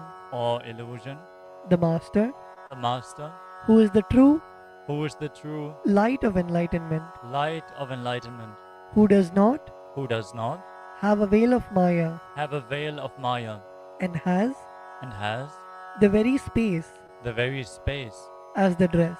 as the dress. Now please take the offering of clothes in your hands and offer it at Swamiji's padukas along with the mantra. Vastram Vastram Om Om Maya Maya Chitra Chitra Patachanna Patachanna Nija Nija Guhyo Kuhyo Rutejase Rutejase Niravarana Niravarana Vijnaya Vijnaya Vasaste Vasaste Kalpayamyaham Kalpayamyaham Om Om Hrim Hrim Idam Idam Vastrottariyam Vastrotariyam Sarvadeva Devi Sarvadeva Devi Swarupaya Swarupaya Bhagavate Bhagavate Shri Nithyananda Shri Nithyananda Paramashivaya Paramashivaya Nivedayami. Nivedayami. The next offering is Abharanam, the offering of the sacred jewelry. The meaning of the mantra we are now going to chant is, I offer I offer this golden ornament this golden ornament to you, Master, to you, Master, who, who, by the very nature, by the very nature, has has a very a very gracefully gracefully beautiful body, beautiful body, and who is and who is the repository the repository of all powers. of all powers. May you be pleased. May you be pleased. Now please take the jewelry in your hands and offer it at Swamiji's padukas along with the mantra. Abharanam Abharanam Om Om Swabhava Swabhava Sundarangaya Sundarangaya Nana Nana Shaktya Shaktya Shrayayate Shrayayate Suvarnam Suvarnam Bhushanam. Bhushanam. Tubhyam Tubhyam kalpayami kalpayami prasidame prasidame Om Om Hrim Hrim Idam Idam Suvarnabharanam Suvarna Bharanam Sarvadeva Devi Sarvadeva Devi Swarupaya Swarupaya Bhagavate Bhagavate Shri Nithyananda Shri Nithyananda Paramashivaya Paramashivaya Nivedayami. Nivedayami. The next offering is Gandha, the offering of the sandalwood paste.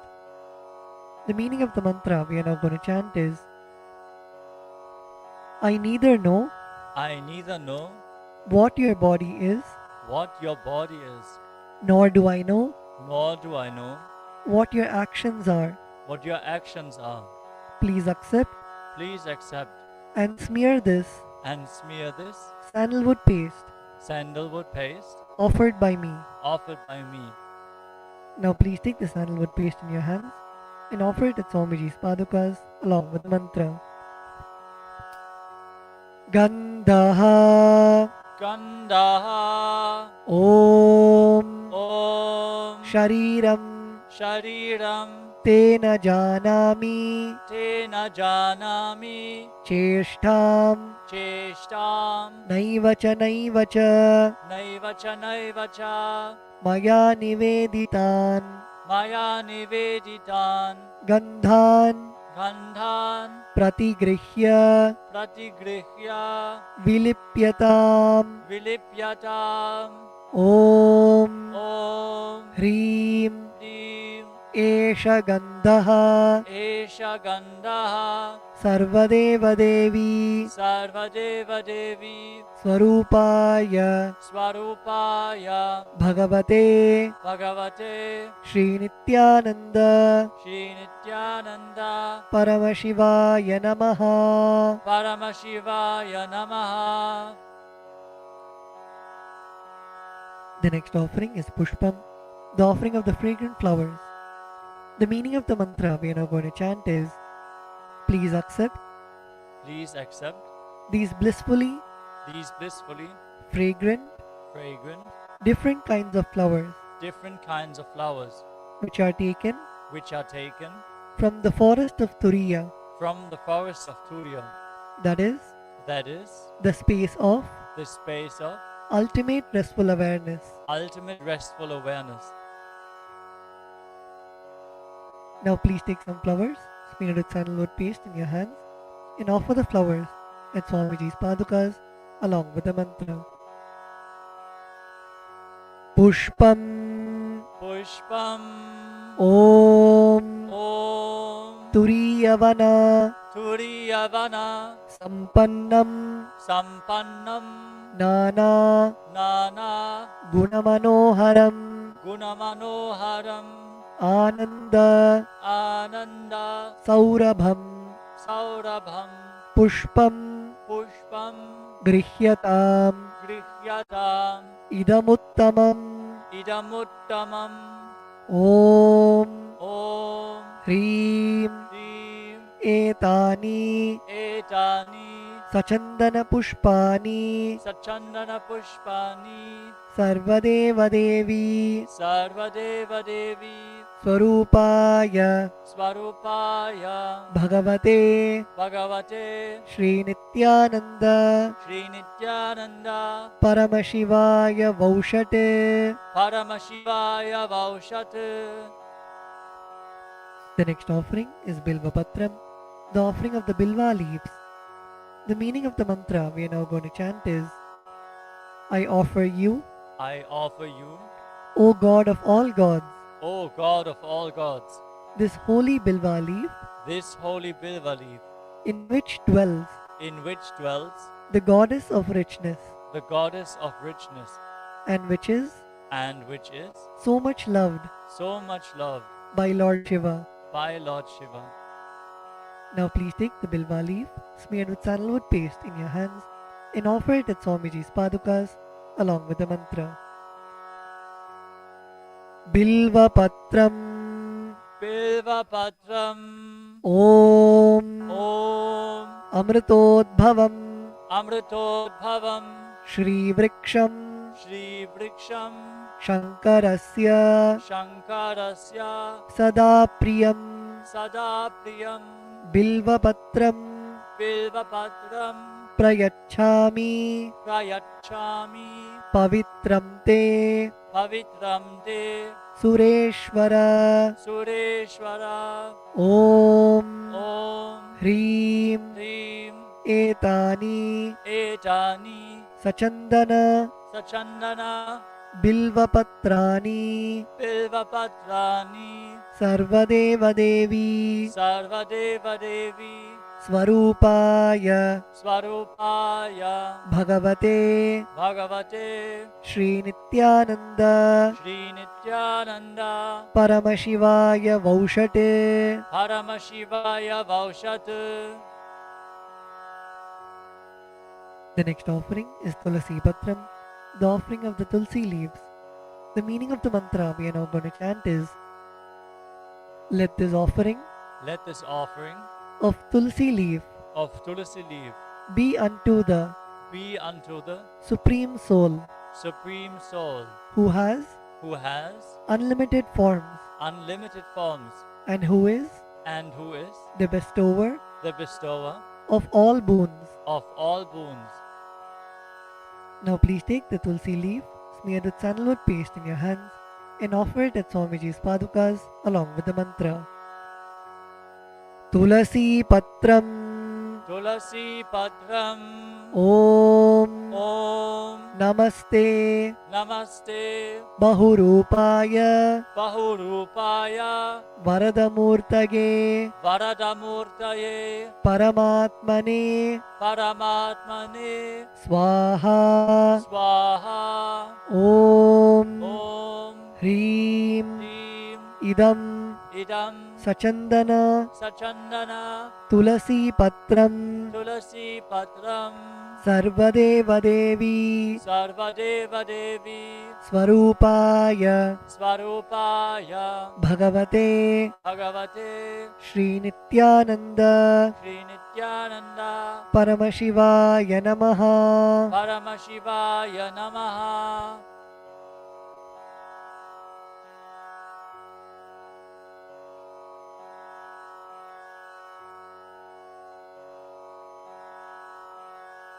We will be continuing with the repetition from tomorrow.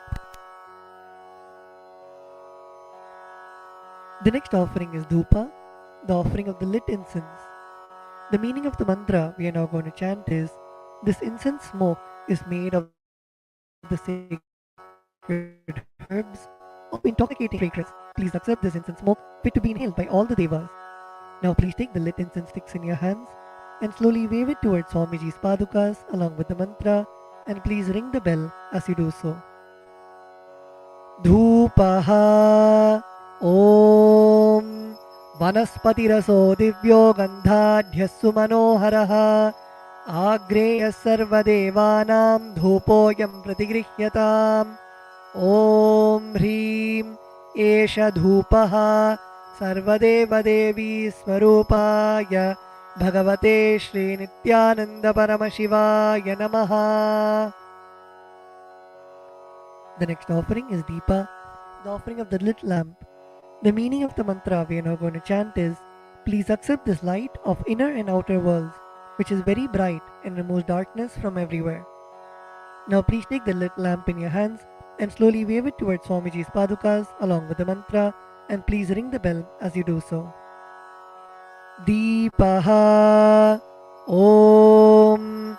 Suprakasho Mahadipaha Sarvatastimiراpaha Sabāhyābhyantara Jyotirdeepoyam Pratigrihyatam. Om Hrim Esha Deepaha Sarvadeva Devi Swarupaya Bhagavate Shri Nithyananda Paramashivaya Namaha. The next offering is Naivedyam, the offering of the food. The meaning of the mantra we are now going to chant is: these different kinds of food offerings are prepared from sweetener and other ingredients. O Lord, please accept this food offering prepared by me with devotion. Now please take an udrani of water in your hands and hover it clockwise over the Naivedyam and offer the water at Swamiji's Padukas along with the mantra, and please ring the bell as you do so.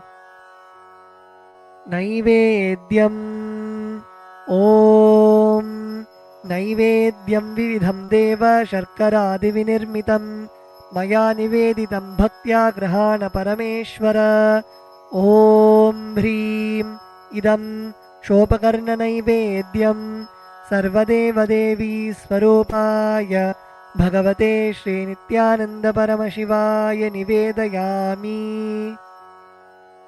The next offering is Paniyam, the offering of water for drinking. The meaning of the mantra we are now going to chant is, O God, the Lord of all demigods, the one who bestows deep fulfillment upon us, please accept this water full of infinite bliss. Now please take an udrani of water in your hands and offer it at Swamiji's Padukas along with the mantra.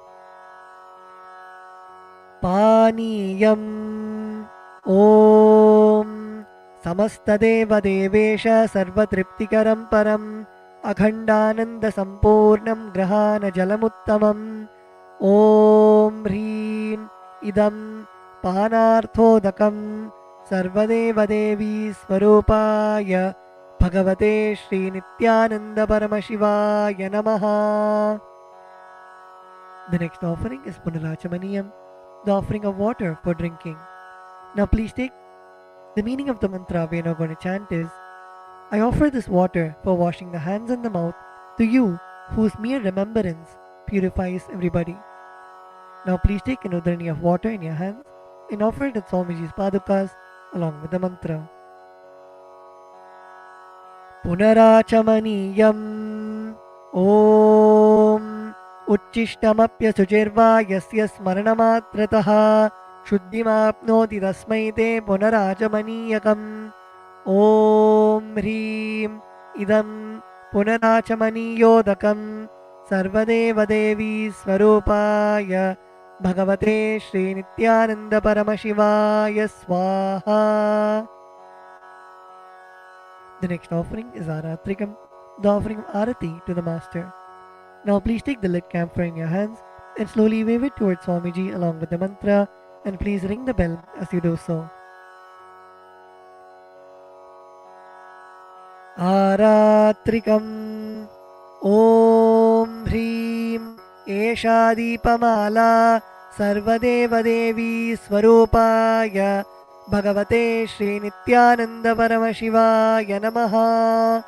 Om Sangrahanyeshtya Yajate Imam Janatagum Sangrinhaniti Dwadasharatni Rashana Bhavati Dwadashasa Samvatsaraha Samvatsarameva Varunde Maunji Bhavati Urgvai Munjaaha Urjameva Varunde Chitra Nakshatram Bhavati Chitram Va Etat Karma Karpura Gauram Karunavataram Samsarasaram Bhujagendraharam Sada Vasantam Hridayaravinде Bhavam Bhavani Sahitam Namami Bhavam Bhavani Sahitam Namami Bhavam Bhavani Sahitam Namami. Aratrikam Samarpayami Bhagavat Shri Nithyananda Paramashiva Charanakamaleebhyo Namaha. The next offering is Pushpanjali, the offering of the fragrant flowers. The meaning of the mantra we are now going to chant is, Guru is the Brahma, who is the source of creation of the universe, Vishnu, who is the source of sustenance of the universe, and Shiva, who is the rejuvenation of the universe. I surrender to that Guru. Guru is all the three put together in a single form. I surrender to the Guru, who is omnipresent and who has also given me a glimpse of his experience. I surrender to the Guru, who has with the brush of wisdom opened my eyes, blinded by ignorance. I surrender to the Guru, who by giving the knowledge about the self has burnt my karmic baggage of so many births. I surrender to the Guru, who is the Lord of the cosmos, who is the Guru of the cosmos. My soul is the same soul which is in all the beings. I surrender to Dakshinamurti, the primal Guru, who manifests himself differently in the form of Ishvara, Tower of supreme happiness, the one who is the embodiment of wisdom, who is beyond duality, who is omnipresent, to whom the supreme goal is giving the enlightenment experience, who is eternal, pure, and unshakable, who is the silent spectator of all thoughts, and who is beyond emotions, and who is beyond the three qualities called Sattva, Rajas, and Tamas. Now please take a few flowers in your hands and close your eyes till the end of the mantra and offer the flowers at Swamiji's Padukas at the end of the mantra. Pushpanjalihi Gurur Brahma Gurur Vishnu Gurur Devo Maheshwaraha Guru Sakshat Param Brahma Tasmai Shri Gurave Namaha Akhandamandalakaram Vyaptam Yena Characharam Tatpadam Darshitam Yena Tasmai Shri Gurave Namaha Ajnanatimirandhasya Jnananjanashalakaya Chakshurunmilitam Yena Tasmai Shri Gurave Namaha Aneka Janma Samprapta Karma Bandha Vidahine Atmajnana Pradhanena Tasmai Shri Gurave Namaha Mannatha Shri Jagannatho Madguru Shri Jagadguruho Mamatma Sarvabhutatma Tasmai Shri Gurave Namaha Ishvaro Gururatmeti Murti Bheda Vibhagine Vyomavadvyapta Dehaya Dakshinamurtaye Namaha Nithyanandam Paramasukadam Kevalam Jnanamurtim Dvandvatitam Gaganasadrisham Tattvamasyaadilaksham Ekam Nityam Vimalamachalam Sarvadi Sakshibhutam Bhavatitam Trigunarahitam Sadgurum Tam Namami Pushpanjalim Samarpayami Bhagavat Shri Nithyananda Paramashiva Charnakamalebhyo Namaha Om Nithyanandam.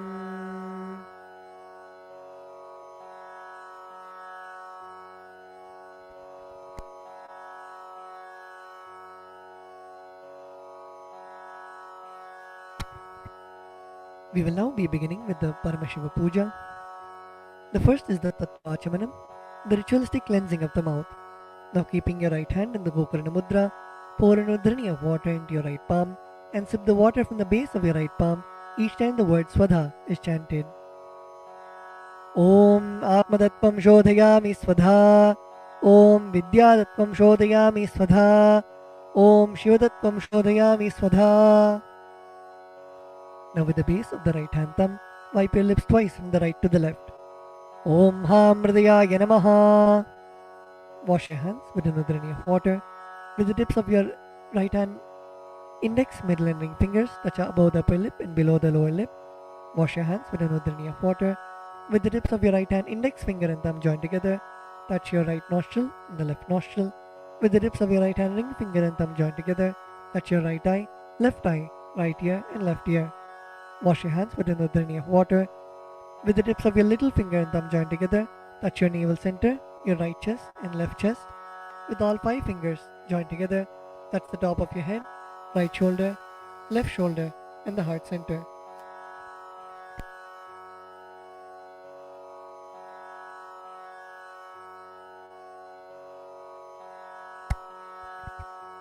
The next is Sakalikaranam, invoking Bhagavan Paramashiva inside our own body. Please close your eyes. Visualize Bhagavan Paramashiva's energy radiating throughout your body. Visualize Swamiji's presence in your inner space. We will now be invoking Bhagavan Paramashiva in every part of our body, filling us with the space of Sohamasmi, that even when I worship, I am Him.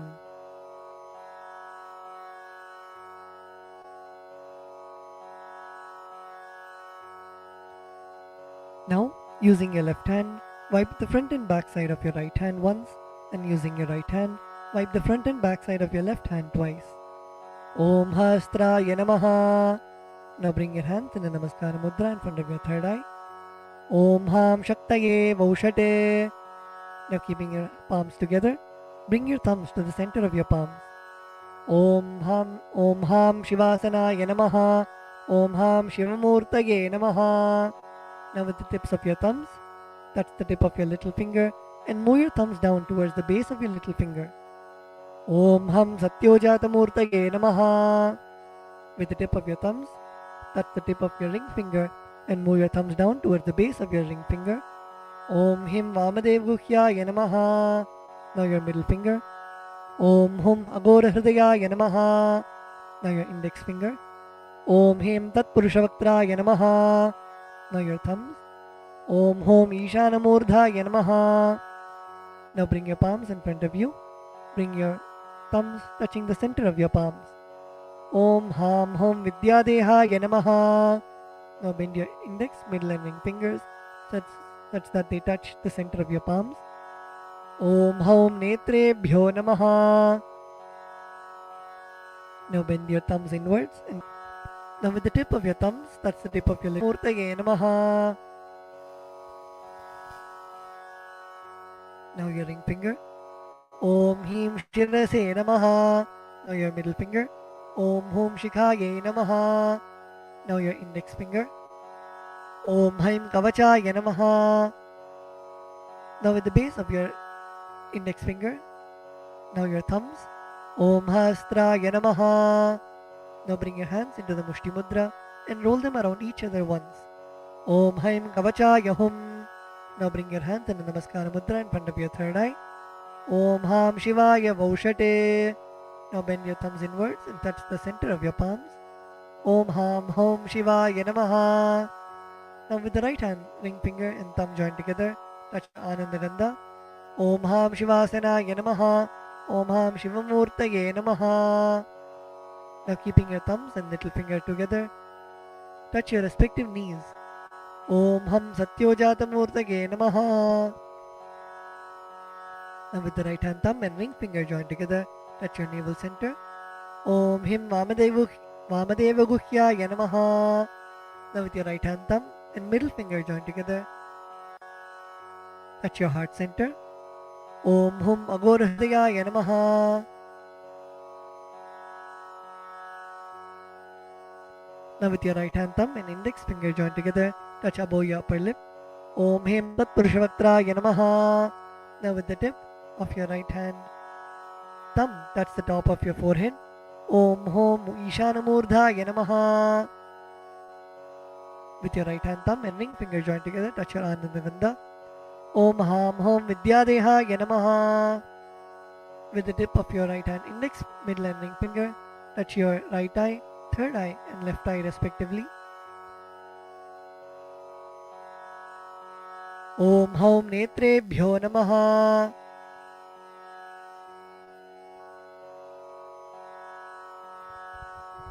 Now with the right hand thumb and ring finger joined together, touch your Ananda Gandha. Om Ham Hom Shivaya Namaha. With your right hand, little finger and thumb joined together, touch your heart center. Om Ham Hridayaya Namaha. With your right hand thumb and ring finger joined together, touch your head. Om Him Shirase Swaha. With the right hand thumb and middle finger joined together, touch the back of your head. Om Hum Shikhaye Vaushate. Now cross your left hand over your right hand in front of your chest, keeping your index finger in form of a hook, and uncross your arms, moving them around of your head and bringing them till your chest. Om Haim Kavachaya Hum. Now strike your right thumb onto your left palm and the left thumb onto your right palm. Om Hasta Yabate. Now with your right hand, index finger and middle finger, strike your left palm thrice. Om Hastraya Humpate. Using your right hand, index finger and thumb, snap in all the 10 directions around you the 8 directions in down and up. Om Hastraya Pate.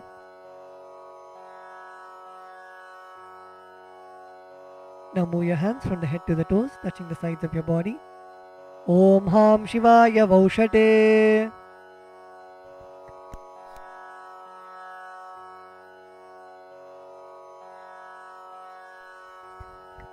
The next is Samanya Arghya Stapana, energizing the water with which you worship Bhagavan Paramashiva. Now please mix some akshata, flowers and sandalwood paste into the water in the Panchapatram. Cover the mouth of the Panchapatram with your palm and chant Om 7 times internally.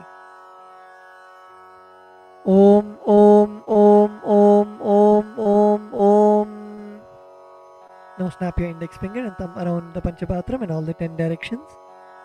Om Hastraya Pate.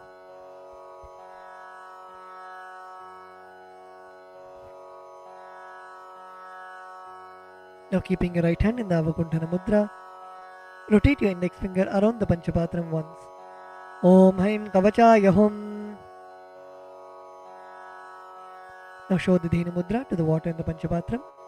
Om Ham Shivaya Vaushate.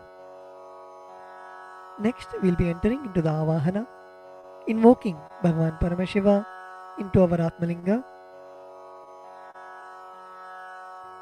Now offer a flower to your Atmalinga. Om Ham Shivasanaya Namaha.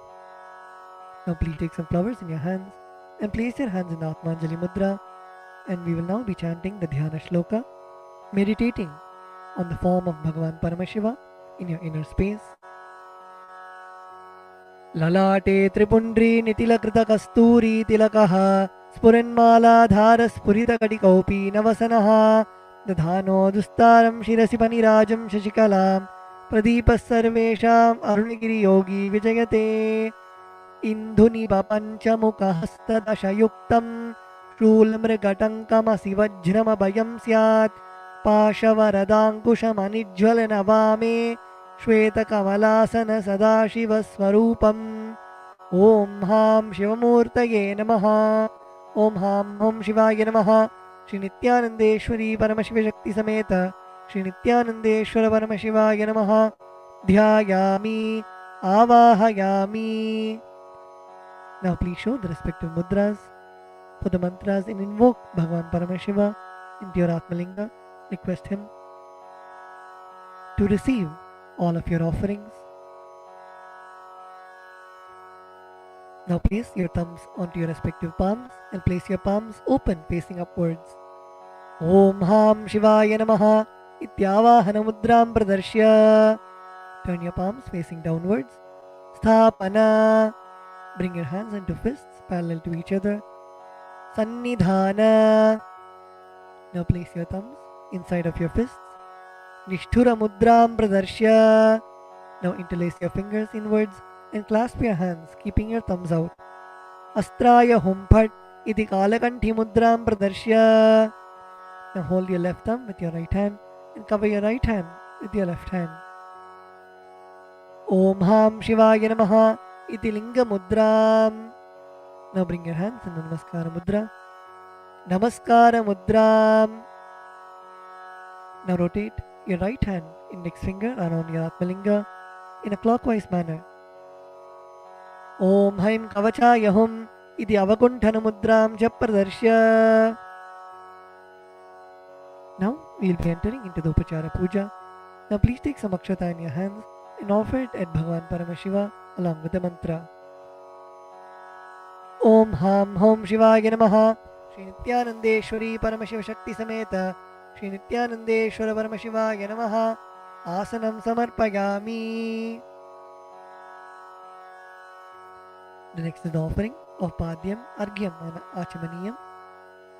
Now please take an udrani of water and show it to Bhagavan Paramashiva's feet and offer it in the Padya Patram. Om Ham Shivaya Namaha. Now please take an udrani of water and show it to Bhagavan Paramashiva's mouth and offer it in the Achamana Patram. Om Ham Shivaya Svadha. Now please take an udrani of water and show it to Bhagavan Paramashiva's crown and offer it in the Arghya Patram while chanting the mantra. Om Ham Shivaya Swaha. Shri Nithyanandeshwari Paramashiva Shakti Sameta Shri Nithyanandeshwara Paramashivaya Namaha. Padyachamanargyam Dattva. The next offering is Naniyam, the sacred bath for Bhagavan Paramashiva. Now please take the water in your hands and offer it onto Bhagavan Paramashiva. As you chant the following mantra, and please ring the bell as you do so. Om Ham Hom Shivaya Namaha. Shri Nithyanandeshwari Paramashiva Shakti Sameta Shri Nithyanandeshwara Paramashivaya Namaha. Snanam Samarpayami. Now please take an udhrani of water and show it to Bhagavan Paramashiva's mouth and offer it in the Achamana Patram. Om Ham Shivaya Svadha. Snananantaram Achamaniyam Samarpayami. The next offering is Vastram, the offering of fresh clothes to Bhagavan Paramashiva and Paramashiva Shakti. Now please take some akshata in your hands and offer it to Bhagavan Paramashiva along with the mantra. Om Ham Hom Shivaya Namaha. Shri Nithyanandeshwari Paramashiva Shakti Sameta Shri Nithyanandeshwara Paramashivaya Namaha. Vastre Yajnopavita Uttariyabharanartham Akshatan Samarpayami. The next offering is Gandha, the offering of the sandalwood paste. Now please take the sandalwood paste in your right hand ring finger and offer it to Bhagavan Paramashiva. On top of the sandalwood paste, please offer the kumkum at the end of the mantra. Om Ham Hom Shivaya Namaha. Shri Nithyanandeshwari Paramashiva Shakti Sameta Shri Nithyanandeshwara Paramashivaya Namaha. Gandhan Dharayami. Gandhasyopari Haridra Kumkumam Samarpayami.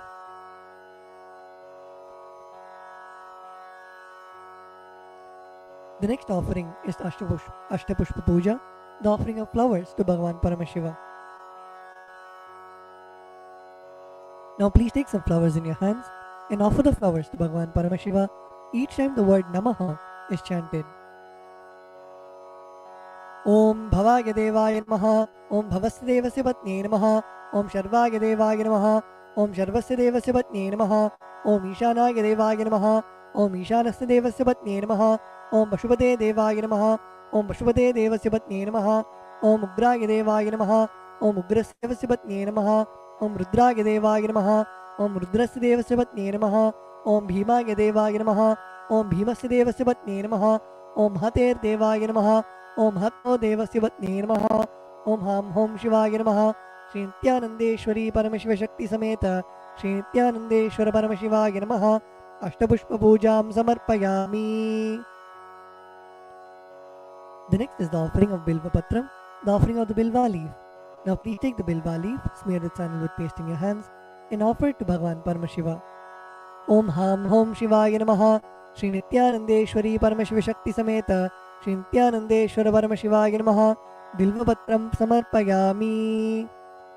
The next is the offering of Dhupa, the offering of incense to Bhagavan Paramashiva. Now please offer a flower on the bell. Om Hastraya Namaha.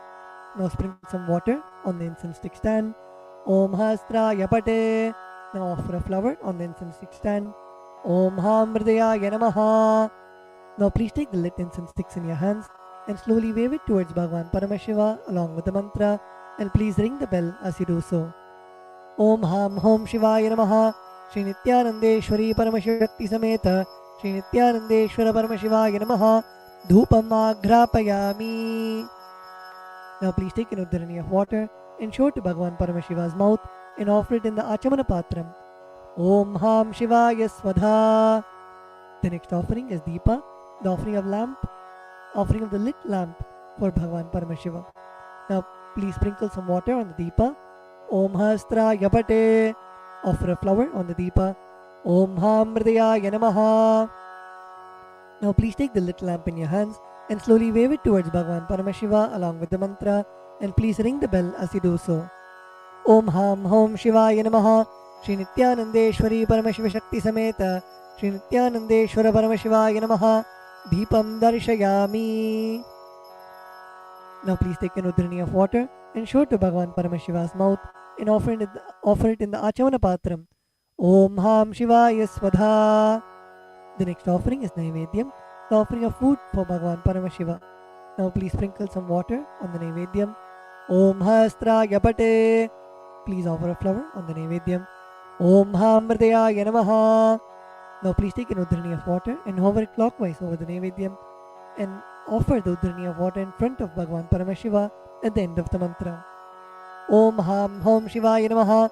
Shri Nithyanandeshwari Paramashiva Shakti Sameta Shri Nithyanandeshwara Paramashivaya Namaha. Naivedyam Nivedayami. Now please take an Udhrani of water and show it to Bhagavan Paramashiva's mouth and offer it in the Achamana Patram. Om Ham Shivaya Svadha. The next offering is Tambulam, the offering of beetle leaves. Now please take some akshata in your hands and offer it to Bhagavan Paramashiva along with the mantra. Om Ham Hom Shivaya Namaha. Shri Nithyanandeshwari Paramashiva Shakti Sameta Shri Nithyanandeshwara Paramashivaya Namaha. Tambulam Samarpayami. The next offering is Aratrikam, the offering of Arati to Bhagavan Paramashiva and Paramashiva Shakti. Now please sprinkle some water on the Karpura Arati plate. Om Hastraya Pate. Please offer a flower on the Karpura Arati plate. Om Hamrdayaya Namaha. Now please take the Karpura Arati in your hands and slowly wave it towards Bhagavan Paramashiva along with the mantra, and please ring the bell as you do so. Om Ham Hom Shivaya Namaha. Shri Nithyanandeshwari Paramashiva Shakti Sameta Shri Nithyanandeshwara Paramashivaya Namaha. Karpura Nirajanam Sandarishayami. Now please take a flower in your hands and hover it clockwise over the flame and offer it to Bhagavan Paramashiva along with the mantra Rakshandharayami. The next offering is Pushpanjali, the offering of fragrant flowers. Now please take some flowers, durva grass and akshata in your folded hands and offer it to Bhagavan Paramashiva at the end of the mantra. Om Ham Hom Shivaya Namaha. Shri Nithyanandeshwari Paramashiva Shakti Sameta Shri Nithyanandeshwara Paramashivaya Namaha. Pushpanjalim Samarpayami. The next is the Gayatri mantra. Now please hold the Yajnopavita with your right hand and chant the Gayatri mantra 11 times internally.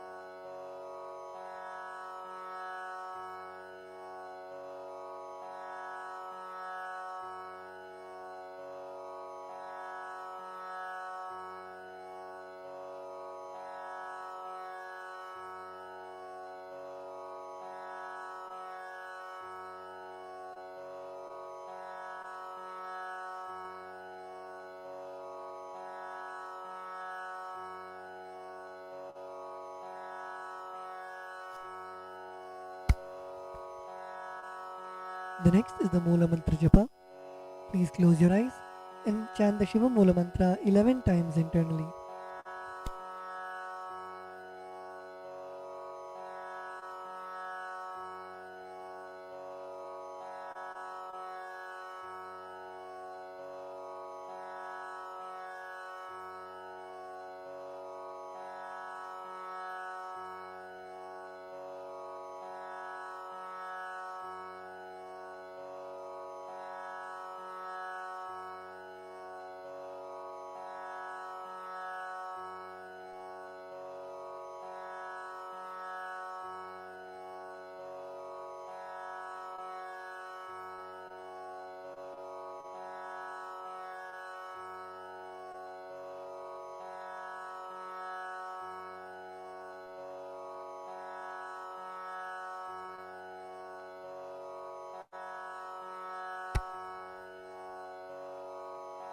The next is the Kshama Prarthana.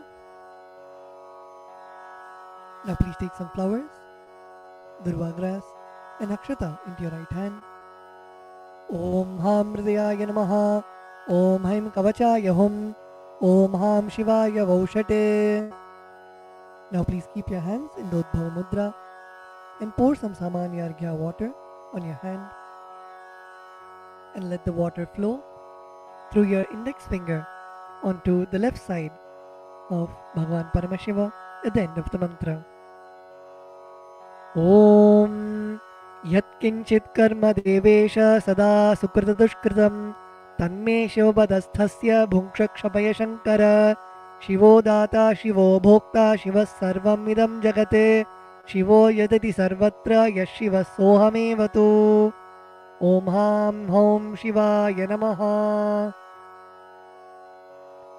The next is the Twachanam, the ritualistic cleansing of the mouth.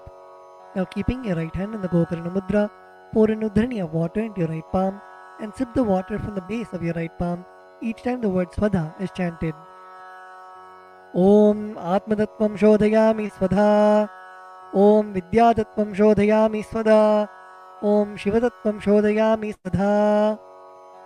Now with the base of your right hand thumb, wipe your lips twice from the right to the left. Om Ham Hridayaya Namaha. Wash your hands. With the tips of your right hand index, middle and ring fingers, touch above the upper lip and below the lower lip. Wash your hands. With the tips of your right hand index finger and thumb joined together, touch your right nostril and left nostril. With the tips of your ring finger and thumb joined together, touch your right eye, right ear and left ear. Wash your hands with an udhrani of water. With the tips of your little finger and thumb joined together, touch your navel center, right chest and left chest. With all 5 fingers joined together, touch the top of your head, right shoulder, left shoulder and the heart center. Wash your hands with an udhrani of water. Let us now offer our gratitude at the lotus feet of our beloved Swamiji and end with the Purna Mantra. Om Purnamadav Purnamidam Purnat Purnam Dachyate Purnasya Purnamataya Purnameva Vashishyate. Om Shanti Shanti Shantihi.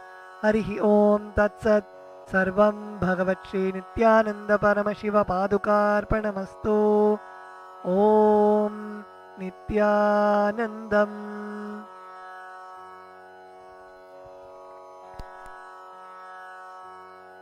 Established since 2002 in the United States of America, the United Ancient Nations is an intergovernmental organization, currently made up of 160 plus members and indigenous nations. The UAN and its work are guided by the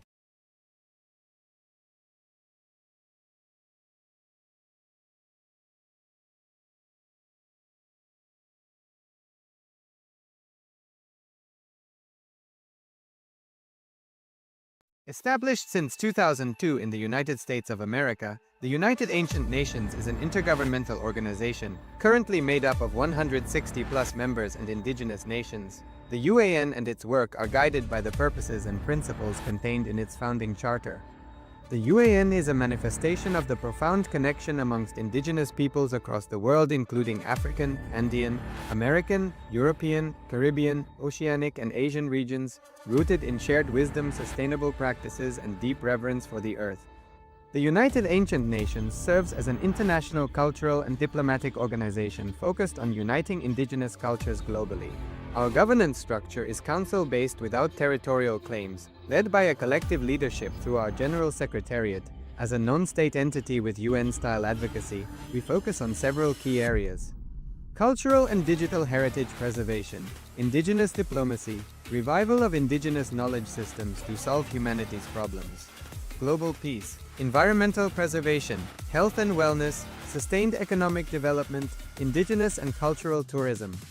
While the UAN represents numerous indigenous cultures, the United States of Kailasa serves as the first indigenous nation specifically for Hindus. Kailasa's mission is focused on the revival of the ancient enlightened Sanatana Hindu civilization with a formal governance structure including a head of state, ministers, and ambassadors. Under the leadership of SPH, Supreme Pontiff of Hinduism, Bhagavan Nithyananda Paramashivam, Kailasa has achieved recognition as a sovereign subject of international law, possessing distinctive attributes of juridical statehood. The United States of Kailasa is the main sponsor of the proposed UAN headquarters. This initiative would bring forth an estimated $100 million in revenue for the host country through summits, conferences, tourism, and development projects. The proposed UN headquarters would represent the world's indigenous nations and peoples through its architectural design. It would blend the best of all worlds, featuring top modern architecture, the highest green building standards, and ancient Vastu architectural principles. This headquarters would serve as a central hub for indigenous diplomacy, cultural preservation, and collaborative efforts towards sustainable development and global peace. Through this initiative, we aim to create a dignified platform for indigenous leadership rooted in ancestral wisdom, cultural legitimacy, and collaborative innovation, enhancing global dialogue and regional stability. The establishment of the UAN headquarters would position a host country at the forefront of a global movement promoting indigenous wisdom while creating significant economic opportunities for the nation and its people.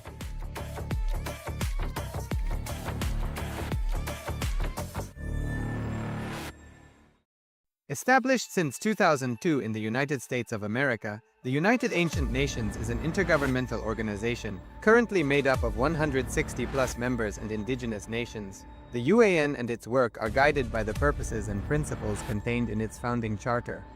The UAN is a manifestation of the profound connection amongst indigenous peoples across the world, including African, Andean, American, European, Caribbean, Oceanic, and Asian regions, rooted in shared wisdom, sustainable practices, and deep reverence for the earth. The United Ancient Nations serves as an international cultural and diplomatic organization focused on uniting indigenous cultures globally. Our governance structure is council-based without territorial claims, led by a collective leadership through our General Secretariat. As a non-state entity with UN-style advocacy, we focus on several key areas: cultural and digital heritage preservation, indigenous diplomacy, revival of indigenous knowledge systems to solve humanity's problems, global peace, environmental preservation, health and wellness, sustained economic development, indigenous and cultural tourism. While the UAN represents numerous indigenous cultures, the United States of Kailasa serves as the first indigenous nation specifically for Hindus. Kailasa's mission is focused on the revival of the ancient enlightened Sanatana Hindu civilization, with a formal governance structure including a head of state, ministers, and ambassadors. Under the leadership of SPH, Supreme Pontiff of Hinduism, Bhagavan Nithyananda Paramashivoham, Kailasa has achieved recognition as a sovereign subject of international law, possessing distinctive attributes of juridical statehood. The United States of Kailasa is the main sponsor of the proposed UAN headquarters. This initiative would bring forth an estimated $100 million in revenue for the host country through summits, conferences, tourism, and development projects. The proposed UAN headquarters would represent the world's indigenous nations and peoples through its architectural design. It would blend the best of all worlds, featuring top modern architecture, the highest green building standards, and ancient Vastu architectural principles. This headquarters would serve as a central hub for indigenous diplomacy, cultural preservation, and collaborative efforts towards sustainable development and global peace. Through this initiative, we aim to create a dignified platform for indigenous leadership rooted in ancestral wisdom, cultural legitimacy, and collaborative innovation, enhancing global dialogue and regional stability. The establishment of the UAN headquarters would position a host country at the forefront of a global movement promoting indigenous wisdom while creating significant economic opportunities for the nation and its people.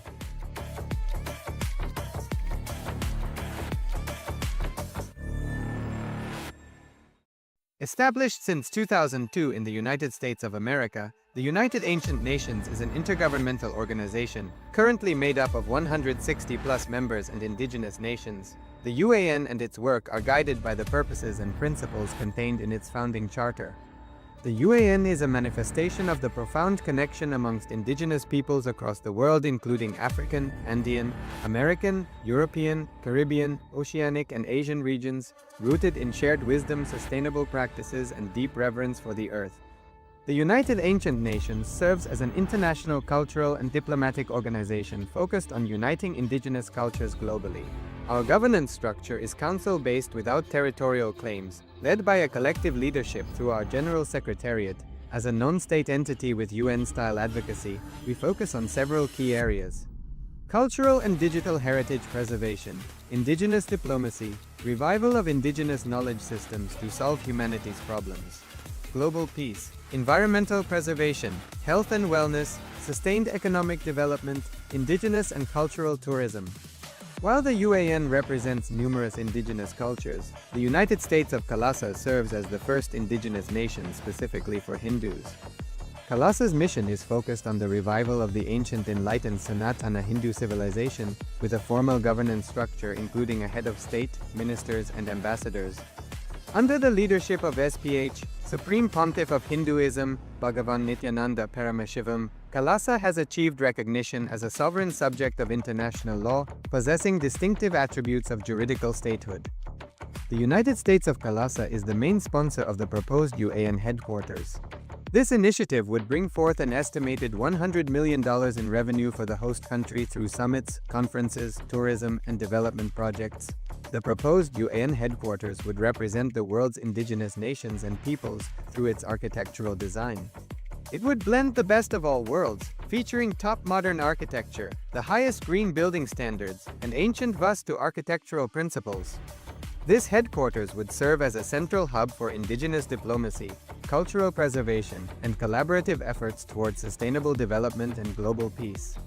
Through this initiative, we aim to create a dignified platform for indigenous leadership rooted in ancestral wisdom, cultural legitimacy, and collaborative innovation, enhancing global dialogue and regional stability. The establishment of the UAN headquarters would position a host country at the forefront of a global movement promoting indigenous wisdom while creating significant economic opportunities for the nation and its people.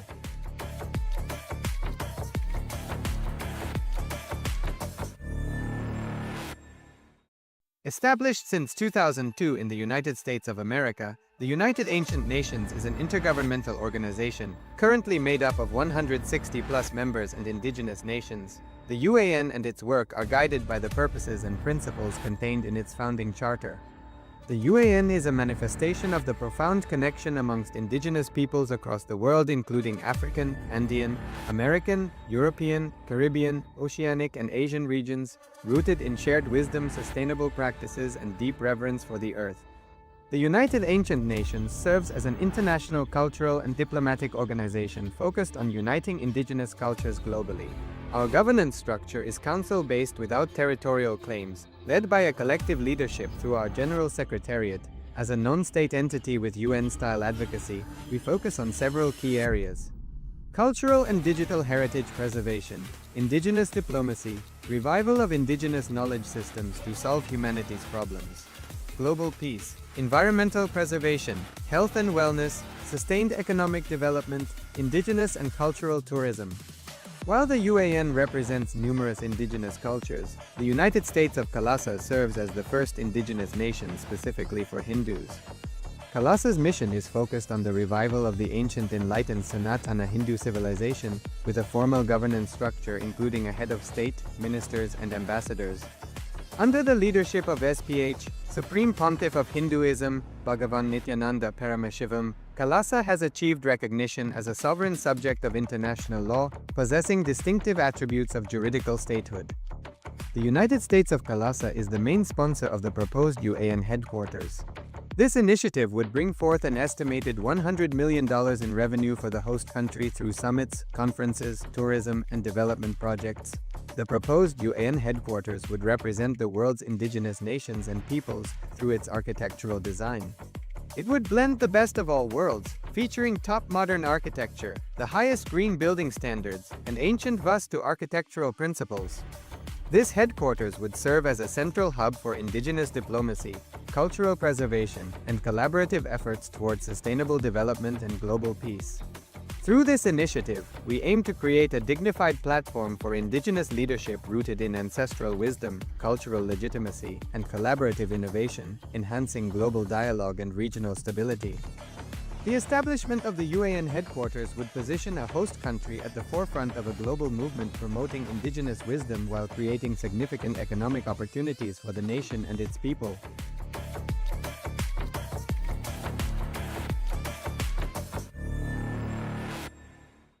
Established since 2002 in the United States of America, the United Ancient Nations is an intergovernmental organization, currently made up of 160+ members and indigenous nations. The UAN and its work are guided by the purposes and principles contained in its founding charter. The UAN is a manifestation of the profound connection amongst indigenous peoples across the world, including African, Andean, American, European, Caribbean, Oceanic, and Asian regions, rooted in shared wisdom, sustainable practices, and deep reverence for the earth. The United Ancient Nations serves as an international cultural and diplomatic organization focused on uniting indigenous cultures globally. Our governance structure is council-based without territorial claims, led by a collective leadership through our General Secretariat. As a non-state entity with UN-style advocacy, we focus on several key areas: cultural and digital heritage preservation, indigenous diplomacy, revival of indigenous knowledge systems to solve humanity's problems, global peace, environmental preservation, health and wellness, sustained economic development, indigenous and cultural tourism. While the UAN represents numerous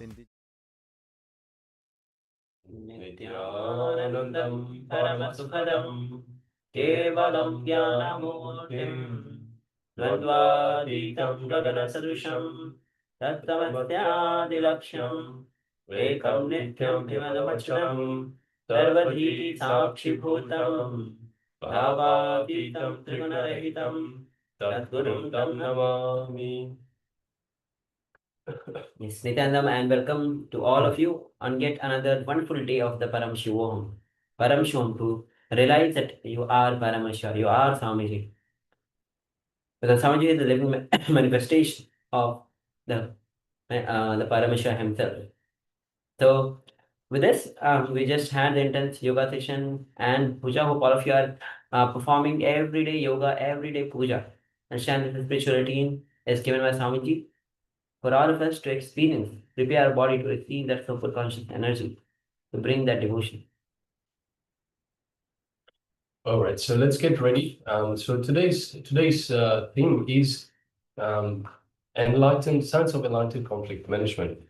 So we'll be going through different sessions today. But before we get into that, we're going to start off once again with the power manifestation.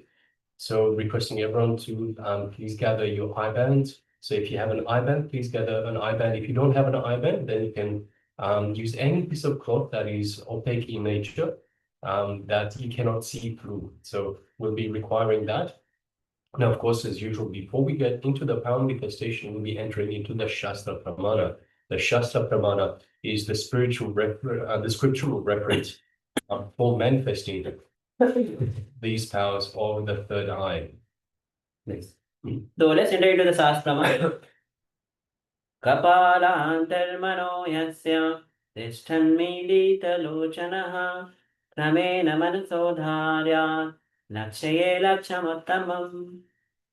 Paramashiva says, by fixing the mind on the inner space within the crown center and sitting stably without any movement, having the eyes closed in succession, with that stability of the mind and the inner space, through the power of third eye, one directly sees the ultimate goal, laksham, by having the vision beyond the sight that reveals any object or place, attaining the space of oneness with the source, Paramashivam.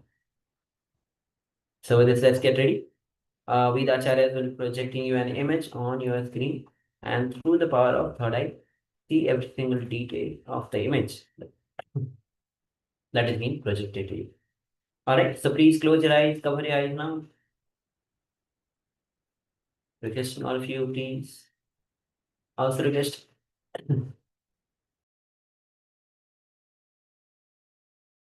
Also requesting everyone, Ma Neseganya, please.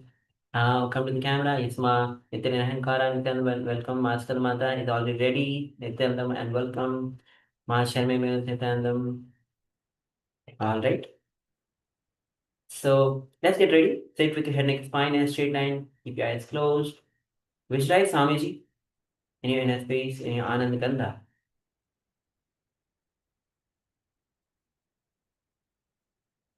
With a deep gratitude, deep surrender. Cognize and realize that you are Nithyananda Paramashivam. Anything else is simply delusion. Simply drop it. Have that intense intention to be in oneness with Swamiji.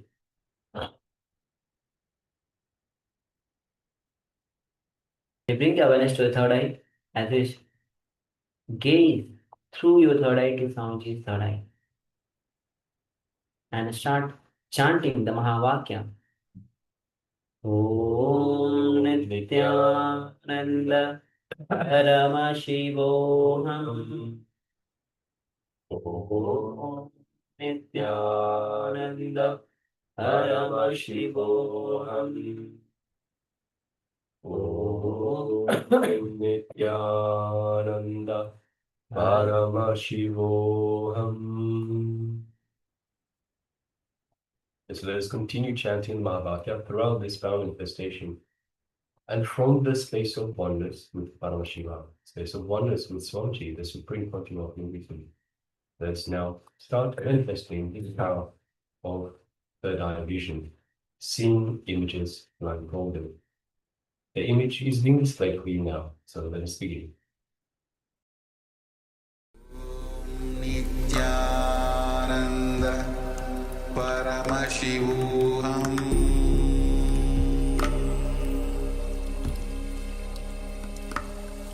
Om Nithyananda Paramashivoham.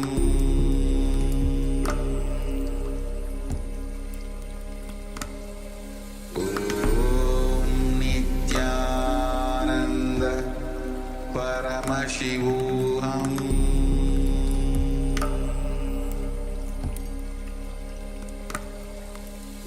Om Nithyananda Paramashivoham. Om Nithyananda Paramashivoham.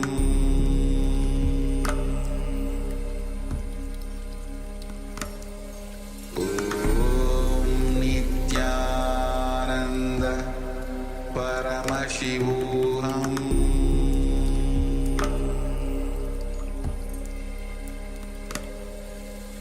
Om Nithyananda Paramashivoham.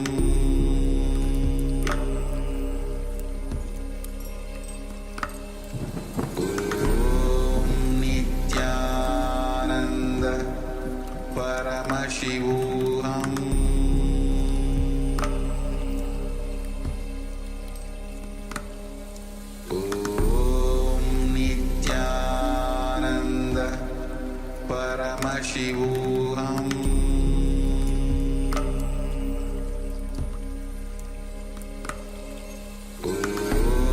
Om Nithyananda Paramashivoham.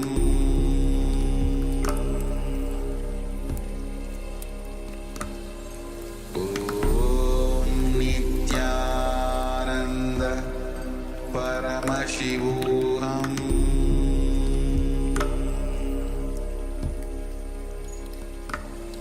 Om Nithyananda Paramashivoham.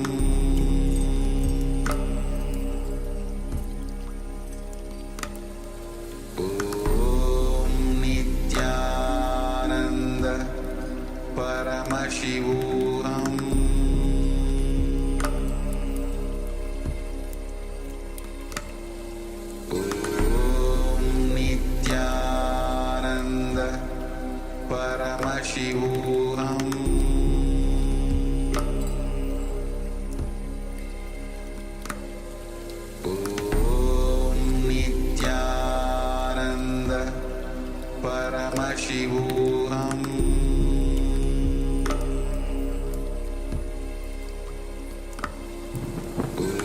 Om Nithyananda Paramashivoham.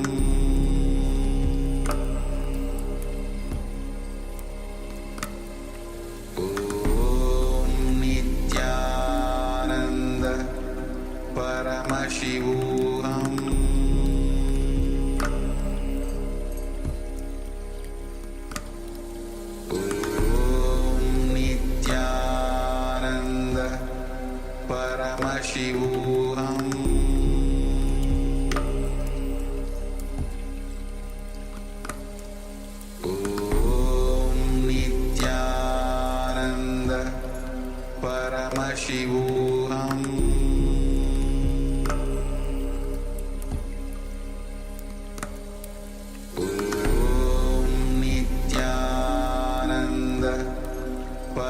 Paramashivoham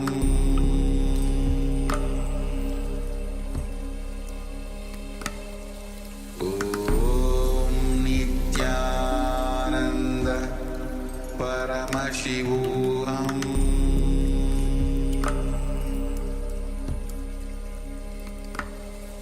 Om Nithyananda Paramashivoham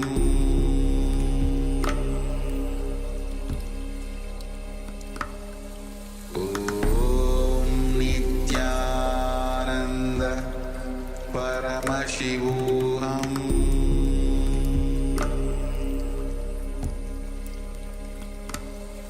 Om Nithyananda Paramashivoham. Now, Yes, you can relax now. Slowly, very slowly, you can remove your eyelids. Gently let the light come back into your eyes. And once the light has readjusted for your eyesight, take a moment and share with us what was revealed to you, what's wrong to you, revealed to you for this round of power manifestation.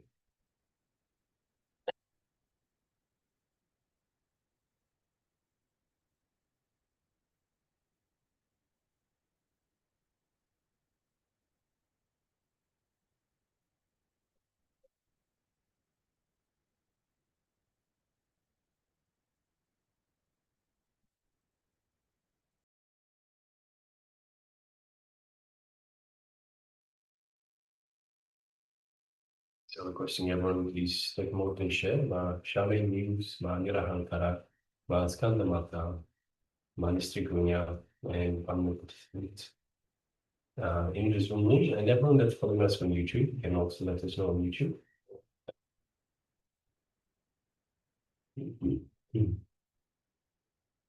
Take a moment and share in the chat.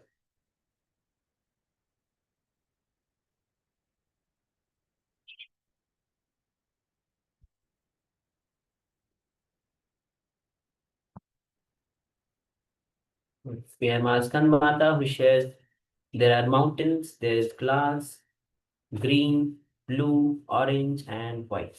Yes, thank you, Ma, for sharing. Thank you, Sharon. So requesting everyone, Ma, share my viewers, Ma, Nithyananda, Ma, Nistaganya. Please go ahead and start sharing your revelations of the third eye.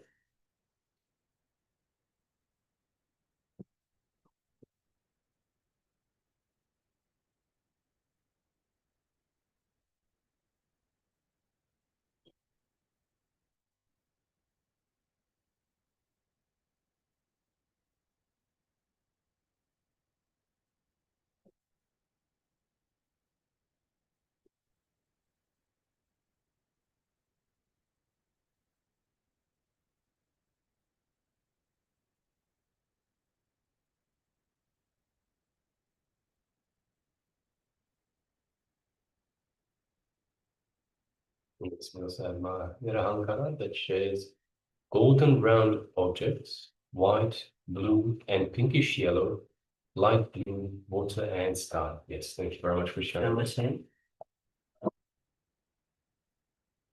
Requesting Ma, Nistaganya, Ma, Maskan Mata, Ma, share my viewers. Please go ahead and start sharing your revelations of the third eye. So Ma Skandamata is already Yeah. shared. Ma Yes, thank you. Charmaine News and Ma Nistrigunya, if you're there with us, please go ahead and share.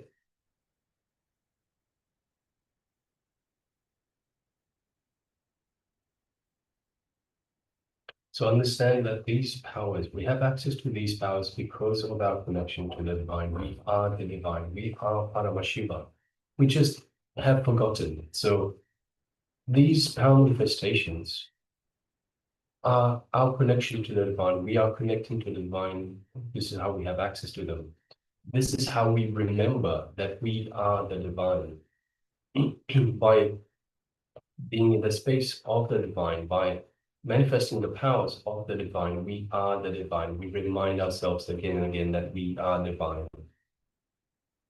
So the way we understand that we are the divine is through that experience. We experience divinity, we experience the aspects of the divine. And through this experience, we understand, we remember that we ourselves are also divine.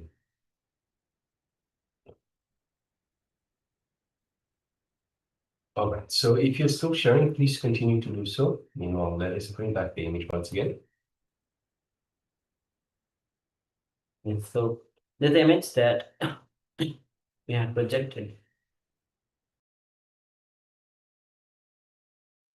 Yeah, so this is the image that we had projected for you. As you can see, it is an image of a lake. You can see the reflection of everything that's around in the lake itself. It's a quite clear lake. You can see in the background a mountain range with snow-covered peaks. On the left side, we have what looks like some trees, perhaps some pine trees. And on the right side, we have mostly barren rock side. So all part of the mountains. Looks like this is a mountain lake. We can also see some trees just at the front of the lake, in front of the image itself. So yes, this is the image that we had for you. So let us have a look. Ma Skanda Mata shares there are mountains, definitely Ma. There is grass. So we can see some of the grass, but it's mostly dry, mostly looks like it's a cold place. But we can still make out some grass. We can still see green, so we can see green in the lake itself.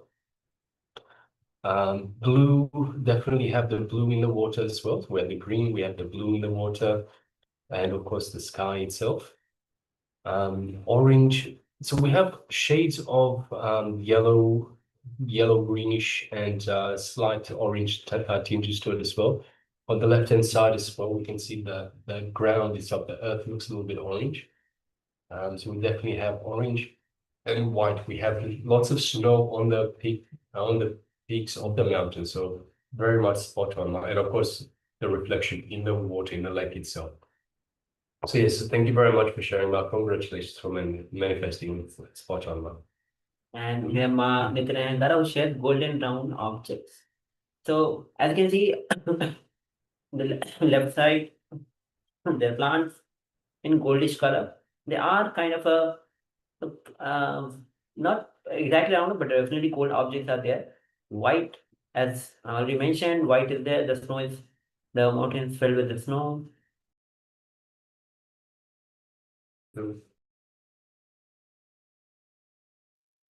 Yes, we also have the white is that the blue, we can see the blue of the sky, pinkish yellow. So we have yellow, pinkish yellow, I suppose.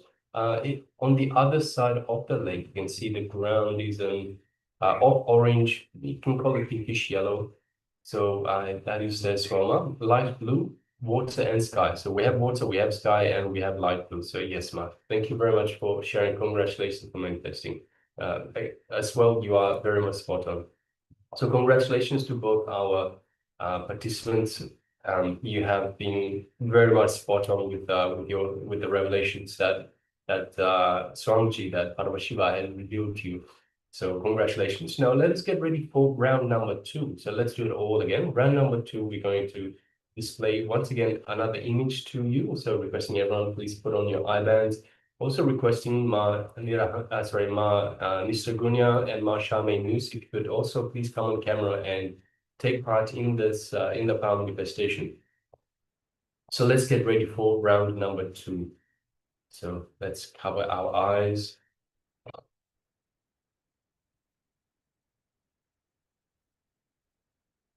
And let's sit comfortably with the head, neck, and spine in a straight line.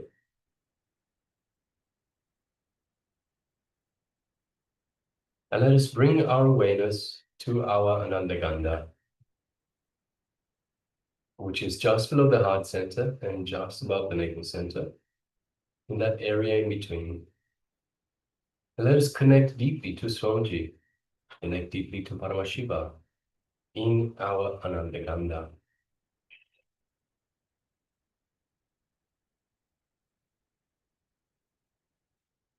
Let us feel the feeling connection we have to Swamiji, the supreme pontiff of Hinduism. Let us feel the space of oneness with Paramashiva from the powerful cognition that we are Paramashiva.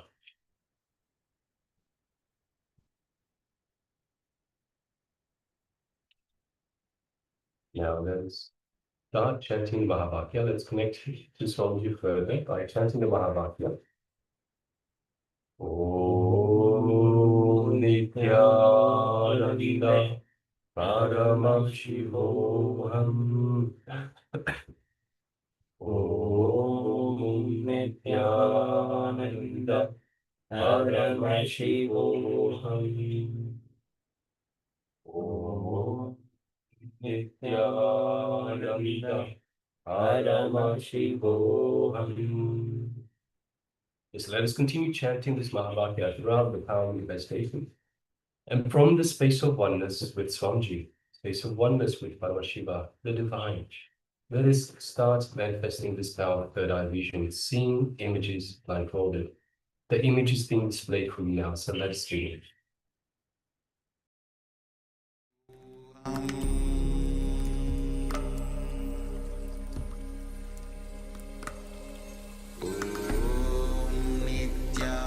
Nithyananda Paramashivoham.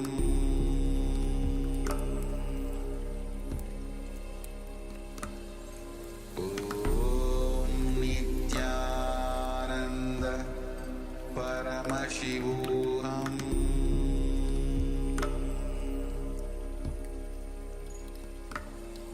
Om Nithyananda Paramashivoham.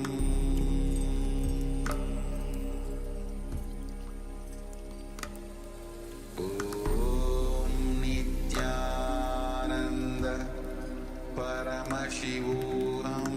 Om Nithyananda Paramashivoham. Om Nithyananda Paramashivoham.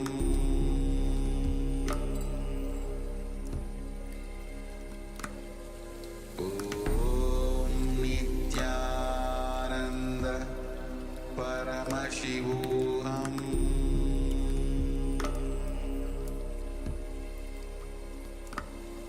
Om Nithyananda Paramashivoham.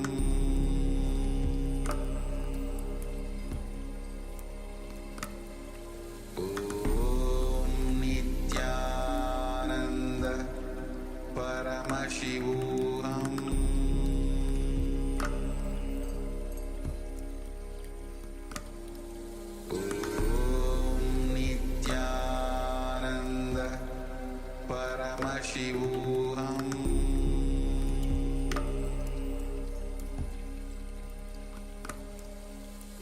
Om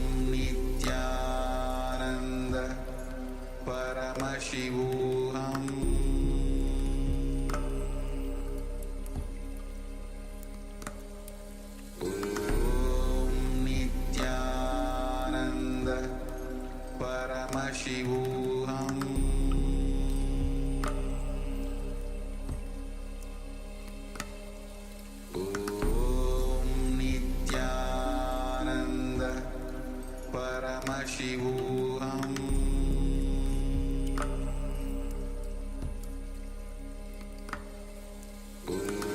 Om Nithyananda Paramashivoham.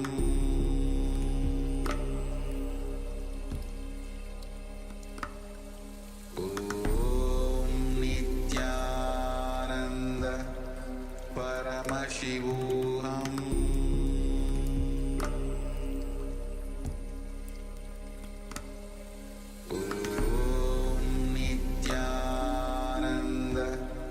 Paramashivoham.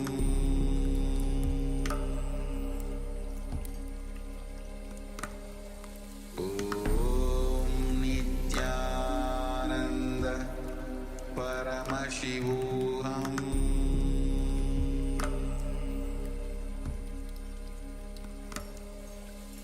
Om Nithyananda Paramashivoham.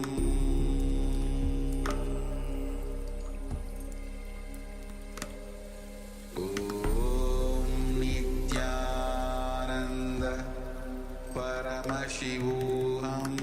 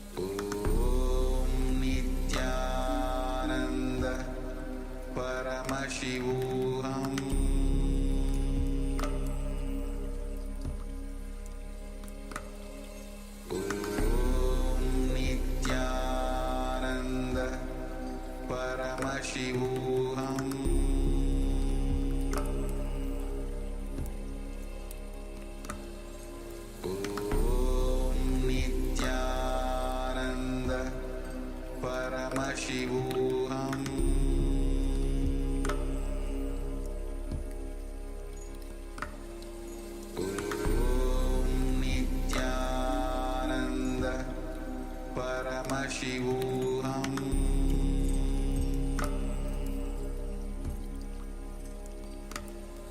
Om Nithyananda Paramashivoham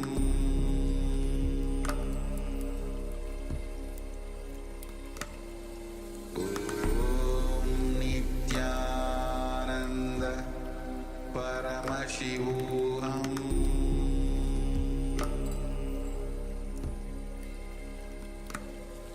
Om Nithyananda Paramashivoham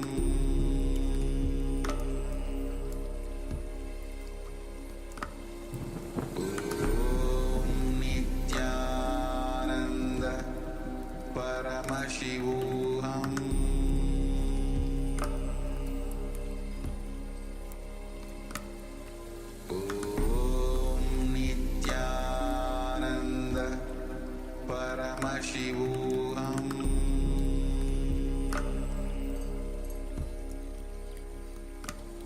Om Nithyananda Paramashivoham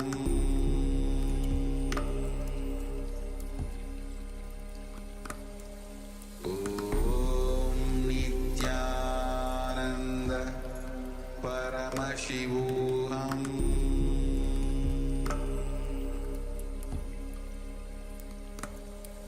Om Nithyananda Paramashivoham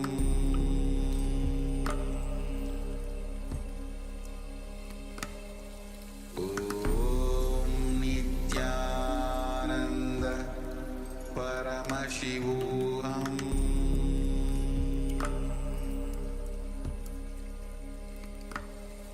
Om Nithyananda Paramashivoham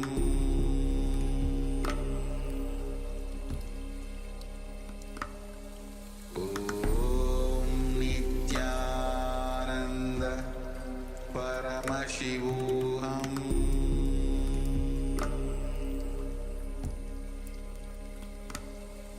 Om Nithyananda Paramashivoham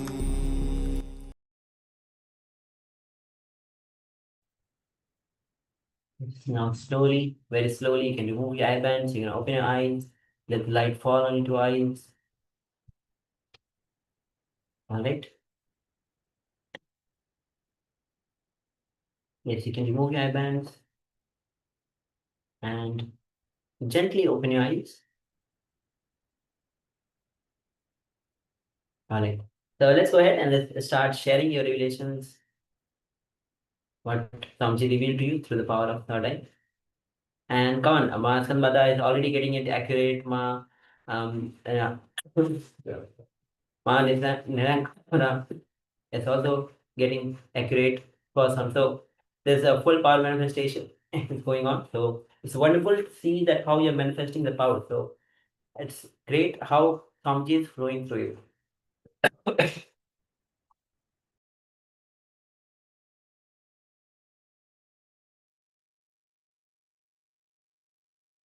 Also requesting Ma Nithyananda. Ma Nithyananda, Ma Sharma viewers, please go ahead and start sharing your revelations. Yes, we have Ma Skandamata that shares flower. Yes, thank you for sharing that. Ma, if you can go into a bit more detail as well. You can ask for more details and give a little bit more detail in terms of the flower. We have Ma Nirahankara that shares white water curtain, black, golden roses, silver, white rings. Yes, thank you very much for sharing that.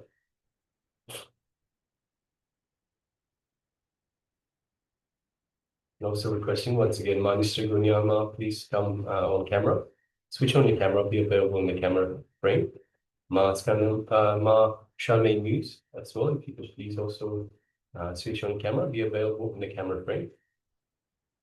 And requesting, please take part in these power manifestations. As we said, this is your connection to the divine. See, Swamiji has delivered this program for all of us, for you, for all of humanity, to have a superconscious breakthrough. Swamiji's beautifully told us, this is why we're here. We are here to have a superconscious breakthrough. This is why we have taken this birth. It is rare to be a seeker. It is rare, first of all, to be in a human body. It is rare to be a seeker. It is even more rare to have a guru. And to have a guru as an incarnation, it is the most rarest of rare. So we have taken this birth with a clear intention to have a super conscious breakthrough. So let us take advantage of this. Let us practice our divinity. Let us practice our remembering that we are Paramashiva through these power manifestations. Yes, we have Skandamata. I can't describe this color. It's like smoky gray, silver, and white all at once. Yes, thank you very much for sharing, Ma. Also, she shares it's flora and flower. All right, and Ma Nithyananda shares white water curtain, black golden roses, silver white wings. Beautiful. So just give a few minutes for us to share, then we'll bring back the image.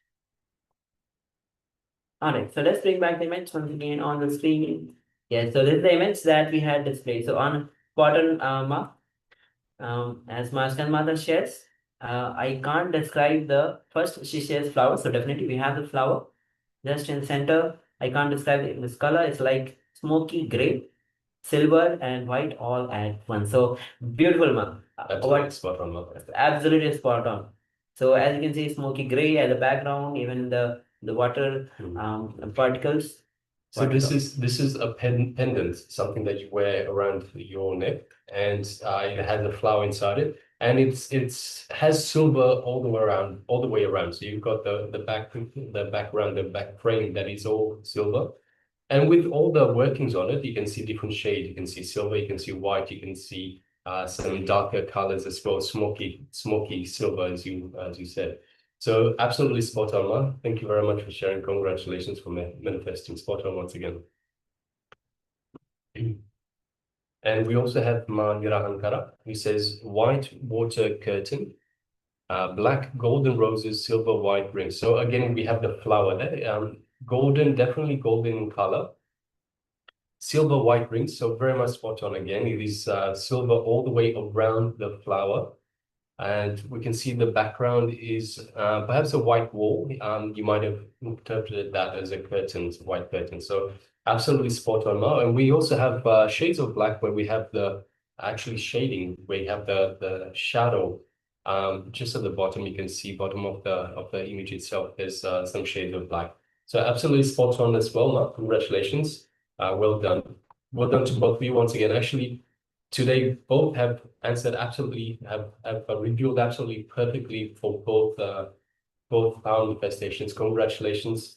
We are so very happy to see you manifesting so accurately. So it's a measure of your connection to the divine, measure of your connection to Swamiji. So congratulations to you both. All right, so now let us get ready. So we'll now start getting into the program itself. And as I mentioned earlier, today we have the science of enlightened conflict management. So today's deity is Kalyana Sundaramurti. Science of enlightened conflict management. We'll start off having a look at, Swamiji will be giving us a little introduction, just a little piece in terms of love, in terms of marriage and so forth. And so requesting everyone, let's get comfortable. Let's sit comfortably with the head, neck, and spine in a straight line. Please make sure you bring your full awareness. As Swamiji introduces us to love. What exactly is love? How love is our very life. So let's bring our full awareness to Swamiji and let us begin.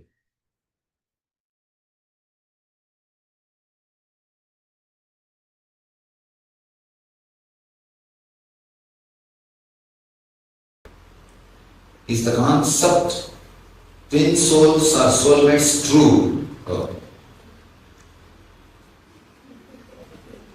My favorite subject, marriage. There is no such thing as soulmates. When you are in love, you feel as if the other person is a fulfillment for you. And he also feels you are a fulfillment for the other person. Just have an everything will come alright. I always tell people, love is blind, marriage is eye opener. Love is blind, marriage is eye opener. So, all the ideas of soulmates and everything is seasonal. It is only seasonal. It is not eternal. Soul does not need any second person to be in bliss. By its own presence, it is all fulfilling and enjoying and exploding. What is a relationship without expectation? I tell you, without expectation only real relationship can flower. Somebody asked me, in America, just like this I was telling, somebody asked me, Swamiji, I am afraid of marrying. Under what layer the fear of marriage comes? What is the layer under which the marriage comes? I told them, marriage comes under all the 4 layers. First thing is the fear of losing the status. Somebody asked me, Swamiji, people say that marriages are decided in heaven. Is it true? I tell them, I don't know whether it is decided in heaven or not. But after that, people live in hell. That much I know. After that, people live in hell. You are talking a lot about marriage and joking about wives. Would you ever get married and have a family? After all, you said at age 14, 21, 28, lamas are allowed to marry. What about Swamis? Now, Swamis can marry at any time, no problem. And actually, Paramahamsas can marry at any time. There is no problem. First of all, I am not technically a Swami, I am technically Paramahamsa. Swami means somebody who is trained by a earlier master to sit in that same seat, like a successor, predecessor. They are only called the Pidadhipatis and they have lineage and they have so many rules and all those things. Paramahamsas are the people who left their house and took this life to achieve enlightenment. They have not left for the sake of some Peetam, to sit in some throne or to be a head of some institution. They left out of their quest for enlightenment. So Paramahamsas are no way bound by the rules and regulations of the Swamis. But one thing, let you be very clear, I am not going to marry. And that I am very clear. And because I have seen many people, and I have some more jokes now, I don't want to tell, enough. And I have now too many jokes coming up. They are all coming and crashing now. The traffic jam is happening in my throat. Everyone is trying, hey, I am coming, So, whose question it is? Okay. Let me be very clear, I am not going to marry. In Hinduism, the idea of divorce never exists. There is no idea of divorce. According to Hindu marriage laws, the divorce is not possible. And I want to tell you one important thing. Still we don't have a Sanskrit equivalent word for divorce. We don't have a Sanskrit word for divorce. Divorce as such, the very idea is not socially accepted. Because before the marriage, they are very clearly made to understand nobody can suit or match your fantasies. Either you live with your fantasies and get frustrated after seeing 5-6 persons, or drop your fantasies and live with one person happily forever. Only in the fairy tales you get the word. They lived forever happily. They lived forever happily married. Only in the fairy tales you can get the word, not in reality. In reality, only when you drop your fantasies, you can experience of they can experience what I call brahmacharya.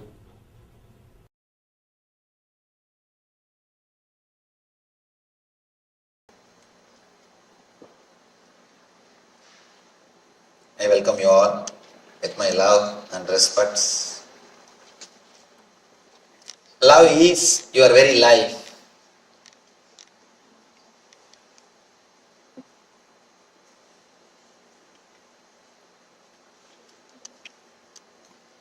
It's beautiful. After the Viswarupa Darshana, showing the cosmic form, giving the experience of cosmic consciousness,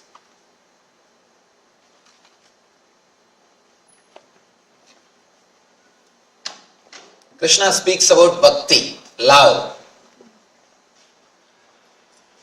Usually people think after bhakti comes spiritual experience. But I tell you the truth. After spiritual experience comes bhakti. Never a real bhakti can happen to you before spiritual experience. East always believes first spiritual experience, then social service. But Western religions believe social service will lead to spiritual experience. No. Never. Only a person who had the experience of every being as part of cosmic consciousness can really radiate love. Only he can know what is love. Nobody else can know what is love. Others can think they love or act as if they love. Be very clear. There are so many people who act as if they love. Sometimes by acting, they start thinking that they are loving. Never you can love by acting. Love is supposed to flow from your very being. It happens only when you experience the cosmic consciousness, spiritual experience. It is so nice. Krishna puts the whole thing step by step.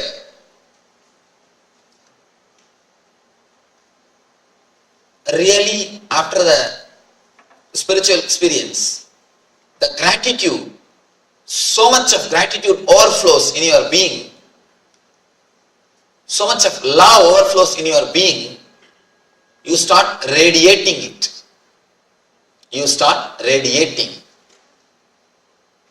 No one can show or experience love unless they have the spiritual experience. People come and ask me, Swamiji, you are telling all your devotees to meditate. What is the use? Why don't you tell them to do service? There are so many spiritual organizations, I can't say spiritual organizations, so-called spiritual organizations, caught in social service, just for the sake of name and fame and social prestige. There are so many organizations. Organized charity, I always tell people, organized charity is beautiful way of cheating yourself and others. Charity can never be organized. It just flows. It can never be organized. The moment you organize it, the whole thing has got different quality, different color, different purpose. Different color, different quality, different purpose. Only when it flows after the experience, it is a solid expression of love. There is a beautiful saying in Zen Buddhism. Whatever Buddha does, even if he kills somebody, it will do only good to him. But An unenlightened man, whatever he does, even if it is a great service, it will do only bad for him and the society. Good or bad is not decided by doing, it is decided by being. When an enlightened man does, even small things lead to great good things or good results in the world. When unenlightened people do, even a great truths lead to misery and destruction. See, a simple word uttered by Buddha, watch your breath, or observe, witness your inhaling and exhaling. Simple truth discovered by Buddha. Thousands of people have become enlightened through this Vipassana meditation. The simple one technique, Vipassana, thousands of people have become enlightened. When Buddha utters even ordinary truth, even ordinary simple truth leads thousands of people to higher consciousness. If an unenlightened person discovers even a great truth leads to destruction. See the atomic bomb. Great truth, the theory of relativity. Great truth. But when it comes out from unenlightened mind, it always leads to destruction. Important thing. I was just reading a statistics report in a magazine. They say all the governments, all the countries in the world have got enough of atomic weapons which can burn planet Earth 700 times. Not once or twice. Once burning the planet Earth is enough. The atomic weapons they have stored, they have piled, can destroy planet Earth 700 times. Any single person with sadistic attitude, if he goes and sits in the seat or if he gets the power, the whole humanity is in danger. We have everything ready. Just somebody has to come and press the button. He should be mad enough, should be sadistic enough to press the button. The global suicide will happen. So much of atomic weapons are piled. See, it's a great truth. The theory of relativity is such a great truth, but expressed from unenlightened mind. So naturally it leads to destruction. Deed or word by themselves don't do good or bad. It does good or bad based on the consciousness from which it emits. Based on the consciousness from which it expresses. Only after the experience you feel the gratitude. It's your solid experience that every living being is God. You start radiating love. Your very being becomes love. Krishna starts the Bhakti Yoga after Visurupa Darshana Yoga. After that experience, he starts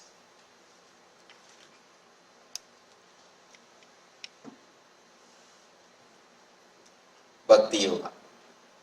Arjuna Uvacha Evam Sadata Yukta Ye Bhaktas Pam Pariyuvasade Esapyaksharam Avyaktam Tesham Ke Yoga Vittama.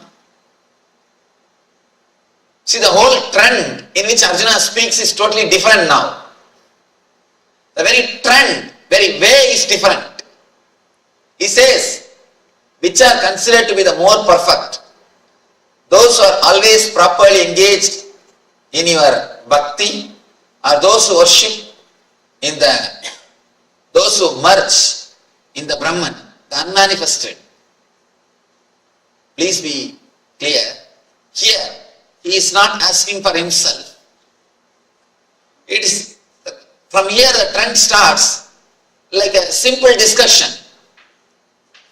It's more like a trying to record the truth, trying to put the whole thing in record for future generation. The questions from here is neither doubt nor enquiries. Just he tries to put the whole thing in the form of writing so that it will be useful for the next generation. A simple understandings. Yes, who is established in you totally, whether a person who is devotee or person who is enlightened. Two things. The religious people or so-called religious people always confuse this sloka, giving the meaning of Arjuna is asking whether worshipping the form or formless, which is right one. But I tell you, that is not the way Arjuna is asking. If you see the answer of Krishna, you can understand that is not the way Arjuna is asking. Arjuna is asking, is it good to be established in the same consciousness or to express the love and gratitude which is created by the conscious experience to the whole universe, to every being.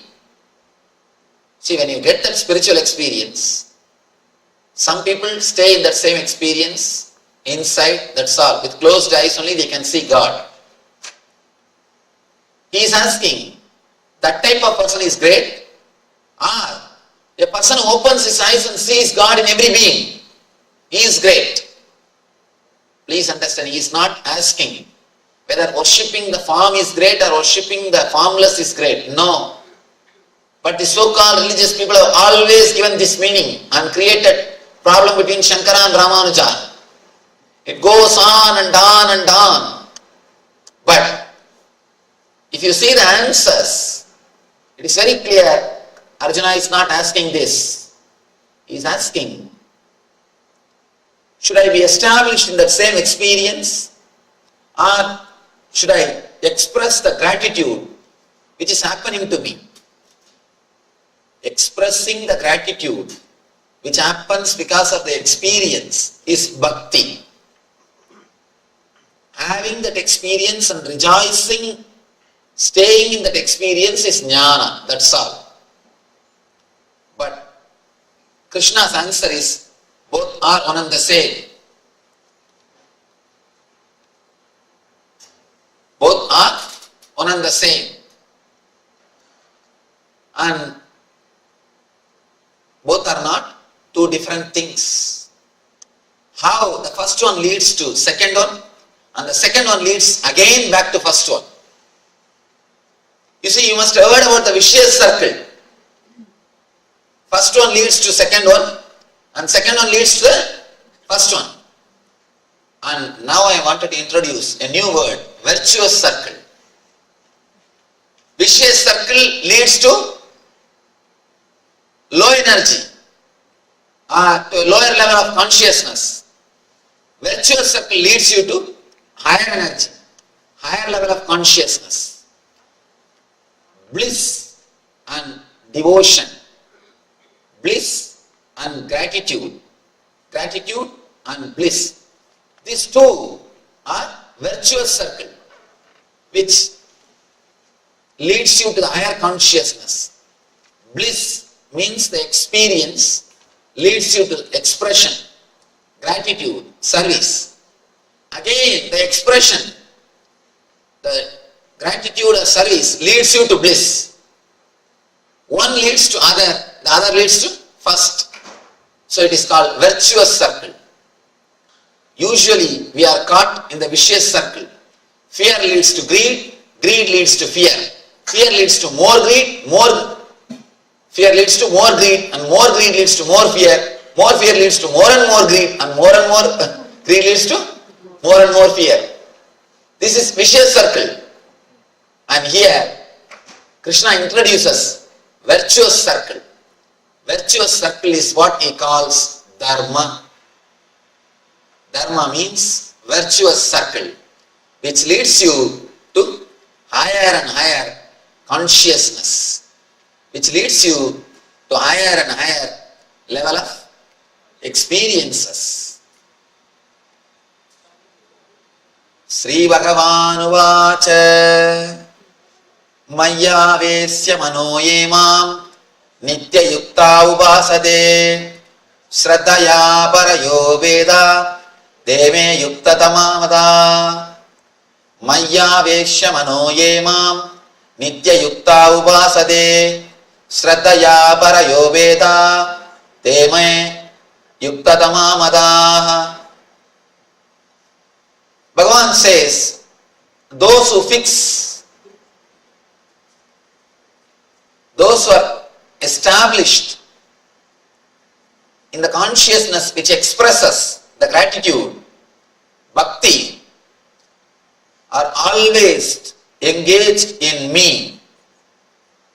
And the transcendental faith means the experience which they undergo at the time of cosmic experience, both are ultimate.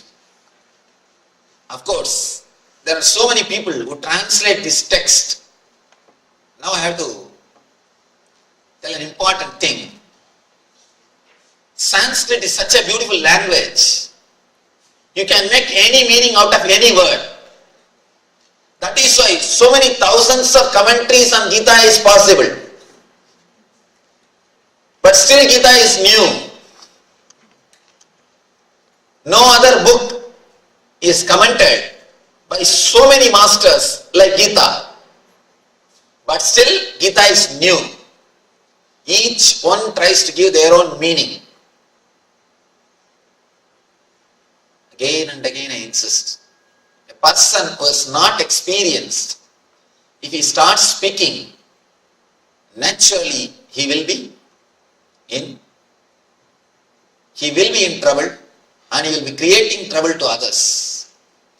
How blind leading blind leads both of them to trouble. Same way, a person without experience, when he translates or starts, he automatically does something called text torturing. Understand this small example. Here I am putting some diagram and explaining to you.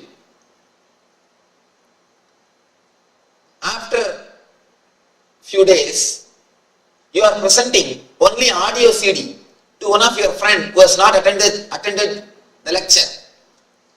How much he can grasp? He cannot. Because so many things are there in the diagram. I am explaining through a picture.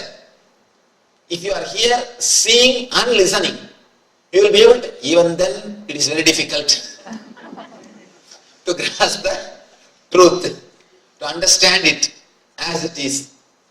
And if you are just giving an audio CD to some friend who has not come, who has not attended the program, how much you will be able to understand? Same way. And if he tries to understand and he wants to give a lecture on this subject to somebody else, how much it will be original? Same way. Person who has not seen, just got the audio recording, only the book. Bhagavad Gita is just audio recording. Transcription of audio recording.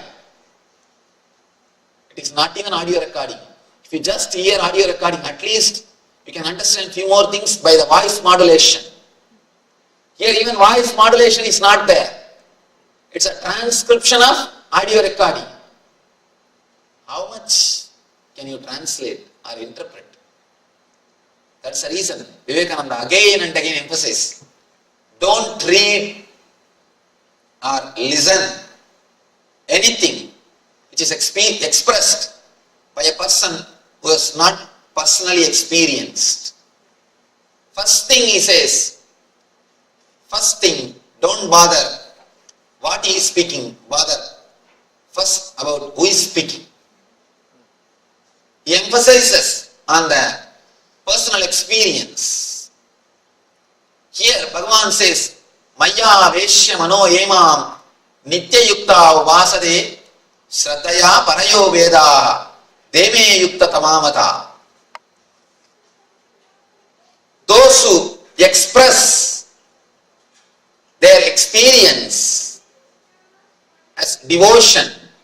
See that word upasate, upasana.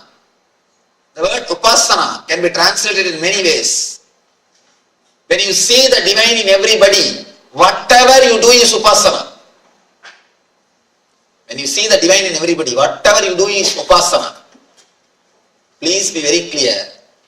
When you don't see the divine in everybody, you can't see divine in any statue or in any master. First be very clear.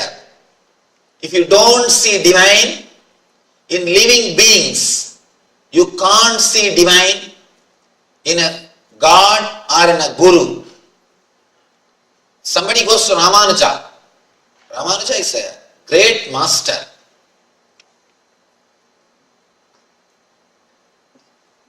But for Ramanuja, South India would have lost the whole spirituality.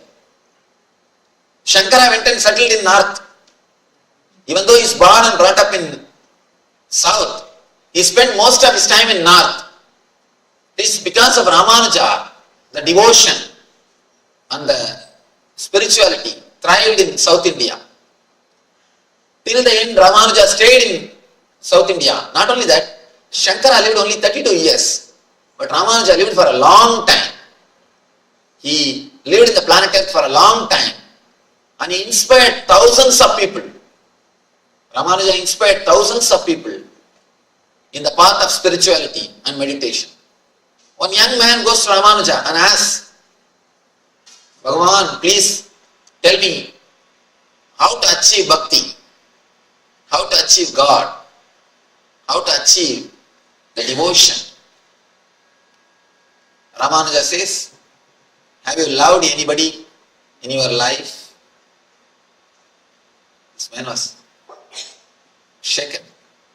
He said, I am a pure brahmachari. How can you ask me this question? I came to you to learn about God, but you are asking this question. Ramanuja says, first go and love somebody. See how you feel when you love somebody. Then come back, I will teach you about God. I will teach you about bhakti. Understand? The man was, of course, naturally taken aback. He is not able to understand what Ramanuja says. Unless you love the person whom you are seeing, how you will be able to love the person whom you have never seen? If you can't love human beings whom you are seeing every day, how can you love the form of God or God whom you have never seen? What he says is true. What he says is true. We also should understand, unless you start radiating love in the space where you are staying, you can't love the whole world.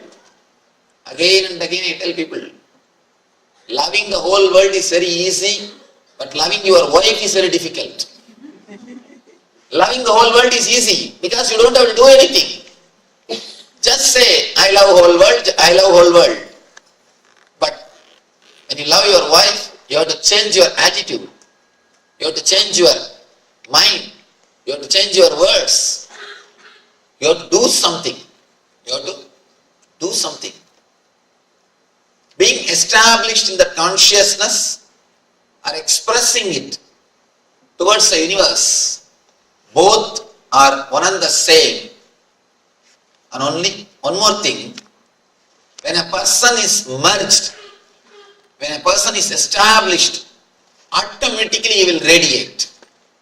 Automatically he will radiate. Please be very clear. If the love is not happening, if the expression is not happening, be very clear, the person has not experienced. When a real experience happens, it automatically expresses. Experience is not something you can possess and keep it in your cupboard. No. Experience will possess you and it will sing through you. Somebody asks a Zen master, will enlightened man speak? Master says, no. Enlightened man will never speak. Only a person who don't know will speak.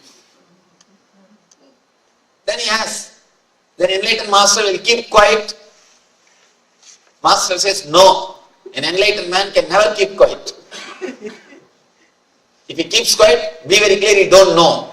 He is not enlightened. The disciple was puzzled. He was taken aback. You say neither he will speak, nor he will keep quiet. What he will do? Master replies, he will sing. His very being will sing.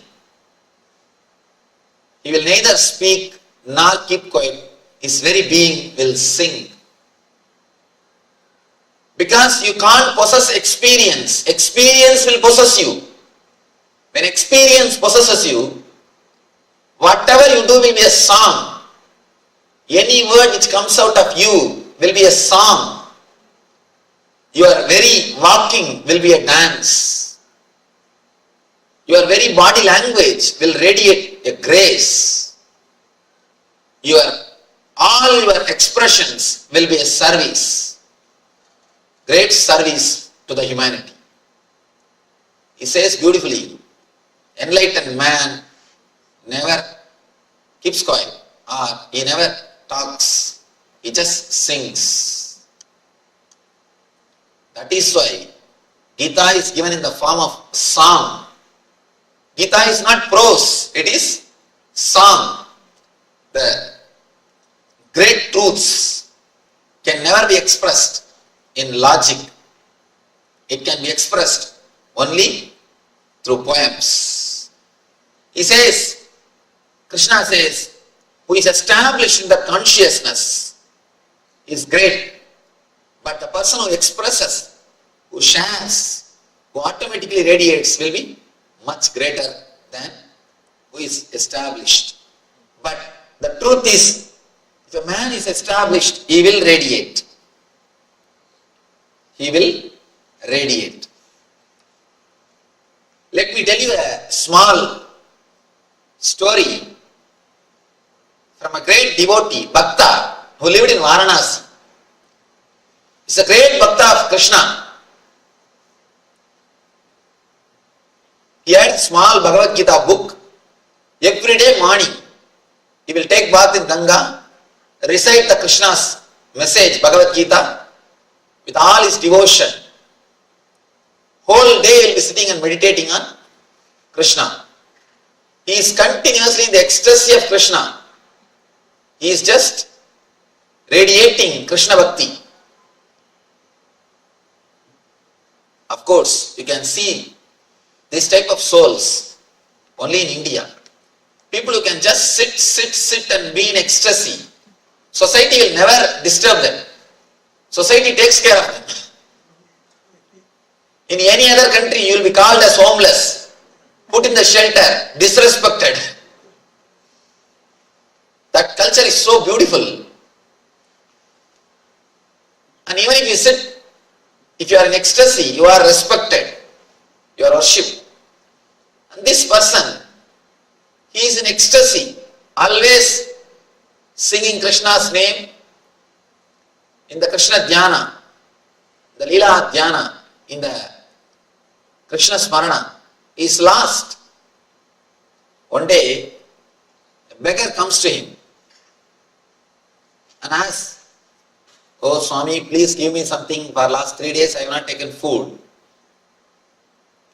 Now big difficulty. Because he himself is a beggar. And he has got only one property with him, that Krishna, the Gita book, that's all. Nothing else is his property. He has nothing. And he is always in ecstasy. Somebody gives, he eats. Otherwise he is singing the Krishna's name. His only property is that book, the Gita book. And this guy comes and asks, I have not taken food for last 3 days, please give me something. He feels very bad and he looks this side and that side, nothing is there. Only one thing is there, that is Bhagavad Gita, which is preserved or worshipped for last so many years. That's the only property that is almost like a god for him. That's everything for him. Nothing else is his property. Suddenly, he gathers courage and takes that book. Tells that beggar, you see, I have nothing. To tell you honestly, I have only this book. But I can tell you one thing. If you go inside the city and tell this book is my property and auction it, surely people will buy. There are so many people who respect me. Some way they feel devoted to me. So Krishna's blessing is there. Just go to the market and auction this book. Say that this book is my book. Surely people will buy, giving money, and take that money and eat and fulfill yourself. Be happy. And gives that book. Beggar just takes the book and goes away. Next day morning, when he is supposed to chant the Gita, he says, Oh Krishna, I have given away your words to keep your... Established since 2002 in the United States of America, the United Ancient Nations is an intergovernmental organization currently made up. So, what a wonderful revelation by Swamiji on love is your very life. Understand that it is from the consciousness. If you are established only in the consciousness, you can start loving person. Unless anything else is just attention seeking, not love. Love radiates from that space of oneness with Swamiji. All right. So, Okay, so next we're going to enter into another segment called that is a detox segment.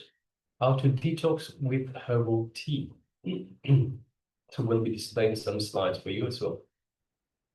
So just one moment. So these are just various Siddha herbal teas that Swamiji has given us to be able to detox ourselves. So detoxing is of course very important to remove the toxins that we have put in our body over our entire lifetime. Detoxing is removing the toxins. It is bringing your body back into the proper functioning, the way that it's supposed to function. So Swamiji is giving in this program is aligning us to the cosmic energies through the yoga. Is detoxing us, making sure that the body is working perfectly. He's giving us the knowledge. He's giving us the methodologies, the technology, the techniques to meditate and come into that space of oneness. All of this and so much more is all for us to have a superconscious breakthrough. So this is part of the entire package. So it's also very important. So please make sure you don't mistreat the value that it is for the entire system. So this is with the herbal tea, detoxing recipe for herbal teas. So ideally, we should have these teas in the late evening, possibly about 2 hours after a meal, or perhaps on a light or empty stomach. And of course, tea should be had hot, should be served hot. Preparation time will be only about 5 minutes, so it should be quite quick. And this recipe is for the serving size of 1 cup. Of course, bringing any combination of these Siddha herbal leaves. So these leaves, there are a number of different leaves. Now, make sure you take note of these leaves and find out what they are called in your region. So they're going to have different names for these. So, for example, Adimadurum is licorice. So like that, we have Adimadurum, we have Katsilankani, which is false daisy, we have Panangani, Katpurvali, mango leaves, tulsi leaves. So any of these cedar herbs, taking the leaves from these cedar herbal leaf trees, basically boiling them with 1 glass of water, then filter and serve with perhaps honey or organic jaggery for taste. So if you like it sweeter. Finally, add a few drops of lemon juice, and you have the concoction. You have the herbal tea. Now, for diabetic patients, of course, please avoid jaggery or any other artificial sweetener. So you'll be able to judge for yourself whether you're diabetic or not. Please avoid the sugar or artificial sweeteners. And what are the powers of Siddha herbs? Understand, with the Siddha herbs, you become a dhira, means ability to discriminate the authentic and inauthentic. You build the immunity system, which acts as aushadha. And you start with the power of Siddha herbs, you receive enlightenment and start manifesting the power. And for a clean stomach, the Siddha herbs helps in problems with acidity, gas, constipation, helps in hydration.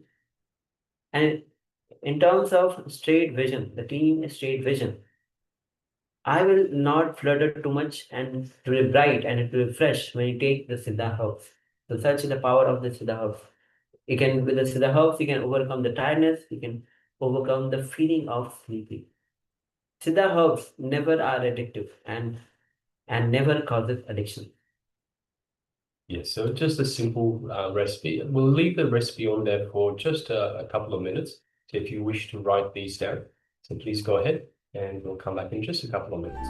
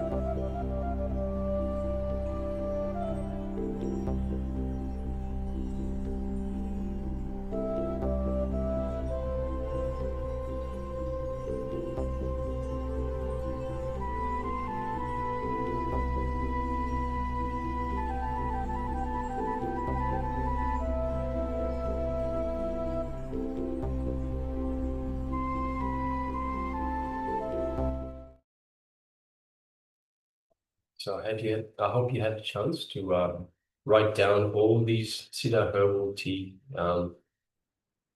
concoctions for detox. So these are recipes given from the spring pot of Newton. All right. So with this, let's enter into the intra-digestion. Intra-digestion exercise on love is your very life.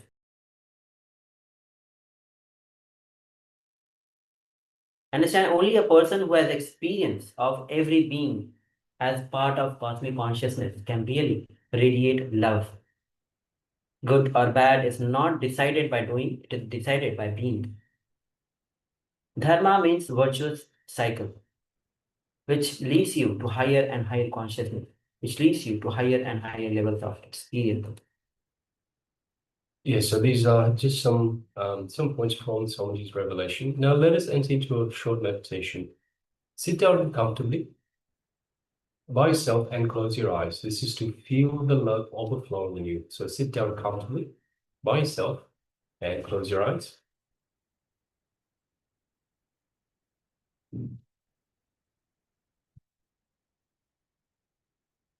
So requesting everyone, please sit down, close your eyes.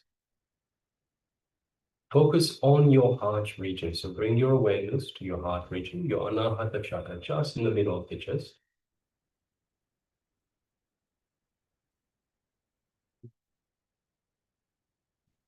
Exclude everything else. So your focus should be only on the heart.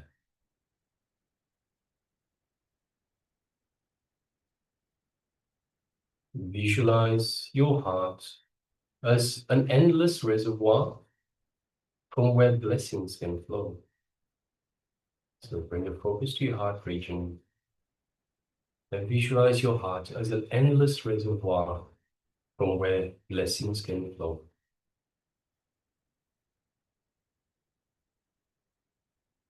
Feel every heartbeat deeply.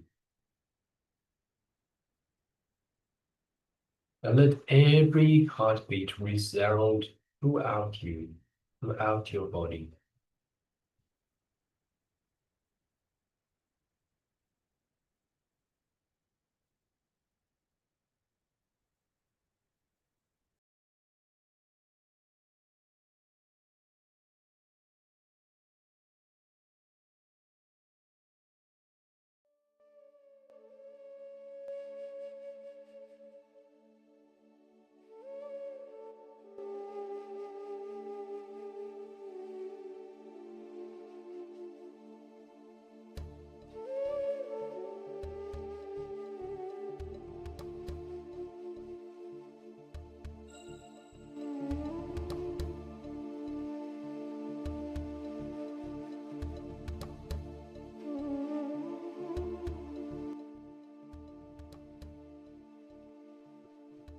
So once again, focus on your heart region.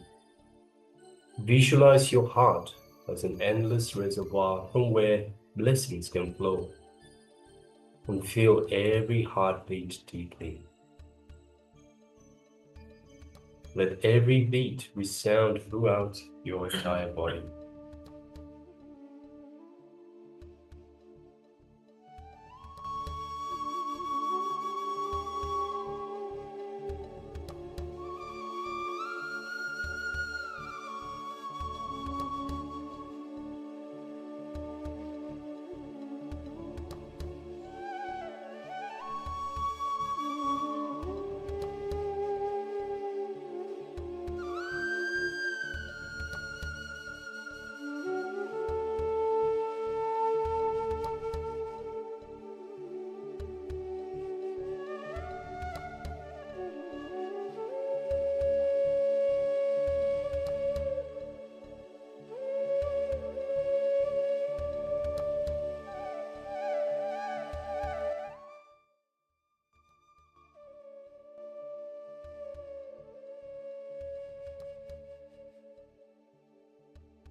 Between the heartbeats,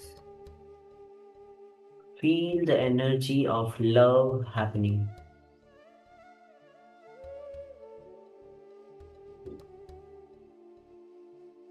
In the deepest part of your body, mind, and soul, the love energy is waiting to be acknowledged.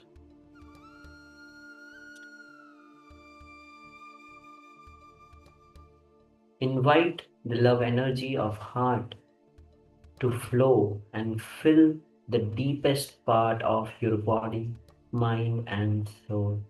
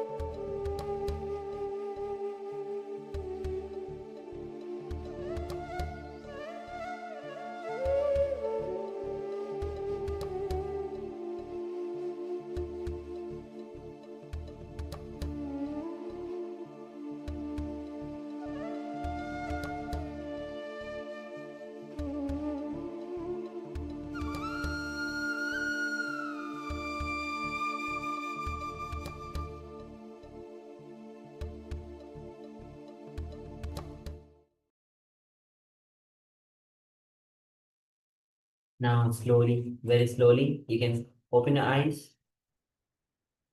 Let the light fall on your eyes. This meditation to feel love overflowing in you. So if you want to share your experience, please go ahead and share your experience of this technique, wonderful technique that Sanjay has given.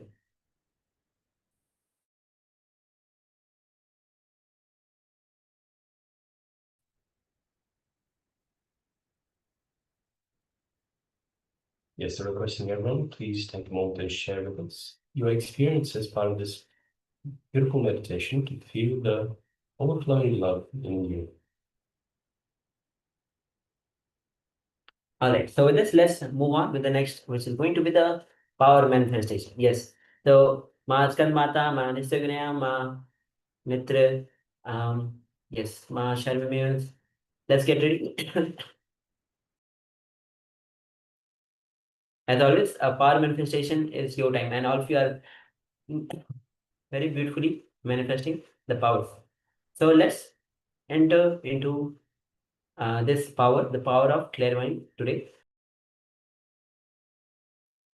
So before entering into the power manifestation itself, we'll be entering into the Shastra Pramana for the power of clairvoyance. So the power of clairvoyance is taken, this power, the Shastra is taken from the Shiva Samhita, chapter 5, verse 86, which says, Jnanam cha pratimam tasya trikalavashayam bhavet durashruti duradrashtihi swechayam khagatam raje. Bhagavan Paramashivam says he gets immeasurable experiential knowledge, knows the past, present, and future times, has durashruti, power to listen to anything at far off great distance. Duradrashti, power to have direct vision of anything at great distances. Anywhere, khagata, walk. Power to walk, move in air by own will, like a khaga. An ability to speak on any unknown subject, omniscience. Alright, so with this, let's get ready to enter into the power manifestation, where you'll be scanning the image. So ask the partner,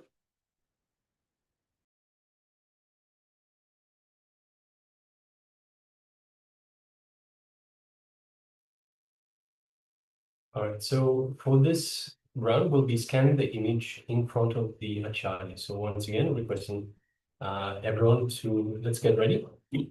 So ourselves, the Acharyas, will have an image in front of us, and yourselves, the participants, will be scanning for the image that is in front of Acharyas, in front of ourselves.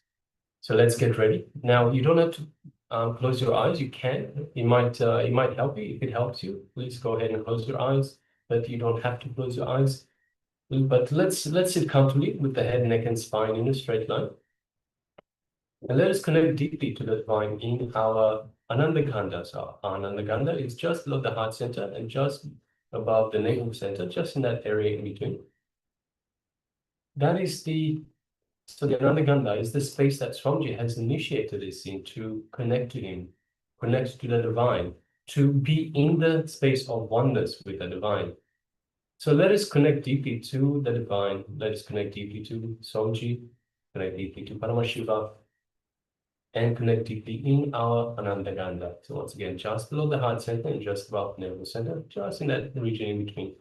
That is our Ananda Gandha. So let's connect deeply in our Ananda Gandha with the full intention to manifest this power of remote scanning, of clairvoyance. So let us bring our full awareness to our Ananda Gandha. Yes, we welcome Nirahankara. So we are entering into the power of clairvoyance, where ourselves, the Acharyas, have an image in front of us, and yourselves, the participants, will manifest that, will scan the image that is in front of us. So this is the power of clairvoyance. So once again, let's sit comfortably with the head, neck, and spine in a straight line. And let us bring our awareness to our Anandagandha, just below the heart center, just above the navel center. And let us connect deeply to the divine. Let us connect deeply to Swamiji, the supreme quantum of Hinduism, Bhagavan Shri Nithyananda Paramashivam. Let us connect deeply to Paramashivam. And let us connect in our inner space of Anandagandha.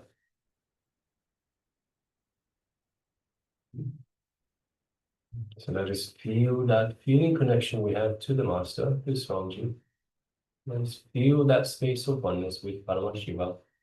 Let's feel all of that in our Anandagandha. Now we're going to start chanting Mahavakya to connect further to Swamiji.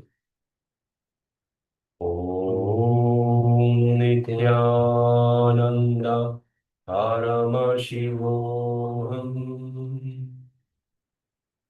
Om Nithyananda Paramashivoham.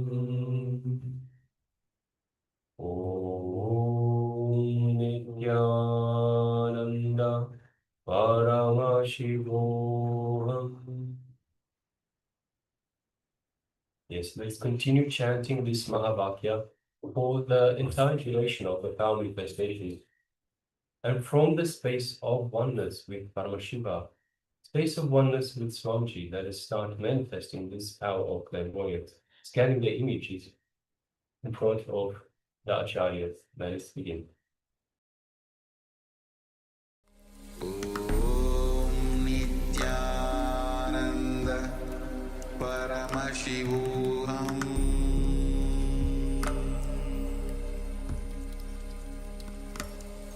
Om Nithyananda Paramashivoham.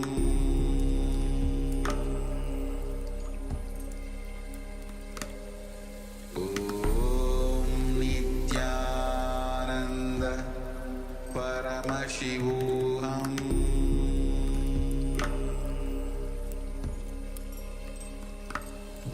Om Nithyananda Paramashivoham.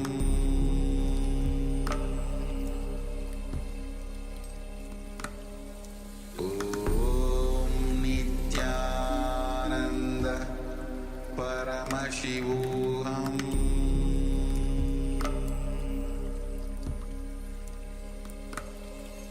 Om Nithyananda Paramashivoham.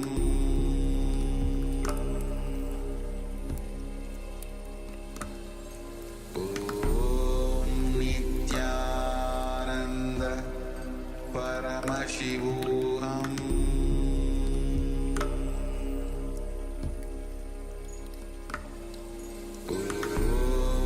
Nithyananda Paramashivoham.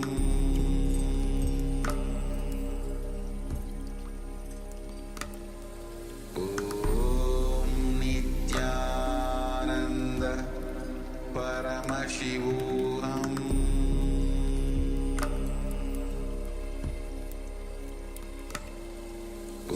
Om Nithyananda Paramashivoham.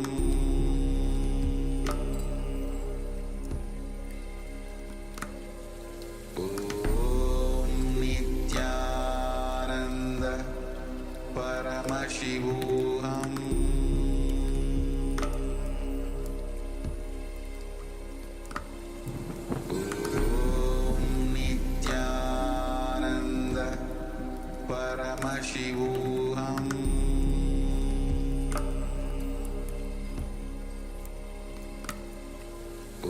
Om Nithyananda Paramashivoham.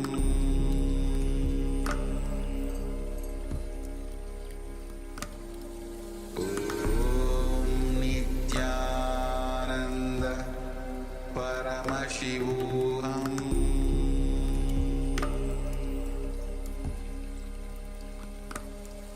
Om Nithyananda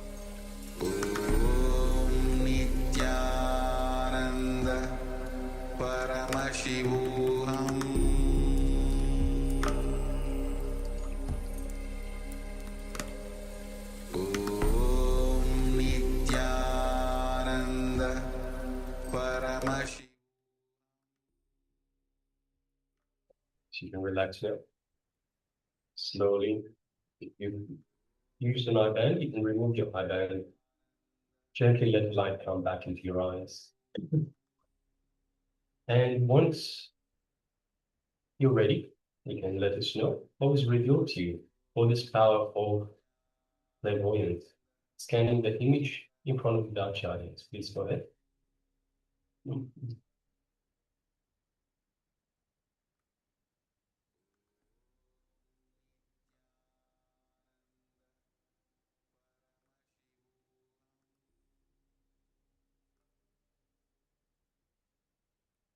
And again, requesting Master Punya, Marsha may use, please switch on your cameras, be available in the camera frame.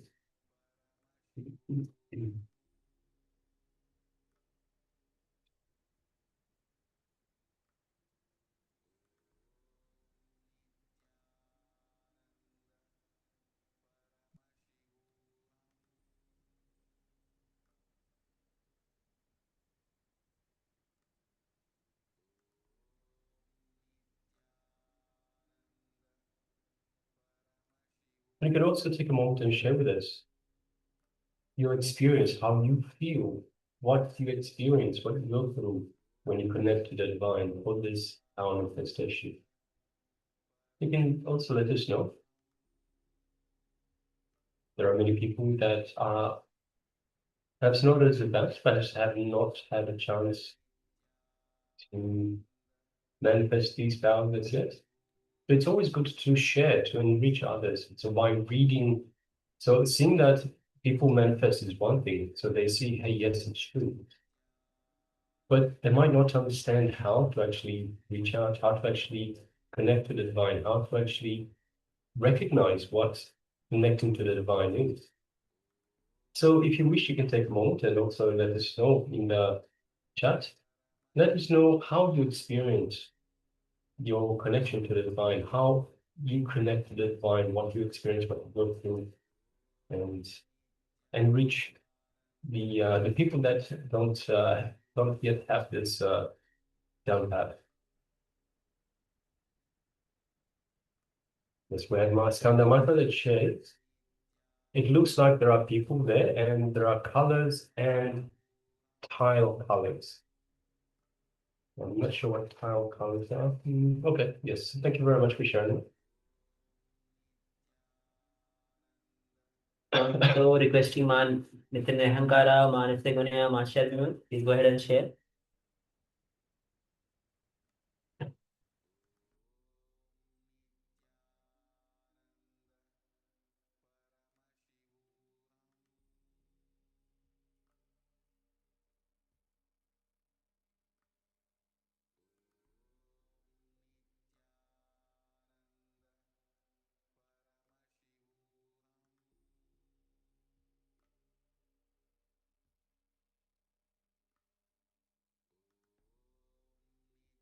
Please go ahead and start sharing.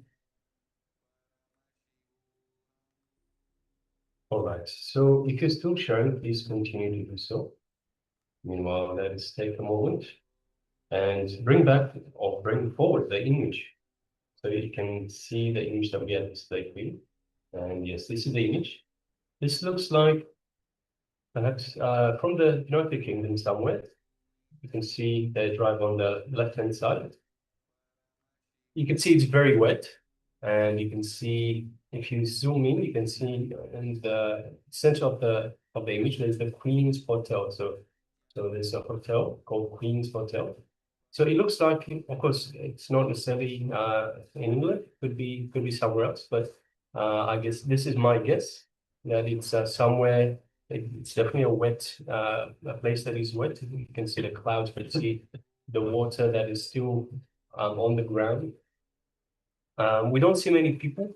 There might be some people in the distance that are walking around. There are cars, traffic lights perhaps, and you can see buildings on the right side, buildings on the left side. Even a few signs here and there. There's health and beauty parlor. There's a bar. There's a person that's renting their room to let. So yes. .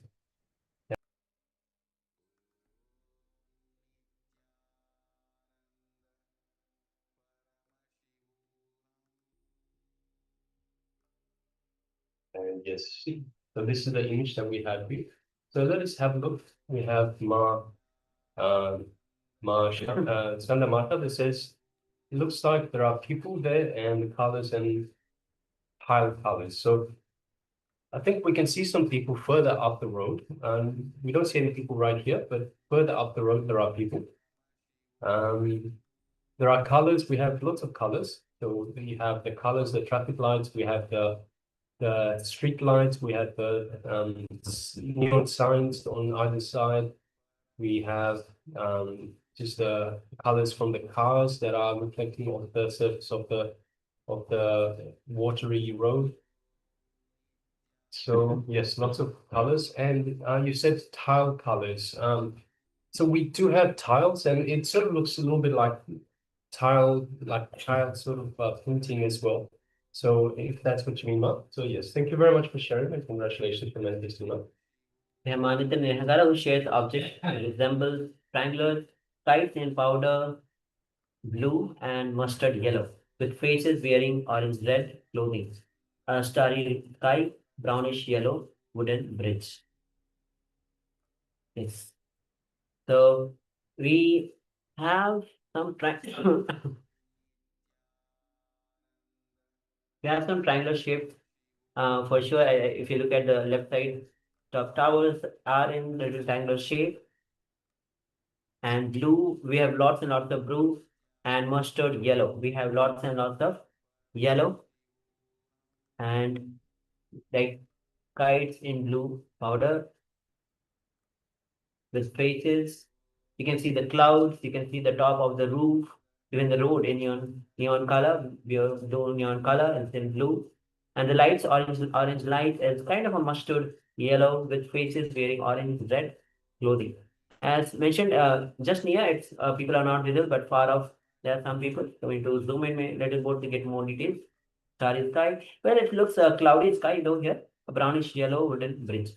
So you don't see a bridge here in front, but as thought I revealed, you might be possible that and there's a bridge somewhere. I think if we look a little bit closer and on the left-hand side, there looks to be some sort of a wooden structure. So before the hotel, there looks to be some sort of a wooden structure.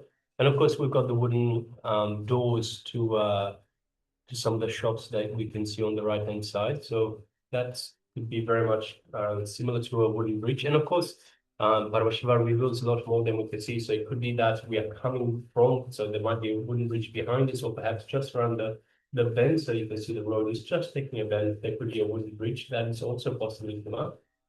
However, we don't actually see that in this image. All right. We also have Nithyananda that says orange and brown and green.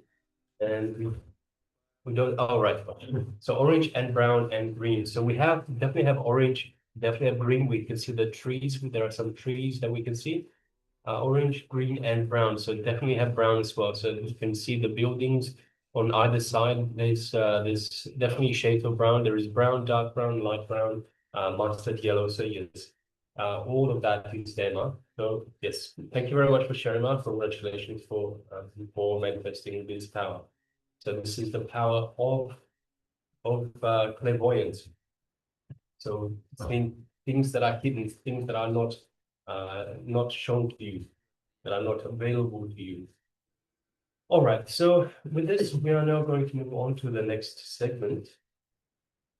And the next segment is understanding that every being is unique. So I am unique, you are unique, everyone is unique.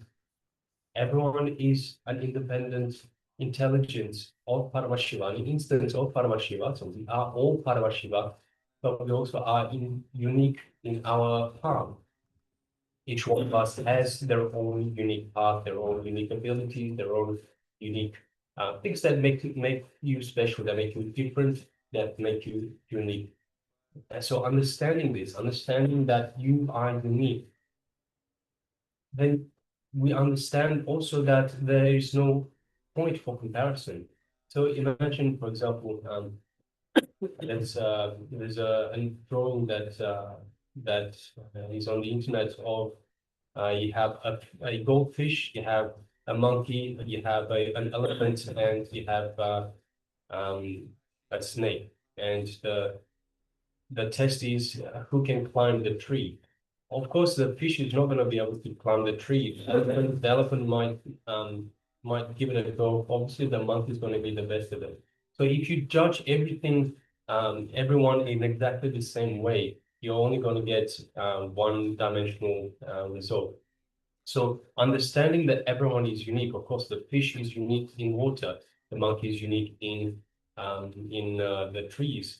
The elephant has his unique capabilities as well. So everyone is unique. Everyone has a reason for being here. Everyone has their own path for this life that we have taken. And of course, we are here to take ourselves further to have this super conscious break. So let us hear from the Supreme Conscious of English on this very topic. We need to understanding that everyone and everything is unique.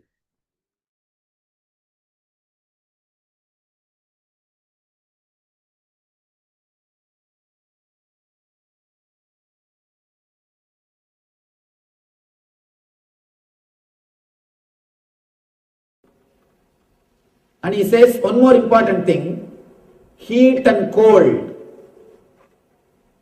Heat and cold. Try this also. Beautiful experiment. I don't know whether you'll be able to believe or not. I have seen people living in Himalayas in snow with just 2 pieces of dress. Let me tell very clearly. I lived in Himalayas. I used to sleep on the snow with the same dress. I have lived. Very difficult to believe. But all you need to do is stop resisting, that's all.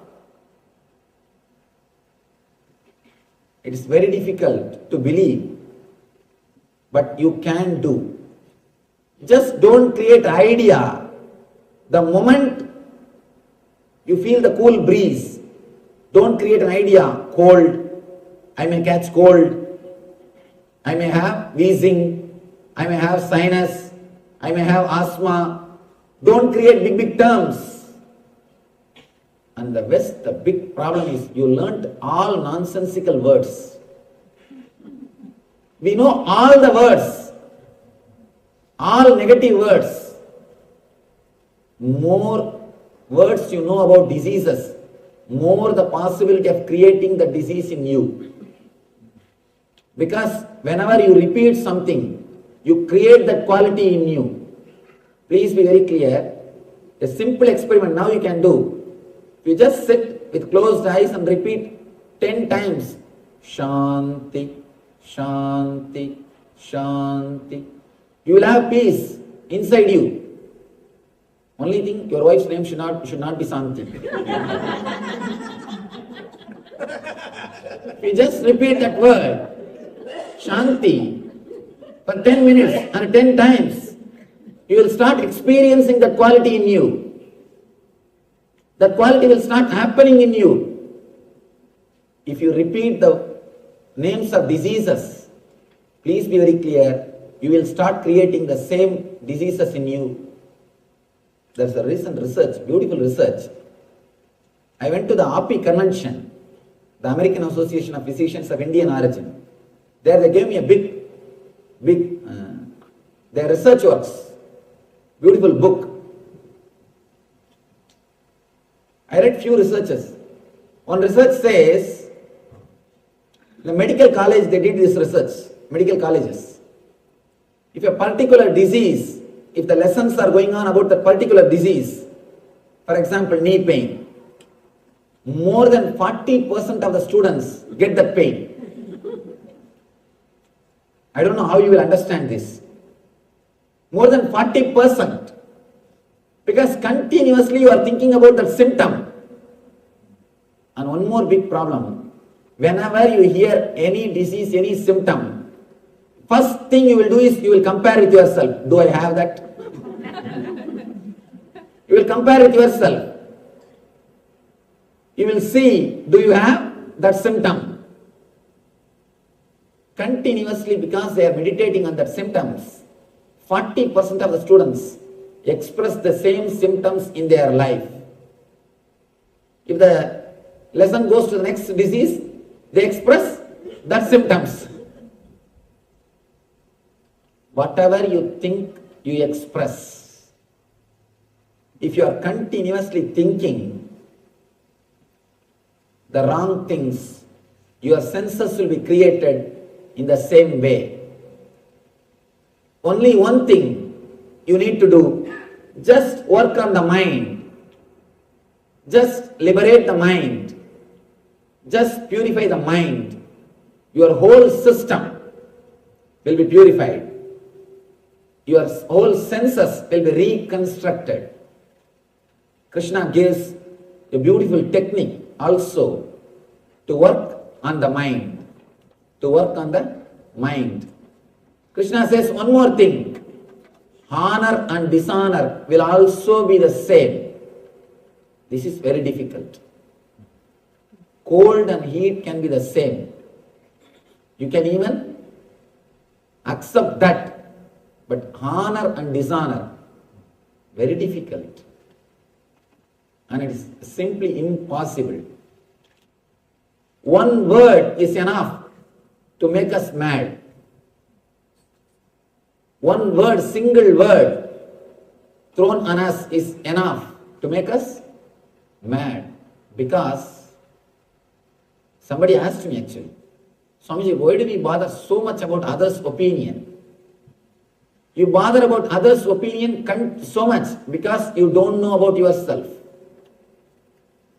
You know about yourself only through others' words, others' opinions. You understand about yourself only from others. If everybody says you are beautiful, you get that record, you get that certificate. If everybody says you are intelligent, you get that certificate. If everybody says you are great, you get that certificate. If everybody says you are very smart, you get that certificate. Collecting all these certificates, with those certificates you build your personality. In our Life Bliss program, the first session is about this. The first session, why we get depressed. Why again and again we fall into a low energy. Because the energy source for you is other certificates. You don't have self-respect. You respect yourself only based on others' opinions. If others' opinions about you is good, you think you are great. If others' opinions about you is not good, immediately you fall. Have you seen the kids playing? They will build castles with playing cards. Same way, you build castles with other certificates. Your personality is nothing but a castle built with others' certificates. If one card is removed in that castle, what will happen to that castle? It just tumbles down. Same way, if a single person takes away his certificate, what happens to your personality? Just collapse. Again and again you fall into the depression. Please be very clear. Whenever you fall into the depression, either somebody would have taken their certificate or you are afraid that somebody may take away their certificate. That's all. Scan it. You will realize either somebody would have taken away their certificate or you are afraid that they may take away their certificate. We have no self-respect. Christ says, Jesus says, love thy neighbor as you love thyself. That is why so much of war. Because you don't love yourself. That is why so much of hatred. Jesus says, love thy neighbor as you love thyself. You don't love yourself. We don't have self-respect. we know about ourselves only based on others' opinions. We build our personality only by others' opinions. That is why we care so much for others' opinions. The first session of Life Bliss is this session. First thing I tell people is, if you want to live, learn how to live, how to stand on your own foot, how to be with yourself. As on now, our source of energy is others' opinions.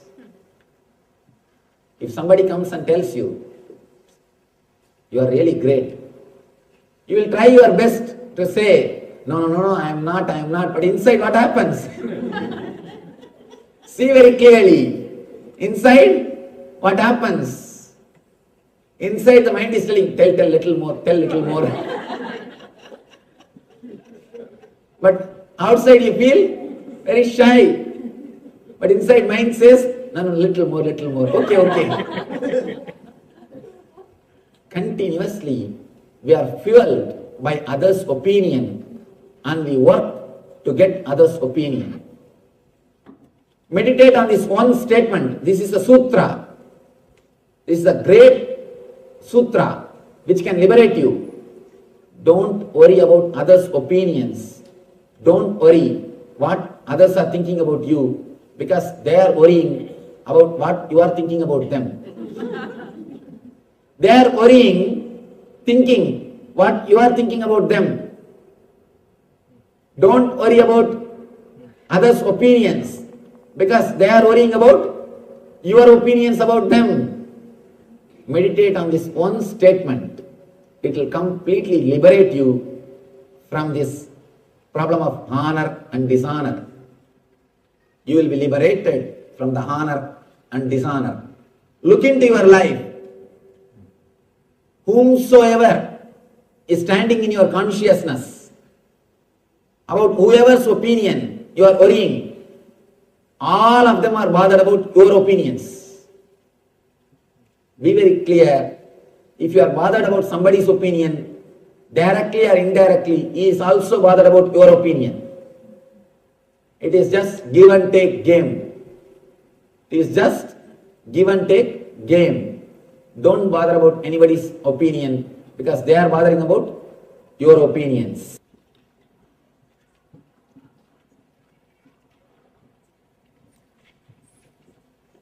The next sloka, Krishna says, a person whose mind is contented because of the spiritual knowledge, who has subdued his senses, and to whom stone and gold are same, and who is satisfied with what he is having, is said to be established in self-realization and is called enlightened being.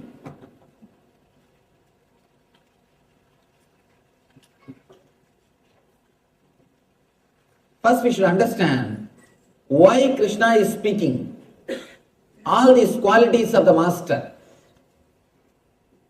Why he is explaining all these qualities?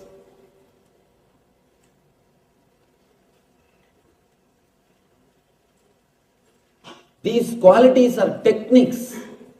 If you practice them, you will reach the same state. The other day I was telling, enlightened man's words are mantras, and his life is tantra, technique, and his form is yantra, to be meditated upon. His actions, if it is replicated in your life, it will create the same quality of consciousness in your being.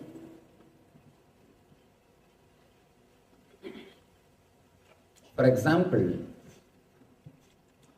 if you listen to the music which comes from heart, the traditional music, Indian music, Carnatic Sangeeta, Carnatic music and all those things, you will have that same experience. if you listen to the music which comes from Mooladhara, which comes from sex, you will have that same mood. If you meditate on some expression, you will have that same experience. Experience leads to expression. Expression leads to experience. That's a beautiful story. This again a research report.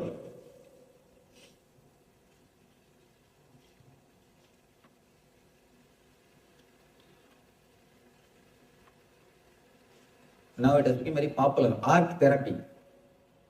If you have heard about it. I don't know whether you have heard about it or not. Art therapy. All these mad people are asked to paint. They are given canvas cloth and the paint. And you know how they will paint. Because there are a lot of mad people who are painting.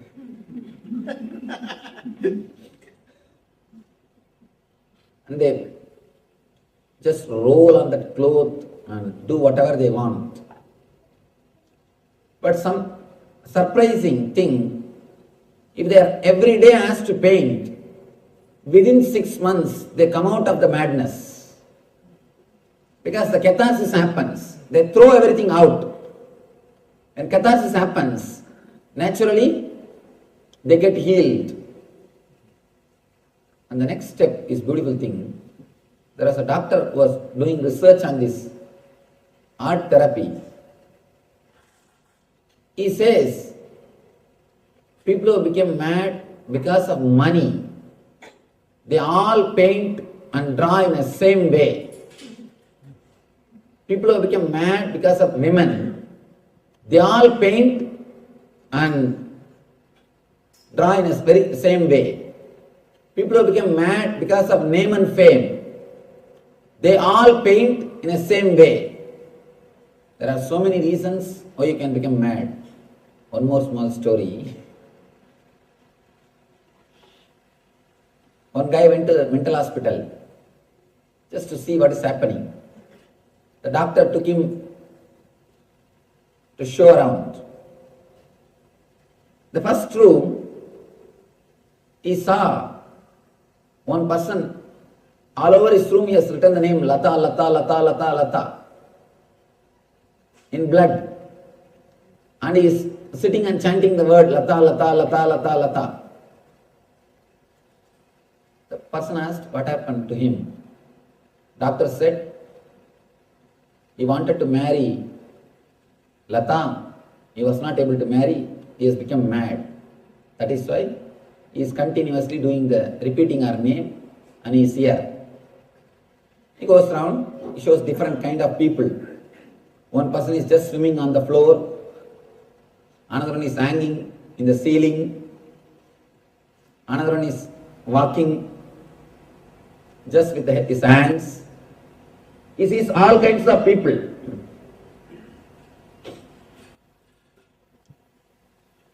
In the end, he comes back. In another room, again, one more person is sitting and chanting Lata, Lata, Lata, Lata, Lata. In his room, all over the word Lata, Lata, Lata is written. This guy asks, what happened to him? He also wants to marry the same Lata. Doctor says, no, he married. He married the same Lata. There are so many reasons why you can become mad. People who become mad because of money, they all paint in the same way. People who become mad because of women, they all paint in the same way. Because what is there, that comes out. They catharsis, they throw away things, what is there? Inside their unconsciousness. Third thing, which you should understand, important thing, the doctor who was doing research on all these things, he became mad. Three things we need to understand. First, experience only comes out as expression. Second thing, the quality of experience and the quality of expression, both are very closely related, associated. Third thing, very important thing, if you concentrate on the expression, you will reach experience. Here again and again Krishna is speaking how an enlightened man lives, the quality of an enlightened person, so that you will meditate on these ideas, so that you will start imbibing these ideas in your life, so that you will reach the consciousness of an enlightenment. So that you will reach the consciousness of an enlightened man. When you contemplate on these ideas, naturally you will start expressing it. It will sink in your being. Again and again he says, Vijitendriya. This whole chapter is just about the senses. If you can understand this one drawing and understand where the problem is, how to heal the problem, Krishna gives a beautiful technique. He gives a beautiful method how to go beyond and how to solve the problem. Now all we need to know is understand the problem. Where you are caught and where our problems are. Our whole trouble is in the mind, buddhi and ego. Beyond ego, here is our being, Atman.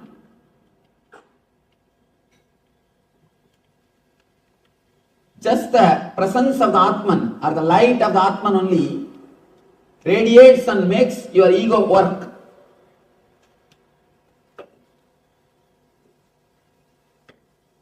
It reads no Atman.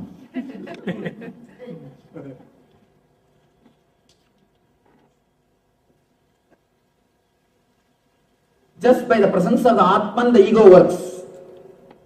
The whole trouble is here, where you identify yourself, where you start thinking, what is there for me?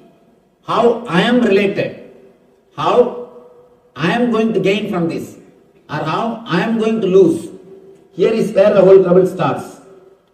If somehow this is erased, this is removed from this system, the Atman directly starts radiating its energy, its tejas through your senses. That is why the enlightened people will have sharp senses. Their senses are not contaminated. Whether their vision or their hearing will be sharp and deep, because it is not corrupted by buddhi and ego. They have not lost their sensitivity. Please be very clear, only a man whose being is clear, he will have pure senses. His senses will be sharp and alive. A man who continuously uses his senses, who uses his senses too much, he abuses it. He will not have the energy or tejas in his senses. Man who has used and abused his senses, first thing which will happen to him is he will lose the smell. The smell will be lost. If you have lost smell, please be very clear. Immediately you need emergency treatment. You need to get admitted in ICU of spirituality. You immediately need meditation. Meditation is basic need for you. Again,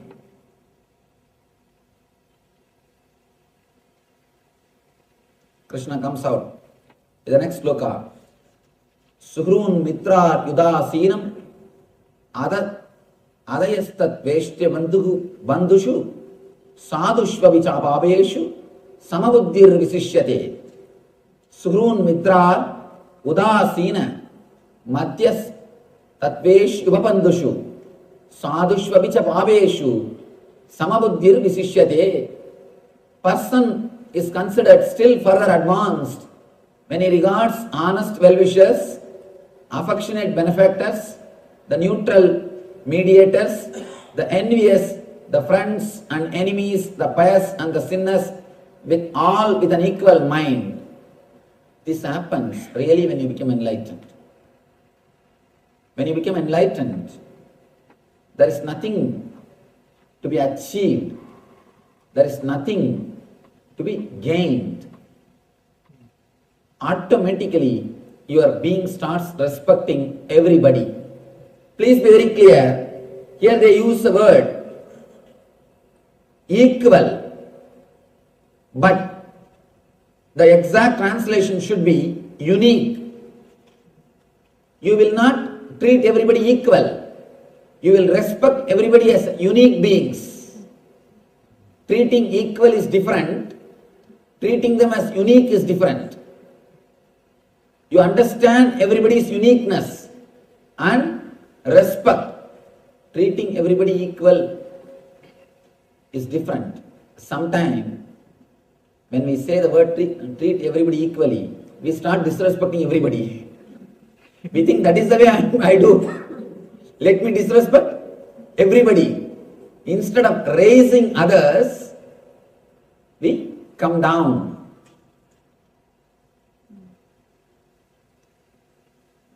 Somebody asked Ramakrishna. Ramakrishna is such a humble soul. Anybody comes to see him, he will first do the namaskar. He will only first do the namaskar. Before they start, he will do the namaskar. They ask, why do you do namaskar? One egoistic guy, one egoistic pandit, this education and ego, and especially spiritual education, man who has read all the scriptures and not become enlightened, he will be the being, or I can say, he is the person who is already in hell. He is already in hell because he will have so much of ego. He knows the tricks of the trade. He knows the tricks of the trade, but he doesn't have investment or capital to do the business. He knows the tricks of the trade, but he doesn't have capital to do the business or courage to do the business. He will be a difficult person. One pandit came to meet him. Like this one pandit who is well read, but who is not enlightened. He comes to see him. He bows down. Ramakrishna as usual. He pays his respect. The pandit says, after all he is younger than me, he can do namaskar. He can bow down to me. His ego.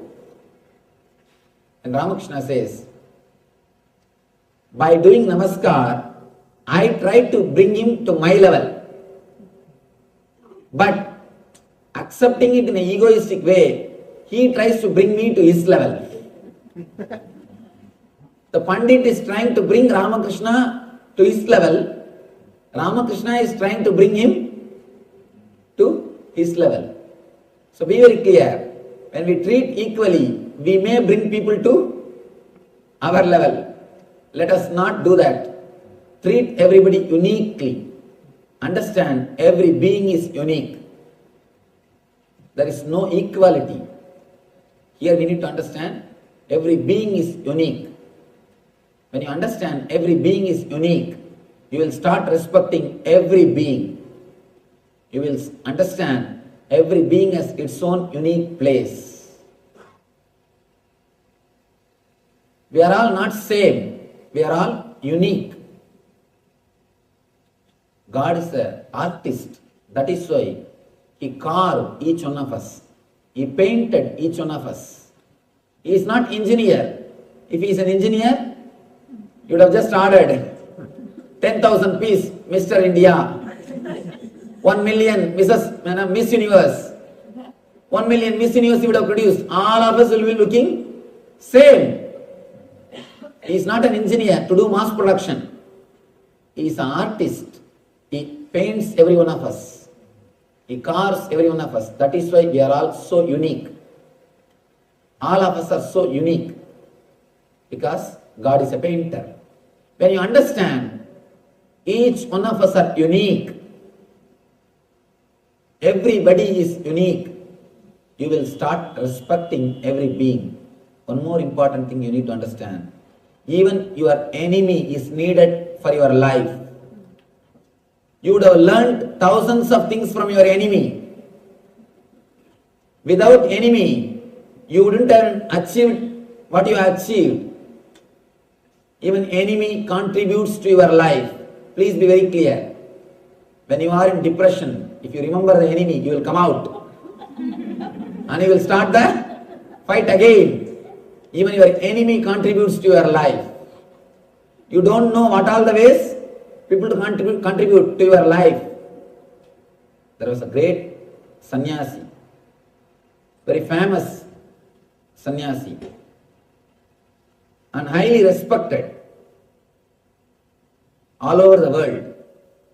Suddenly one day, his close disciple somehow finds an important secret about him. In his room, he has got his ex-wife's photograph. Ex-wife's photograph. This guy somehow sees that and he asks, Master, I thought you were such a great person. I never expected this from you. Why? Why still you are having her photograph in your room? He says, whenever I wanted to leave the sannyas, I just see her photograph. Whenever I wanted to drop sannyas life, I just see her photograph.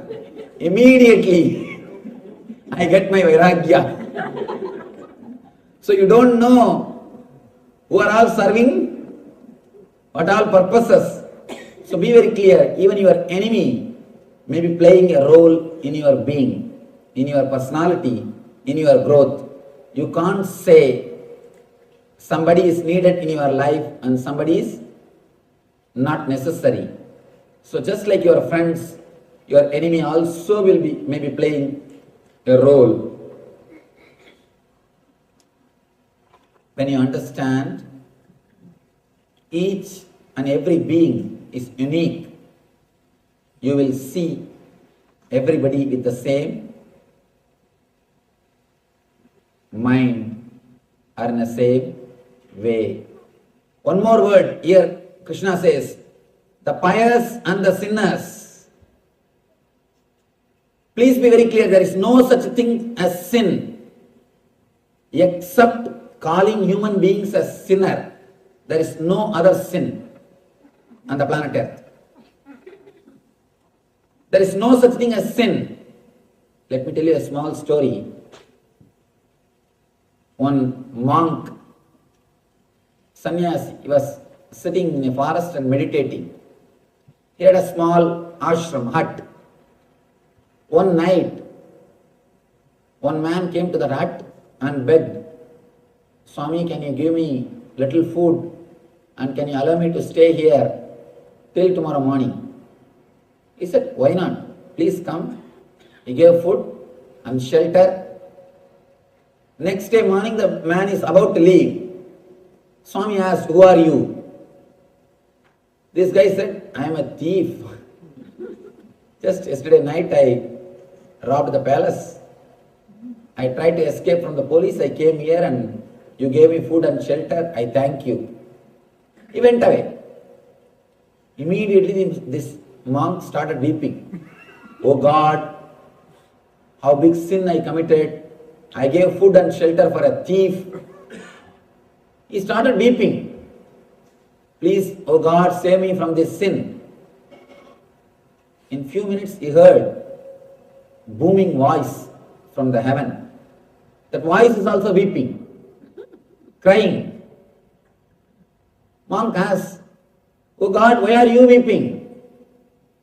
God says, you gave food and shelter for him. One day you are weeping. You committed a sin.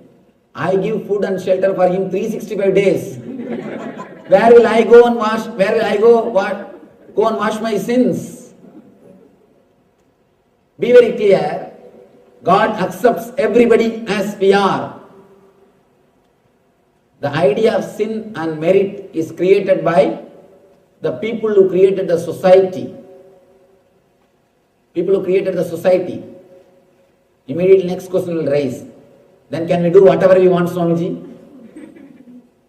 Man who understands will never disturb others. Man who understands the spiritual science will never disturb others. Again and again I tell people, your sin or merit should not be based on fear or greed. If it is just based on heaven or hell, I don't think we have become matured people, matured beings. Our sin or merit should be out of our understanding, not out of heaven or hell. Be very clear. Don't live a disciplined life thinking of heaven or hell. Let the discipline happen to you as an understanding. As an understanding. If you are afraid of cop and following the speed rules, whenever you don't see any light, what do you do? A small temptation. Why not raise little bit?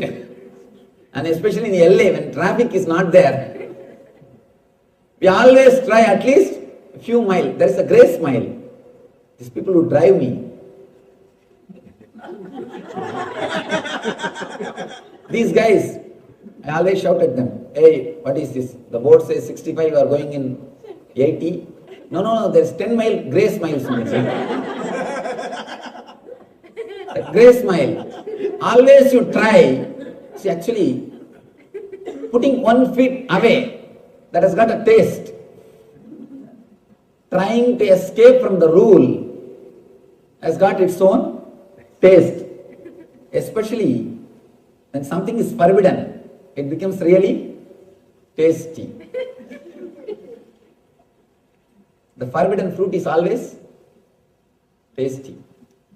I don't think Adam would have eaten that fruit unless the God is forbidding that fruit.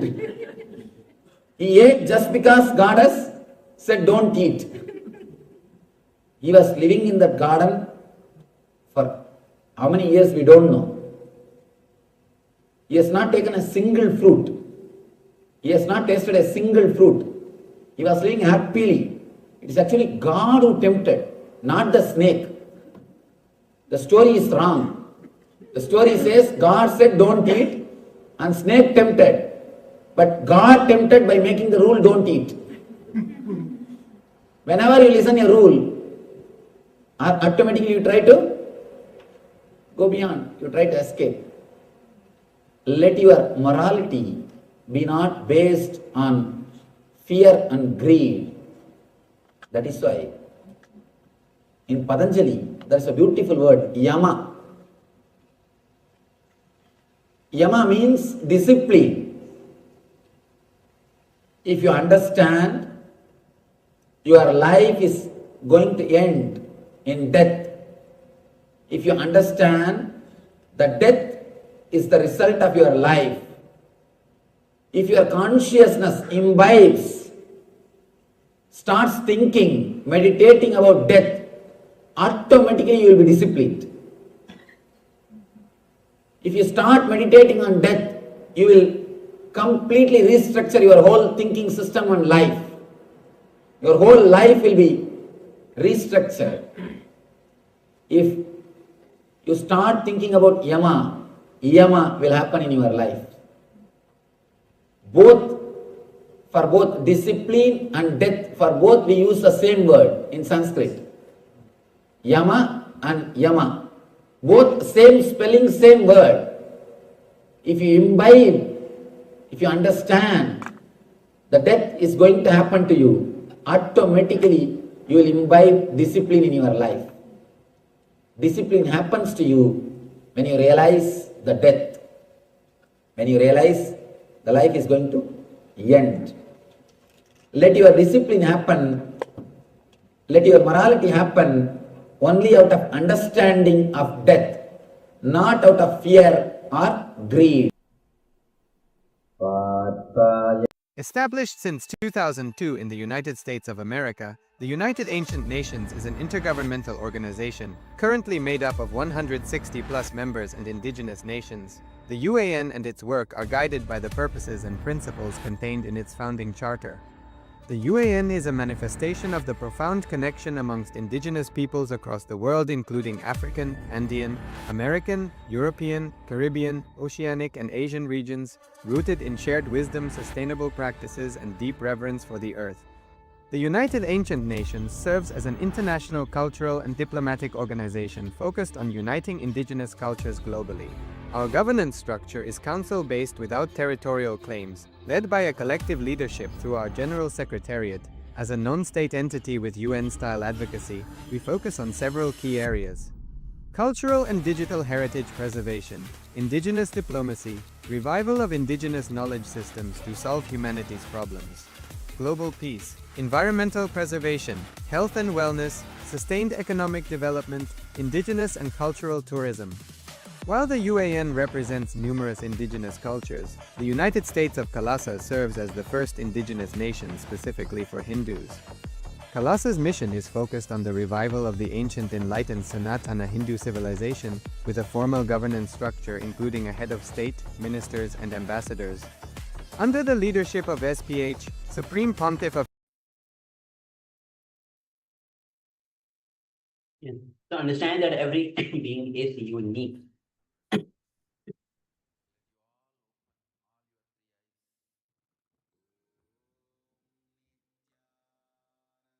Yes, so there's a shloka that is given by Shri Krishna.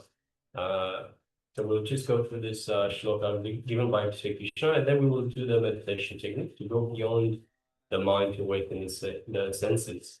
And the shloka goes as Suchau dase pratishtapya Thiram asanam atmanaha Nati uchritam nati nicham Kaila jina kusotaram. When the translation goes as, to practice yoga, one should go to a secluded place and should lay pusha grass on the ground and then cover it with a deer skin and a soft cloth. The seat should never be too high nor too low and should be situated in a sacred place. So this is, we'll be going into more detail. There's another shloka that we'll be looking at now. Yes. So then another shloka is also goes as Tatraika Gramanama Kritva Yata Chitendriya Priya Upavaishyane Undya Yogam Atma Vishuddhaye. One should hold one should hold one's body, neck, head erect in a straight line.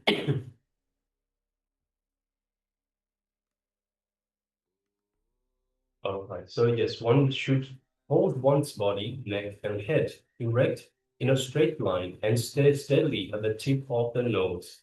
Thus, with an unagitated, subdued mind, devoid of fear, completely free from sex life, one should meditate upon me within the heart and make me the ultimate goal of life. So these are taken, these are a couple of shlokas. We'll be looking into why we're starting with this, with these two shlokas in just a moment. So, understanding that a few things that we need to know here is, here it is mentioned, go to the secluded place. Why? Whatever you say in the house, phone may be ringing, cell phone may be ringing, somebody may knock, some ad agency may call, and all of you know how it is in the home. So secluded place is really just move away from these disturbances. And the kusha, which is the deer skin for all things, those things are like insulation. So that energy created by you will not be taken away by the earth. But now you don't have to bother about that. Since you usually sit in a chair which is a little raised from the ground. So the seat should neither be too high nor too low, as it should be comfortable. That's all. Yeah, so here Krishna just updates the techniques that he gave before. So here are the three instructions from these two shlokas. There are three instructions, and we'll be entering into the meditation through these instructions. So the first instruction was the head, backbone, and neck. So let me say head, neck, and spine should be in a straight line.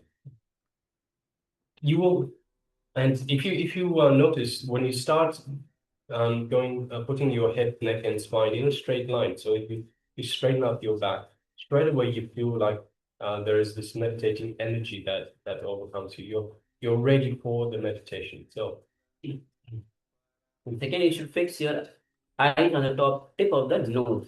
So gazing at the nose. If you look at the tip of the nose, naturally your awareness will settle down on the eye. Your concentration will settle on the Angyan chakra.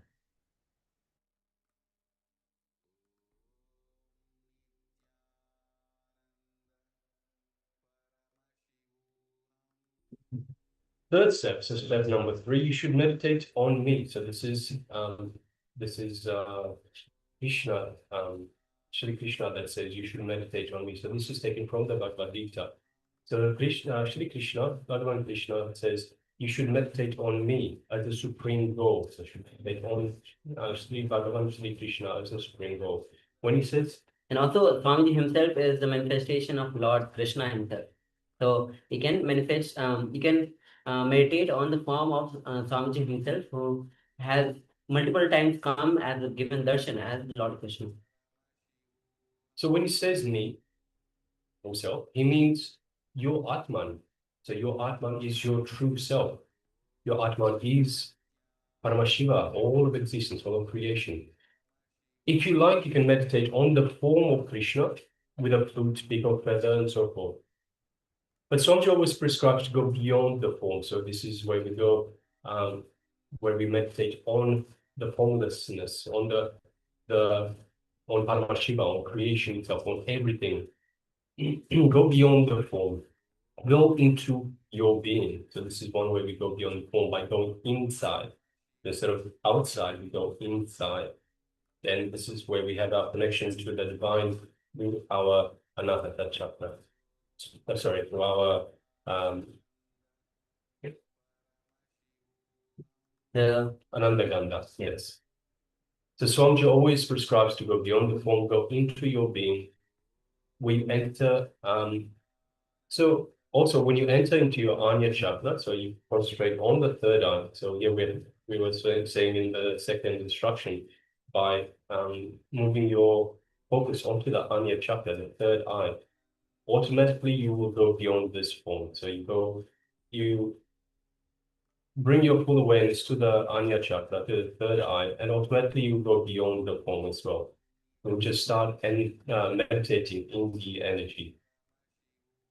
So let's enter into the meditation. Please sit straight and close your eyes. Sit with the head, neck, spine in a straight line. Inhale and exhale as slowly as possible, as deeply as possible. We'll be actually displaying this whole slide so that you can see and start performing this meditation. So you can inhale and exhale as slowly as possible, as deeply as possible, slowly in a relaxed way. Put your awareness in the Angyan chakra.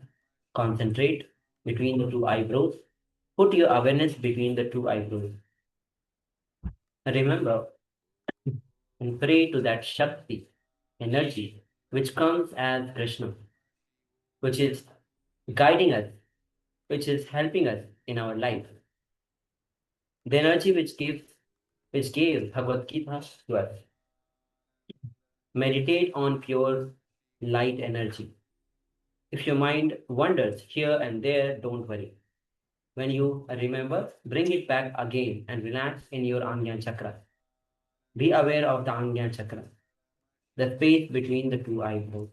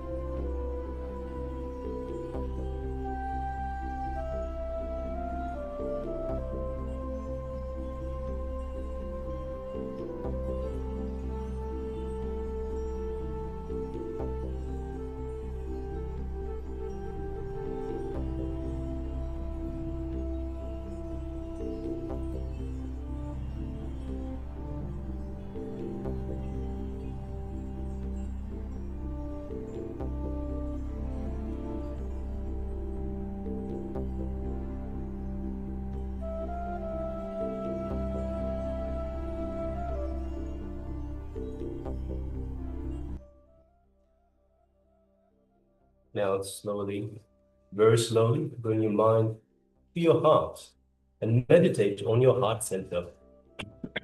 If you want, you can touch your heart center by the hand, with the hand, and just feel. Try to bring your awareness to your heart center. Just remember the heart center. Forget all the other parts. Forget your mind. Just become the heart center. Just be in the heart center. And continue to inhale and exhale as slowly as possible. Let us continue.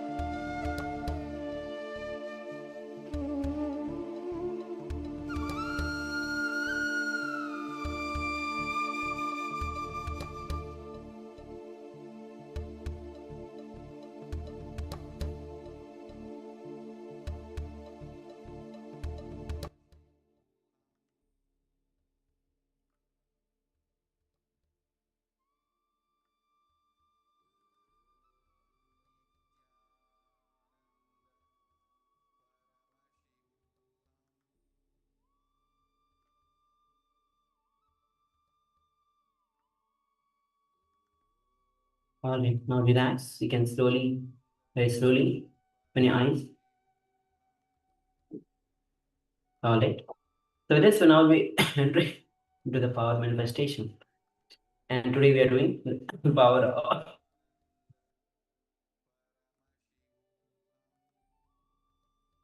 Yes, so today we'll be doing the power of clairvoyance. So once again, as per the previous round, we'll be having an image on our monitors, on our screens, ourselves, the acharyas, and we ask you, the participants, to scan the image that we have in front of us. So let's get ready. Request everyone to please switch on your cameras. Be available in the camera frame. Yes, we're also joined by Ma Ananda Sundaraya. Nithyananda, welcome. Good to have you with us. So we are just about to go into the power manifestation, and we also have Manister Gunya with us. Nithyananda, welcome, Manister Gunya. Good to have you with us. Yes, Nithyananda. So let's get ready. So this is, as we mentioned, we will have an image that we display on our side, on our monitor, on our screen, and we ask ourselves, the participants, to scan the image that we have in front of us. So this is the power of clairvoyance. So clairvoyance means clearly seeing at a distance, clearly seeing something that is hidden, that is away from you. So let us get ready. I'm requesting everyone to let's sit comfortably with the head, neck, and spine in a straight line. If you wish, you can cover your eyes. You don't have to, but if you wish, if it's easier for you, if you find it more comfortable, please do so. So let us get ready. In the first instance, once again, as per the instructions from Bhagavan Shri Krishna, let's keep the head, neck, and spine in a straight line. Let us get ready for this power manifestation. Let's sit comfortably. And let's bring our full awareness to our Ananda Ganda, just below the heart center and just above the navel center. Let us bring our awareness to our Ananda Ganda, and let us connect deeply to the divine in our Ananda Ganda. Let us connect deeply to the divine. Let us feel the connection. Let us feel the feeling connection we have to Swamiji, the supreme quantum of beings, and Bhagavan Shri Nithyananda Paramashivam, who has given us this program, this wonderful program, to help us have a super conscious breakthrough. That is, to give a super conscious breakthrough to all of humanity. So let's have gratitude to Swamiji, and let us connect deeply to Swamiji in our Ananda Ganda. Let's also feel the space of oneness with Paramashiva, from the understanding that we are Paramashiva. Everything, everyone is Paramashiva. In fact, all there is energy and consciousness, Paramashiva. So there is no separation between you and me. There is no separation between you and a pole just outside, an electricity pole, for example. It is all different levels of energy, different levels of consciousness. But it is essentially everything is Paramashiva. So let us connect deeply from this understanding. Let us connect deeply with Paramashiva. Let us remember that we are Paramashiva.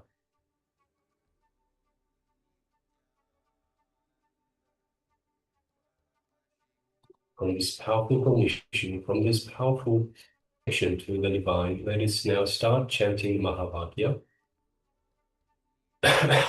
Om Nithyananda Paramashivoham. Om Nithyananda Paramashivoham. Om Nithyananda Paramashivoham. Yes, let us continue chanting the Mahavakya throughout this power manifestation. And from the space of oneness with Paramashiva, let's start manifesting this power of clairvoyance. Let us begin.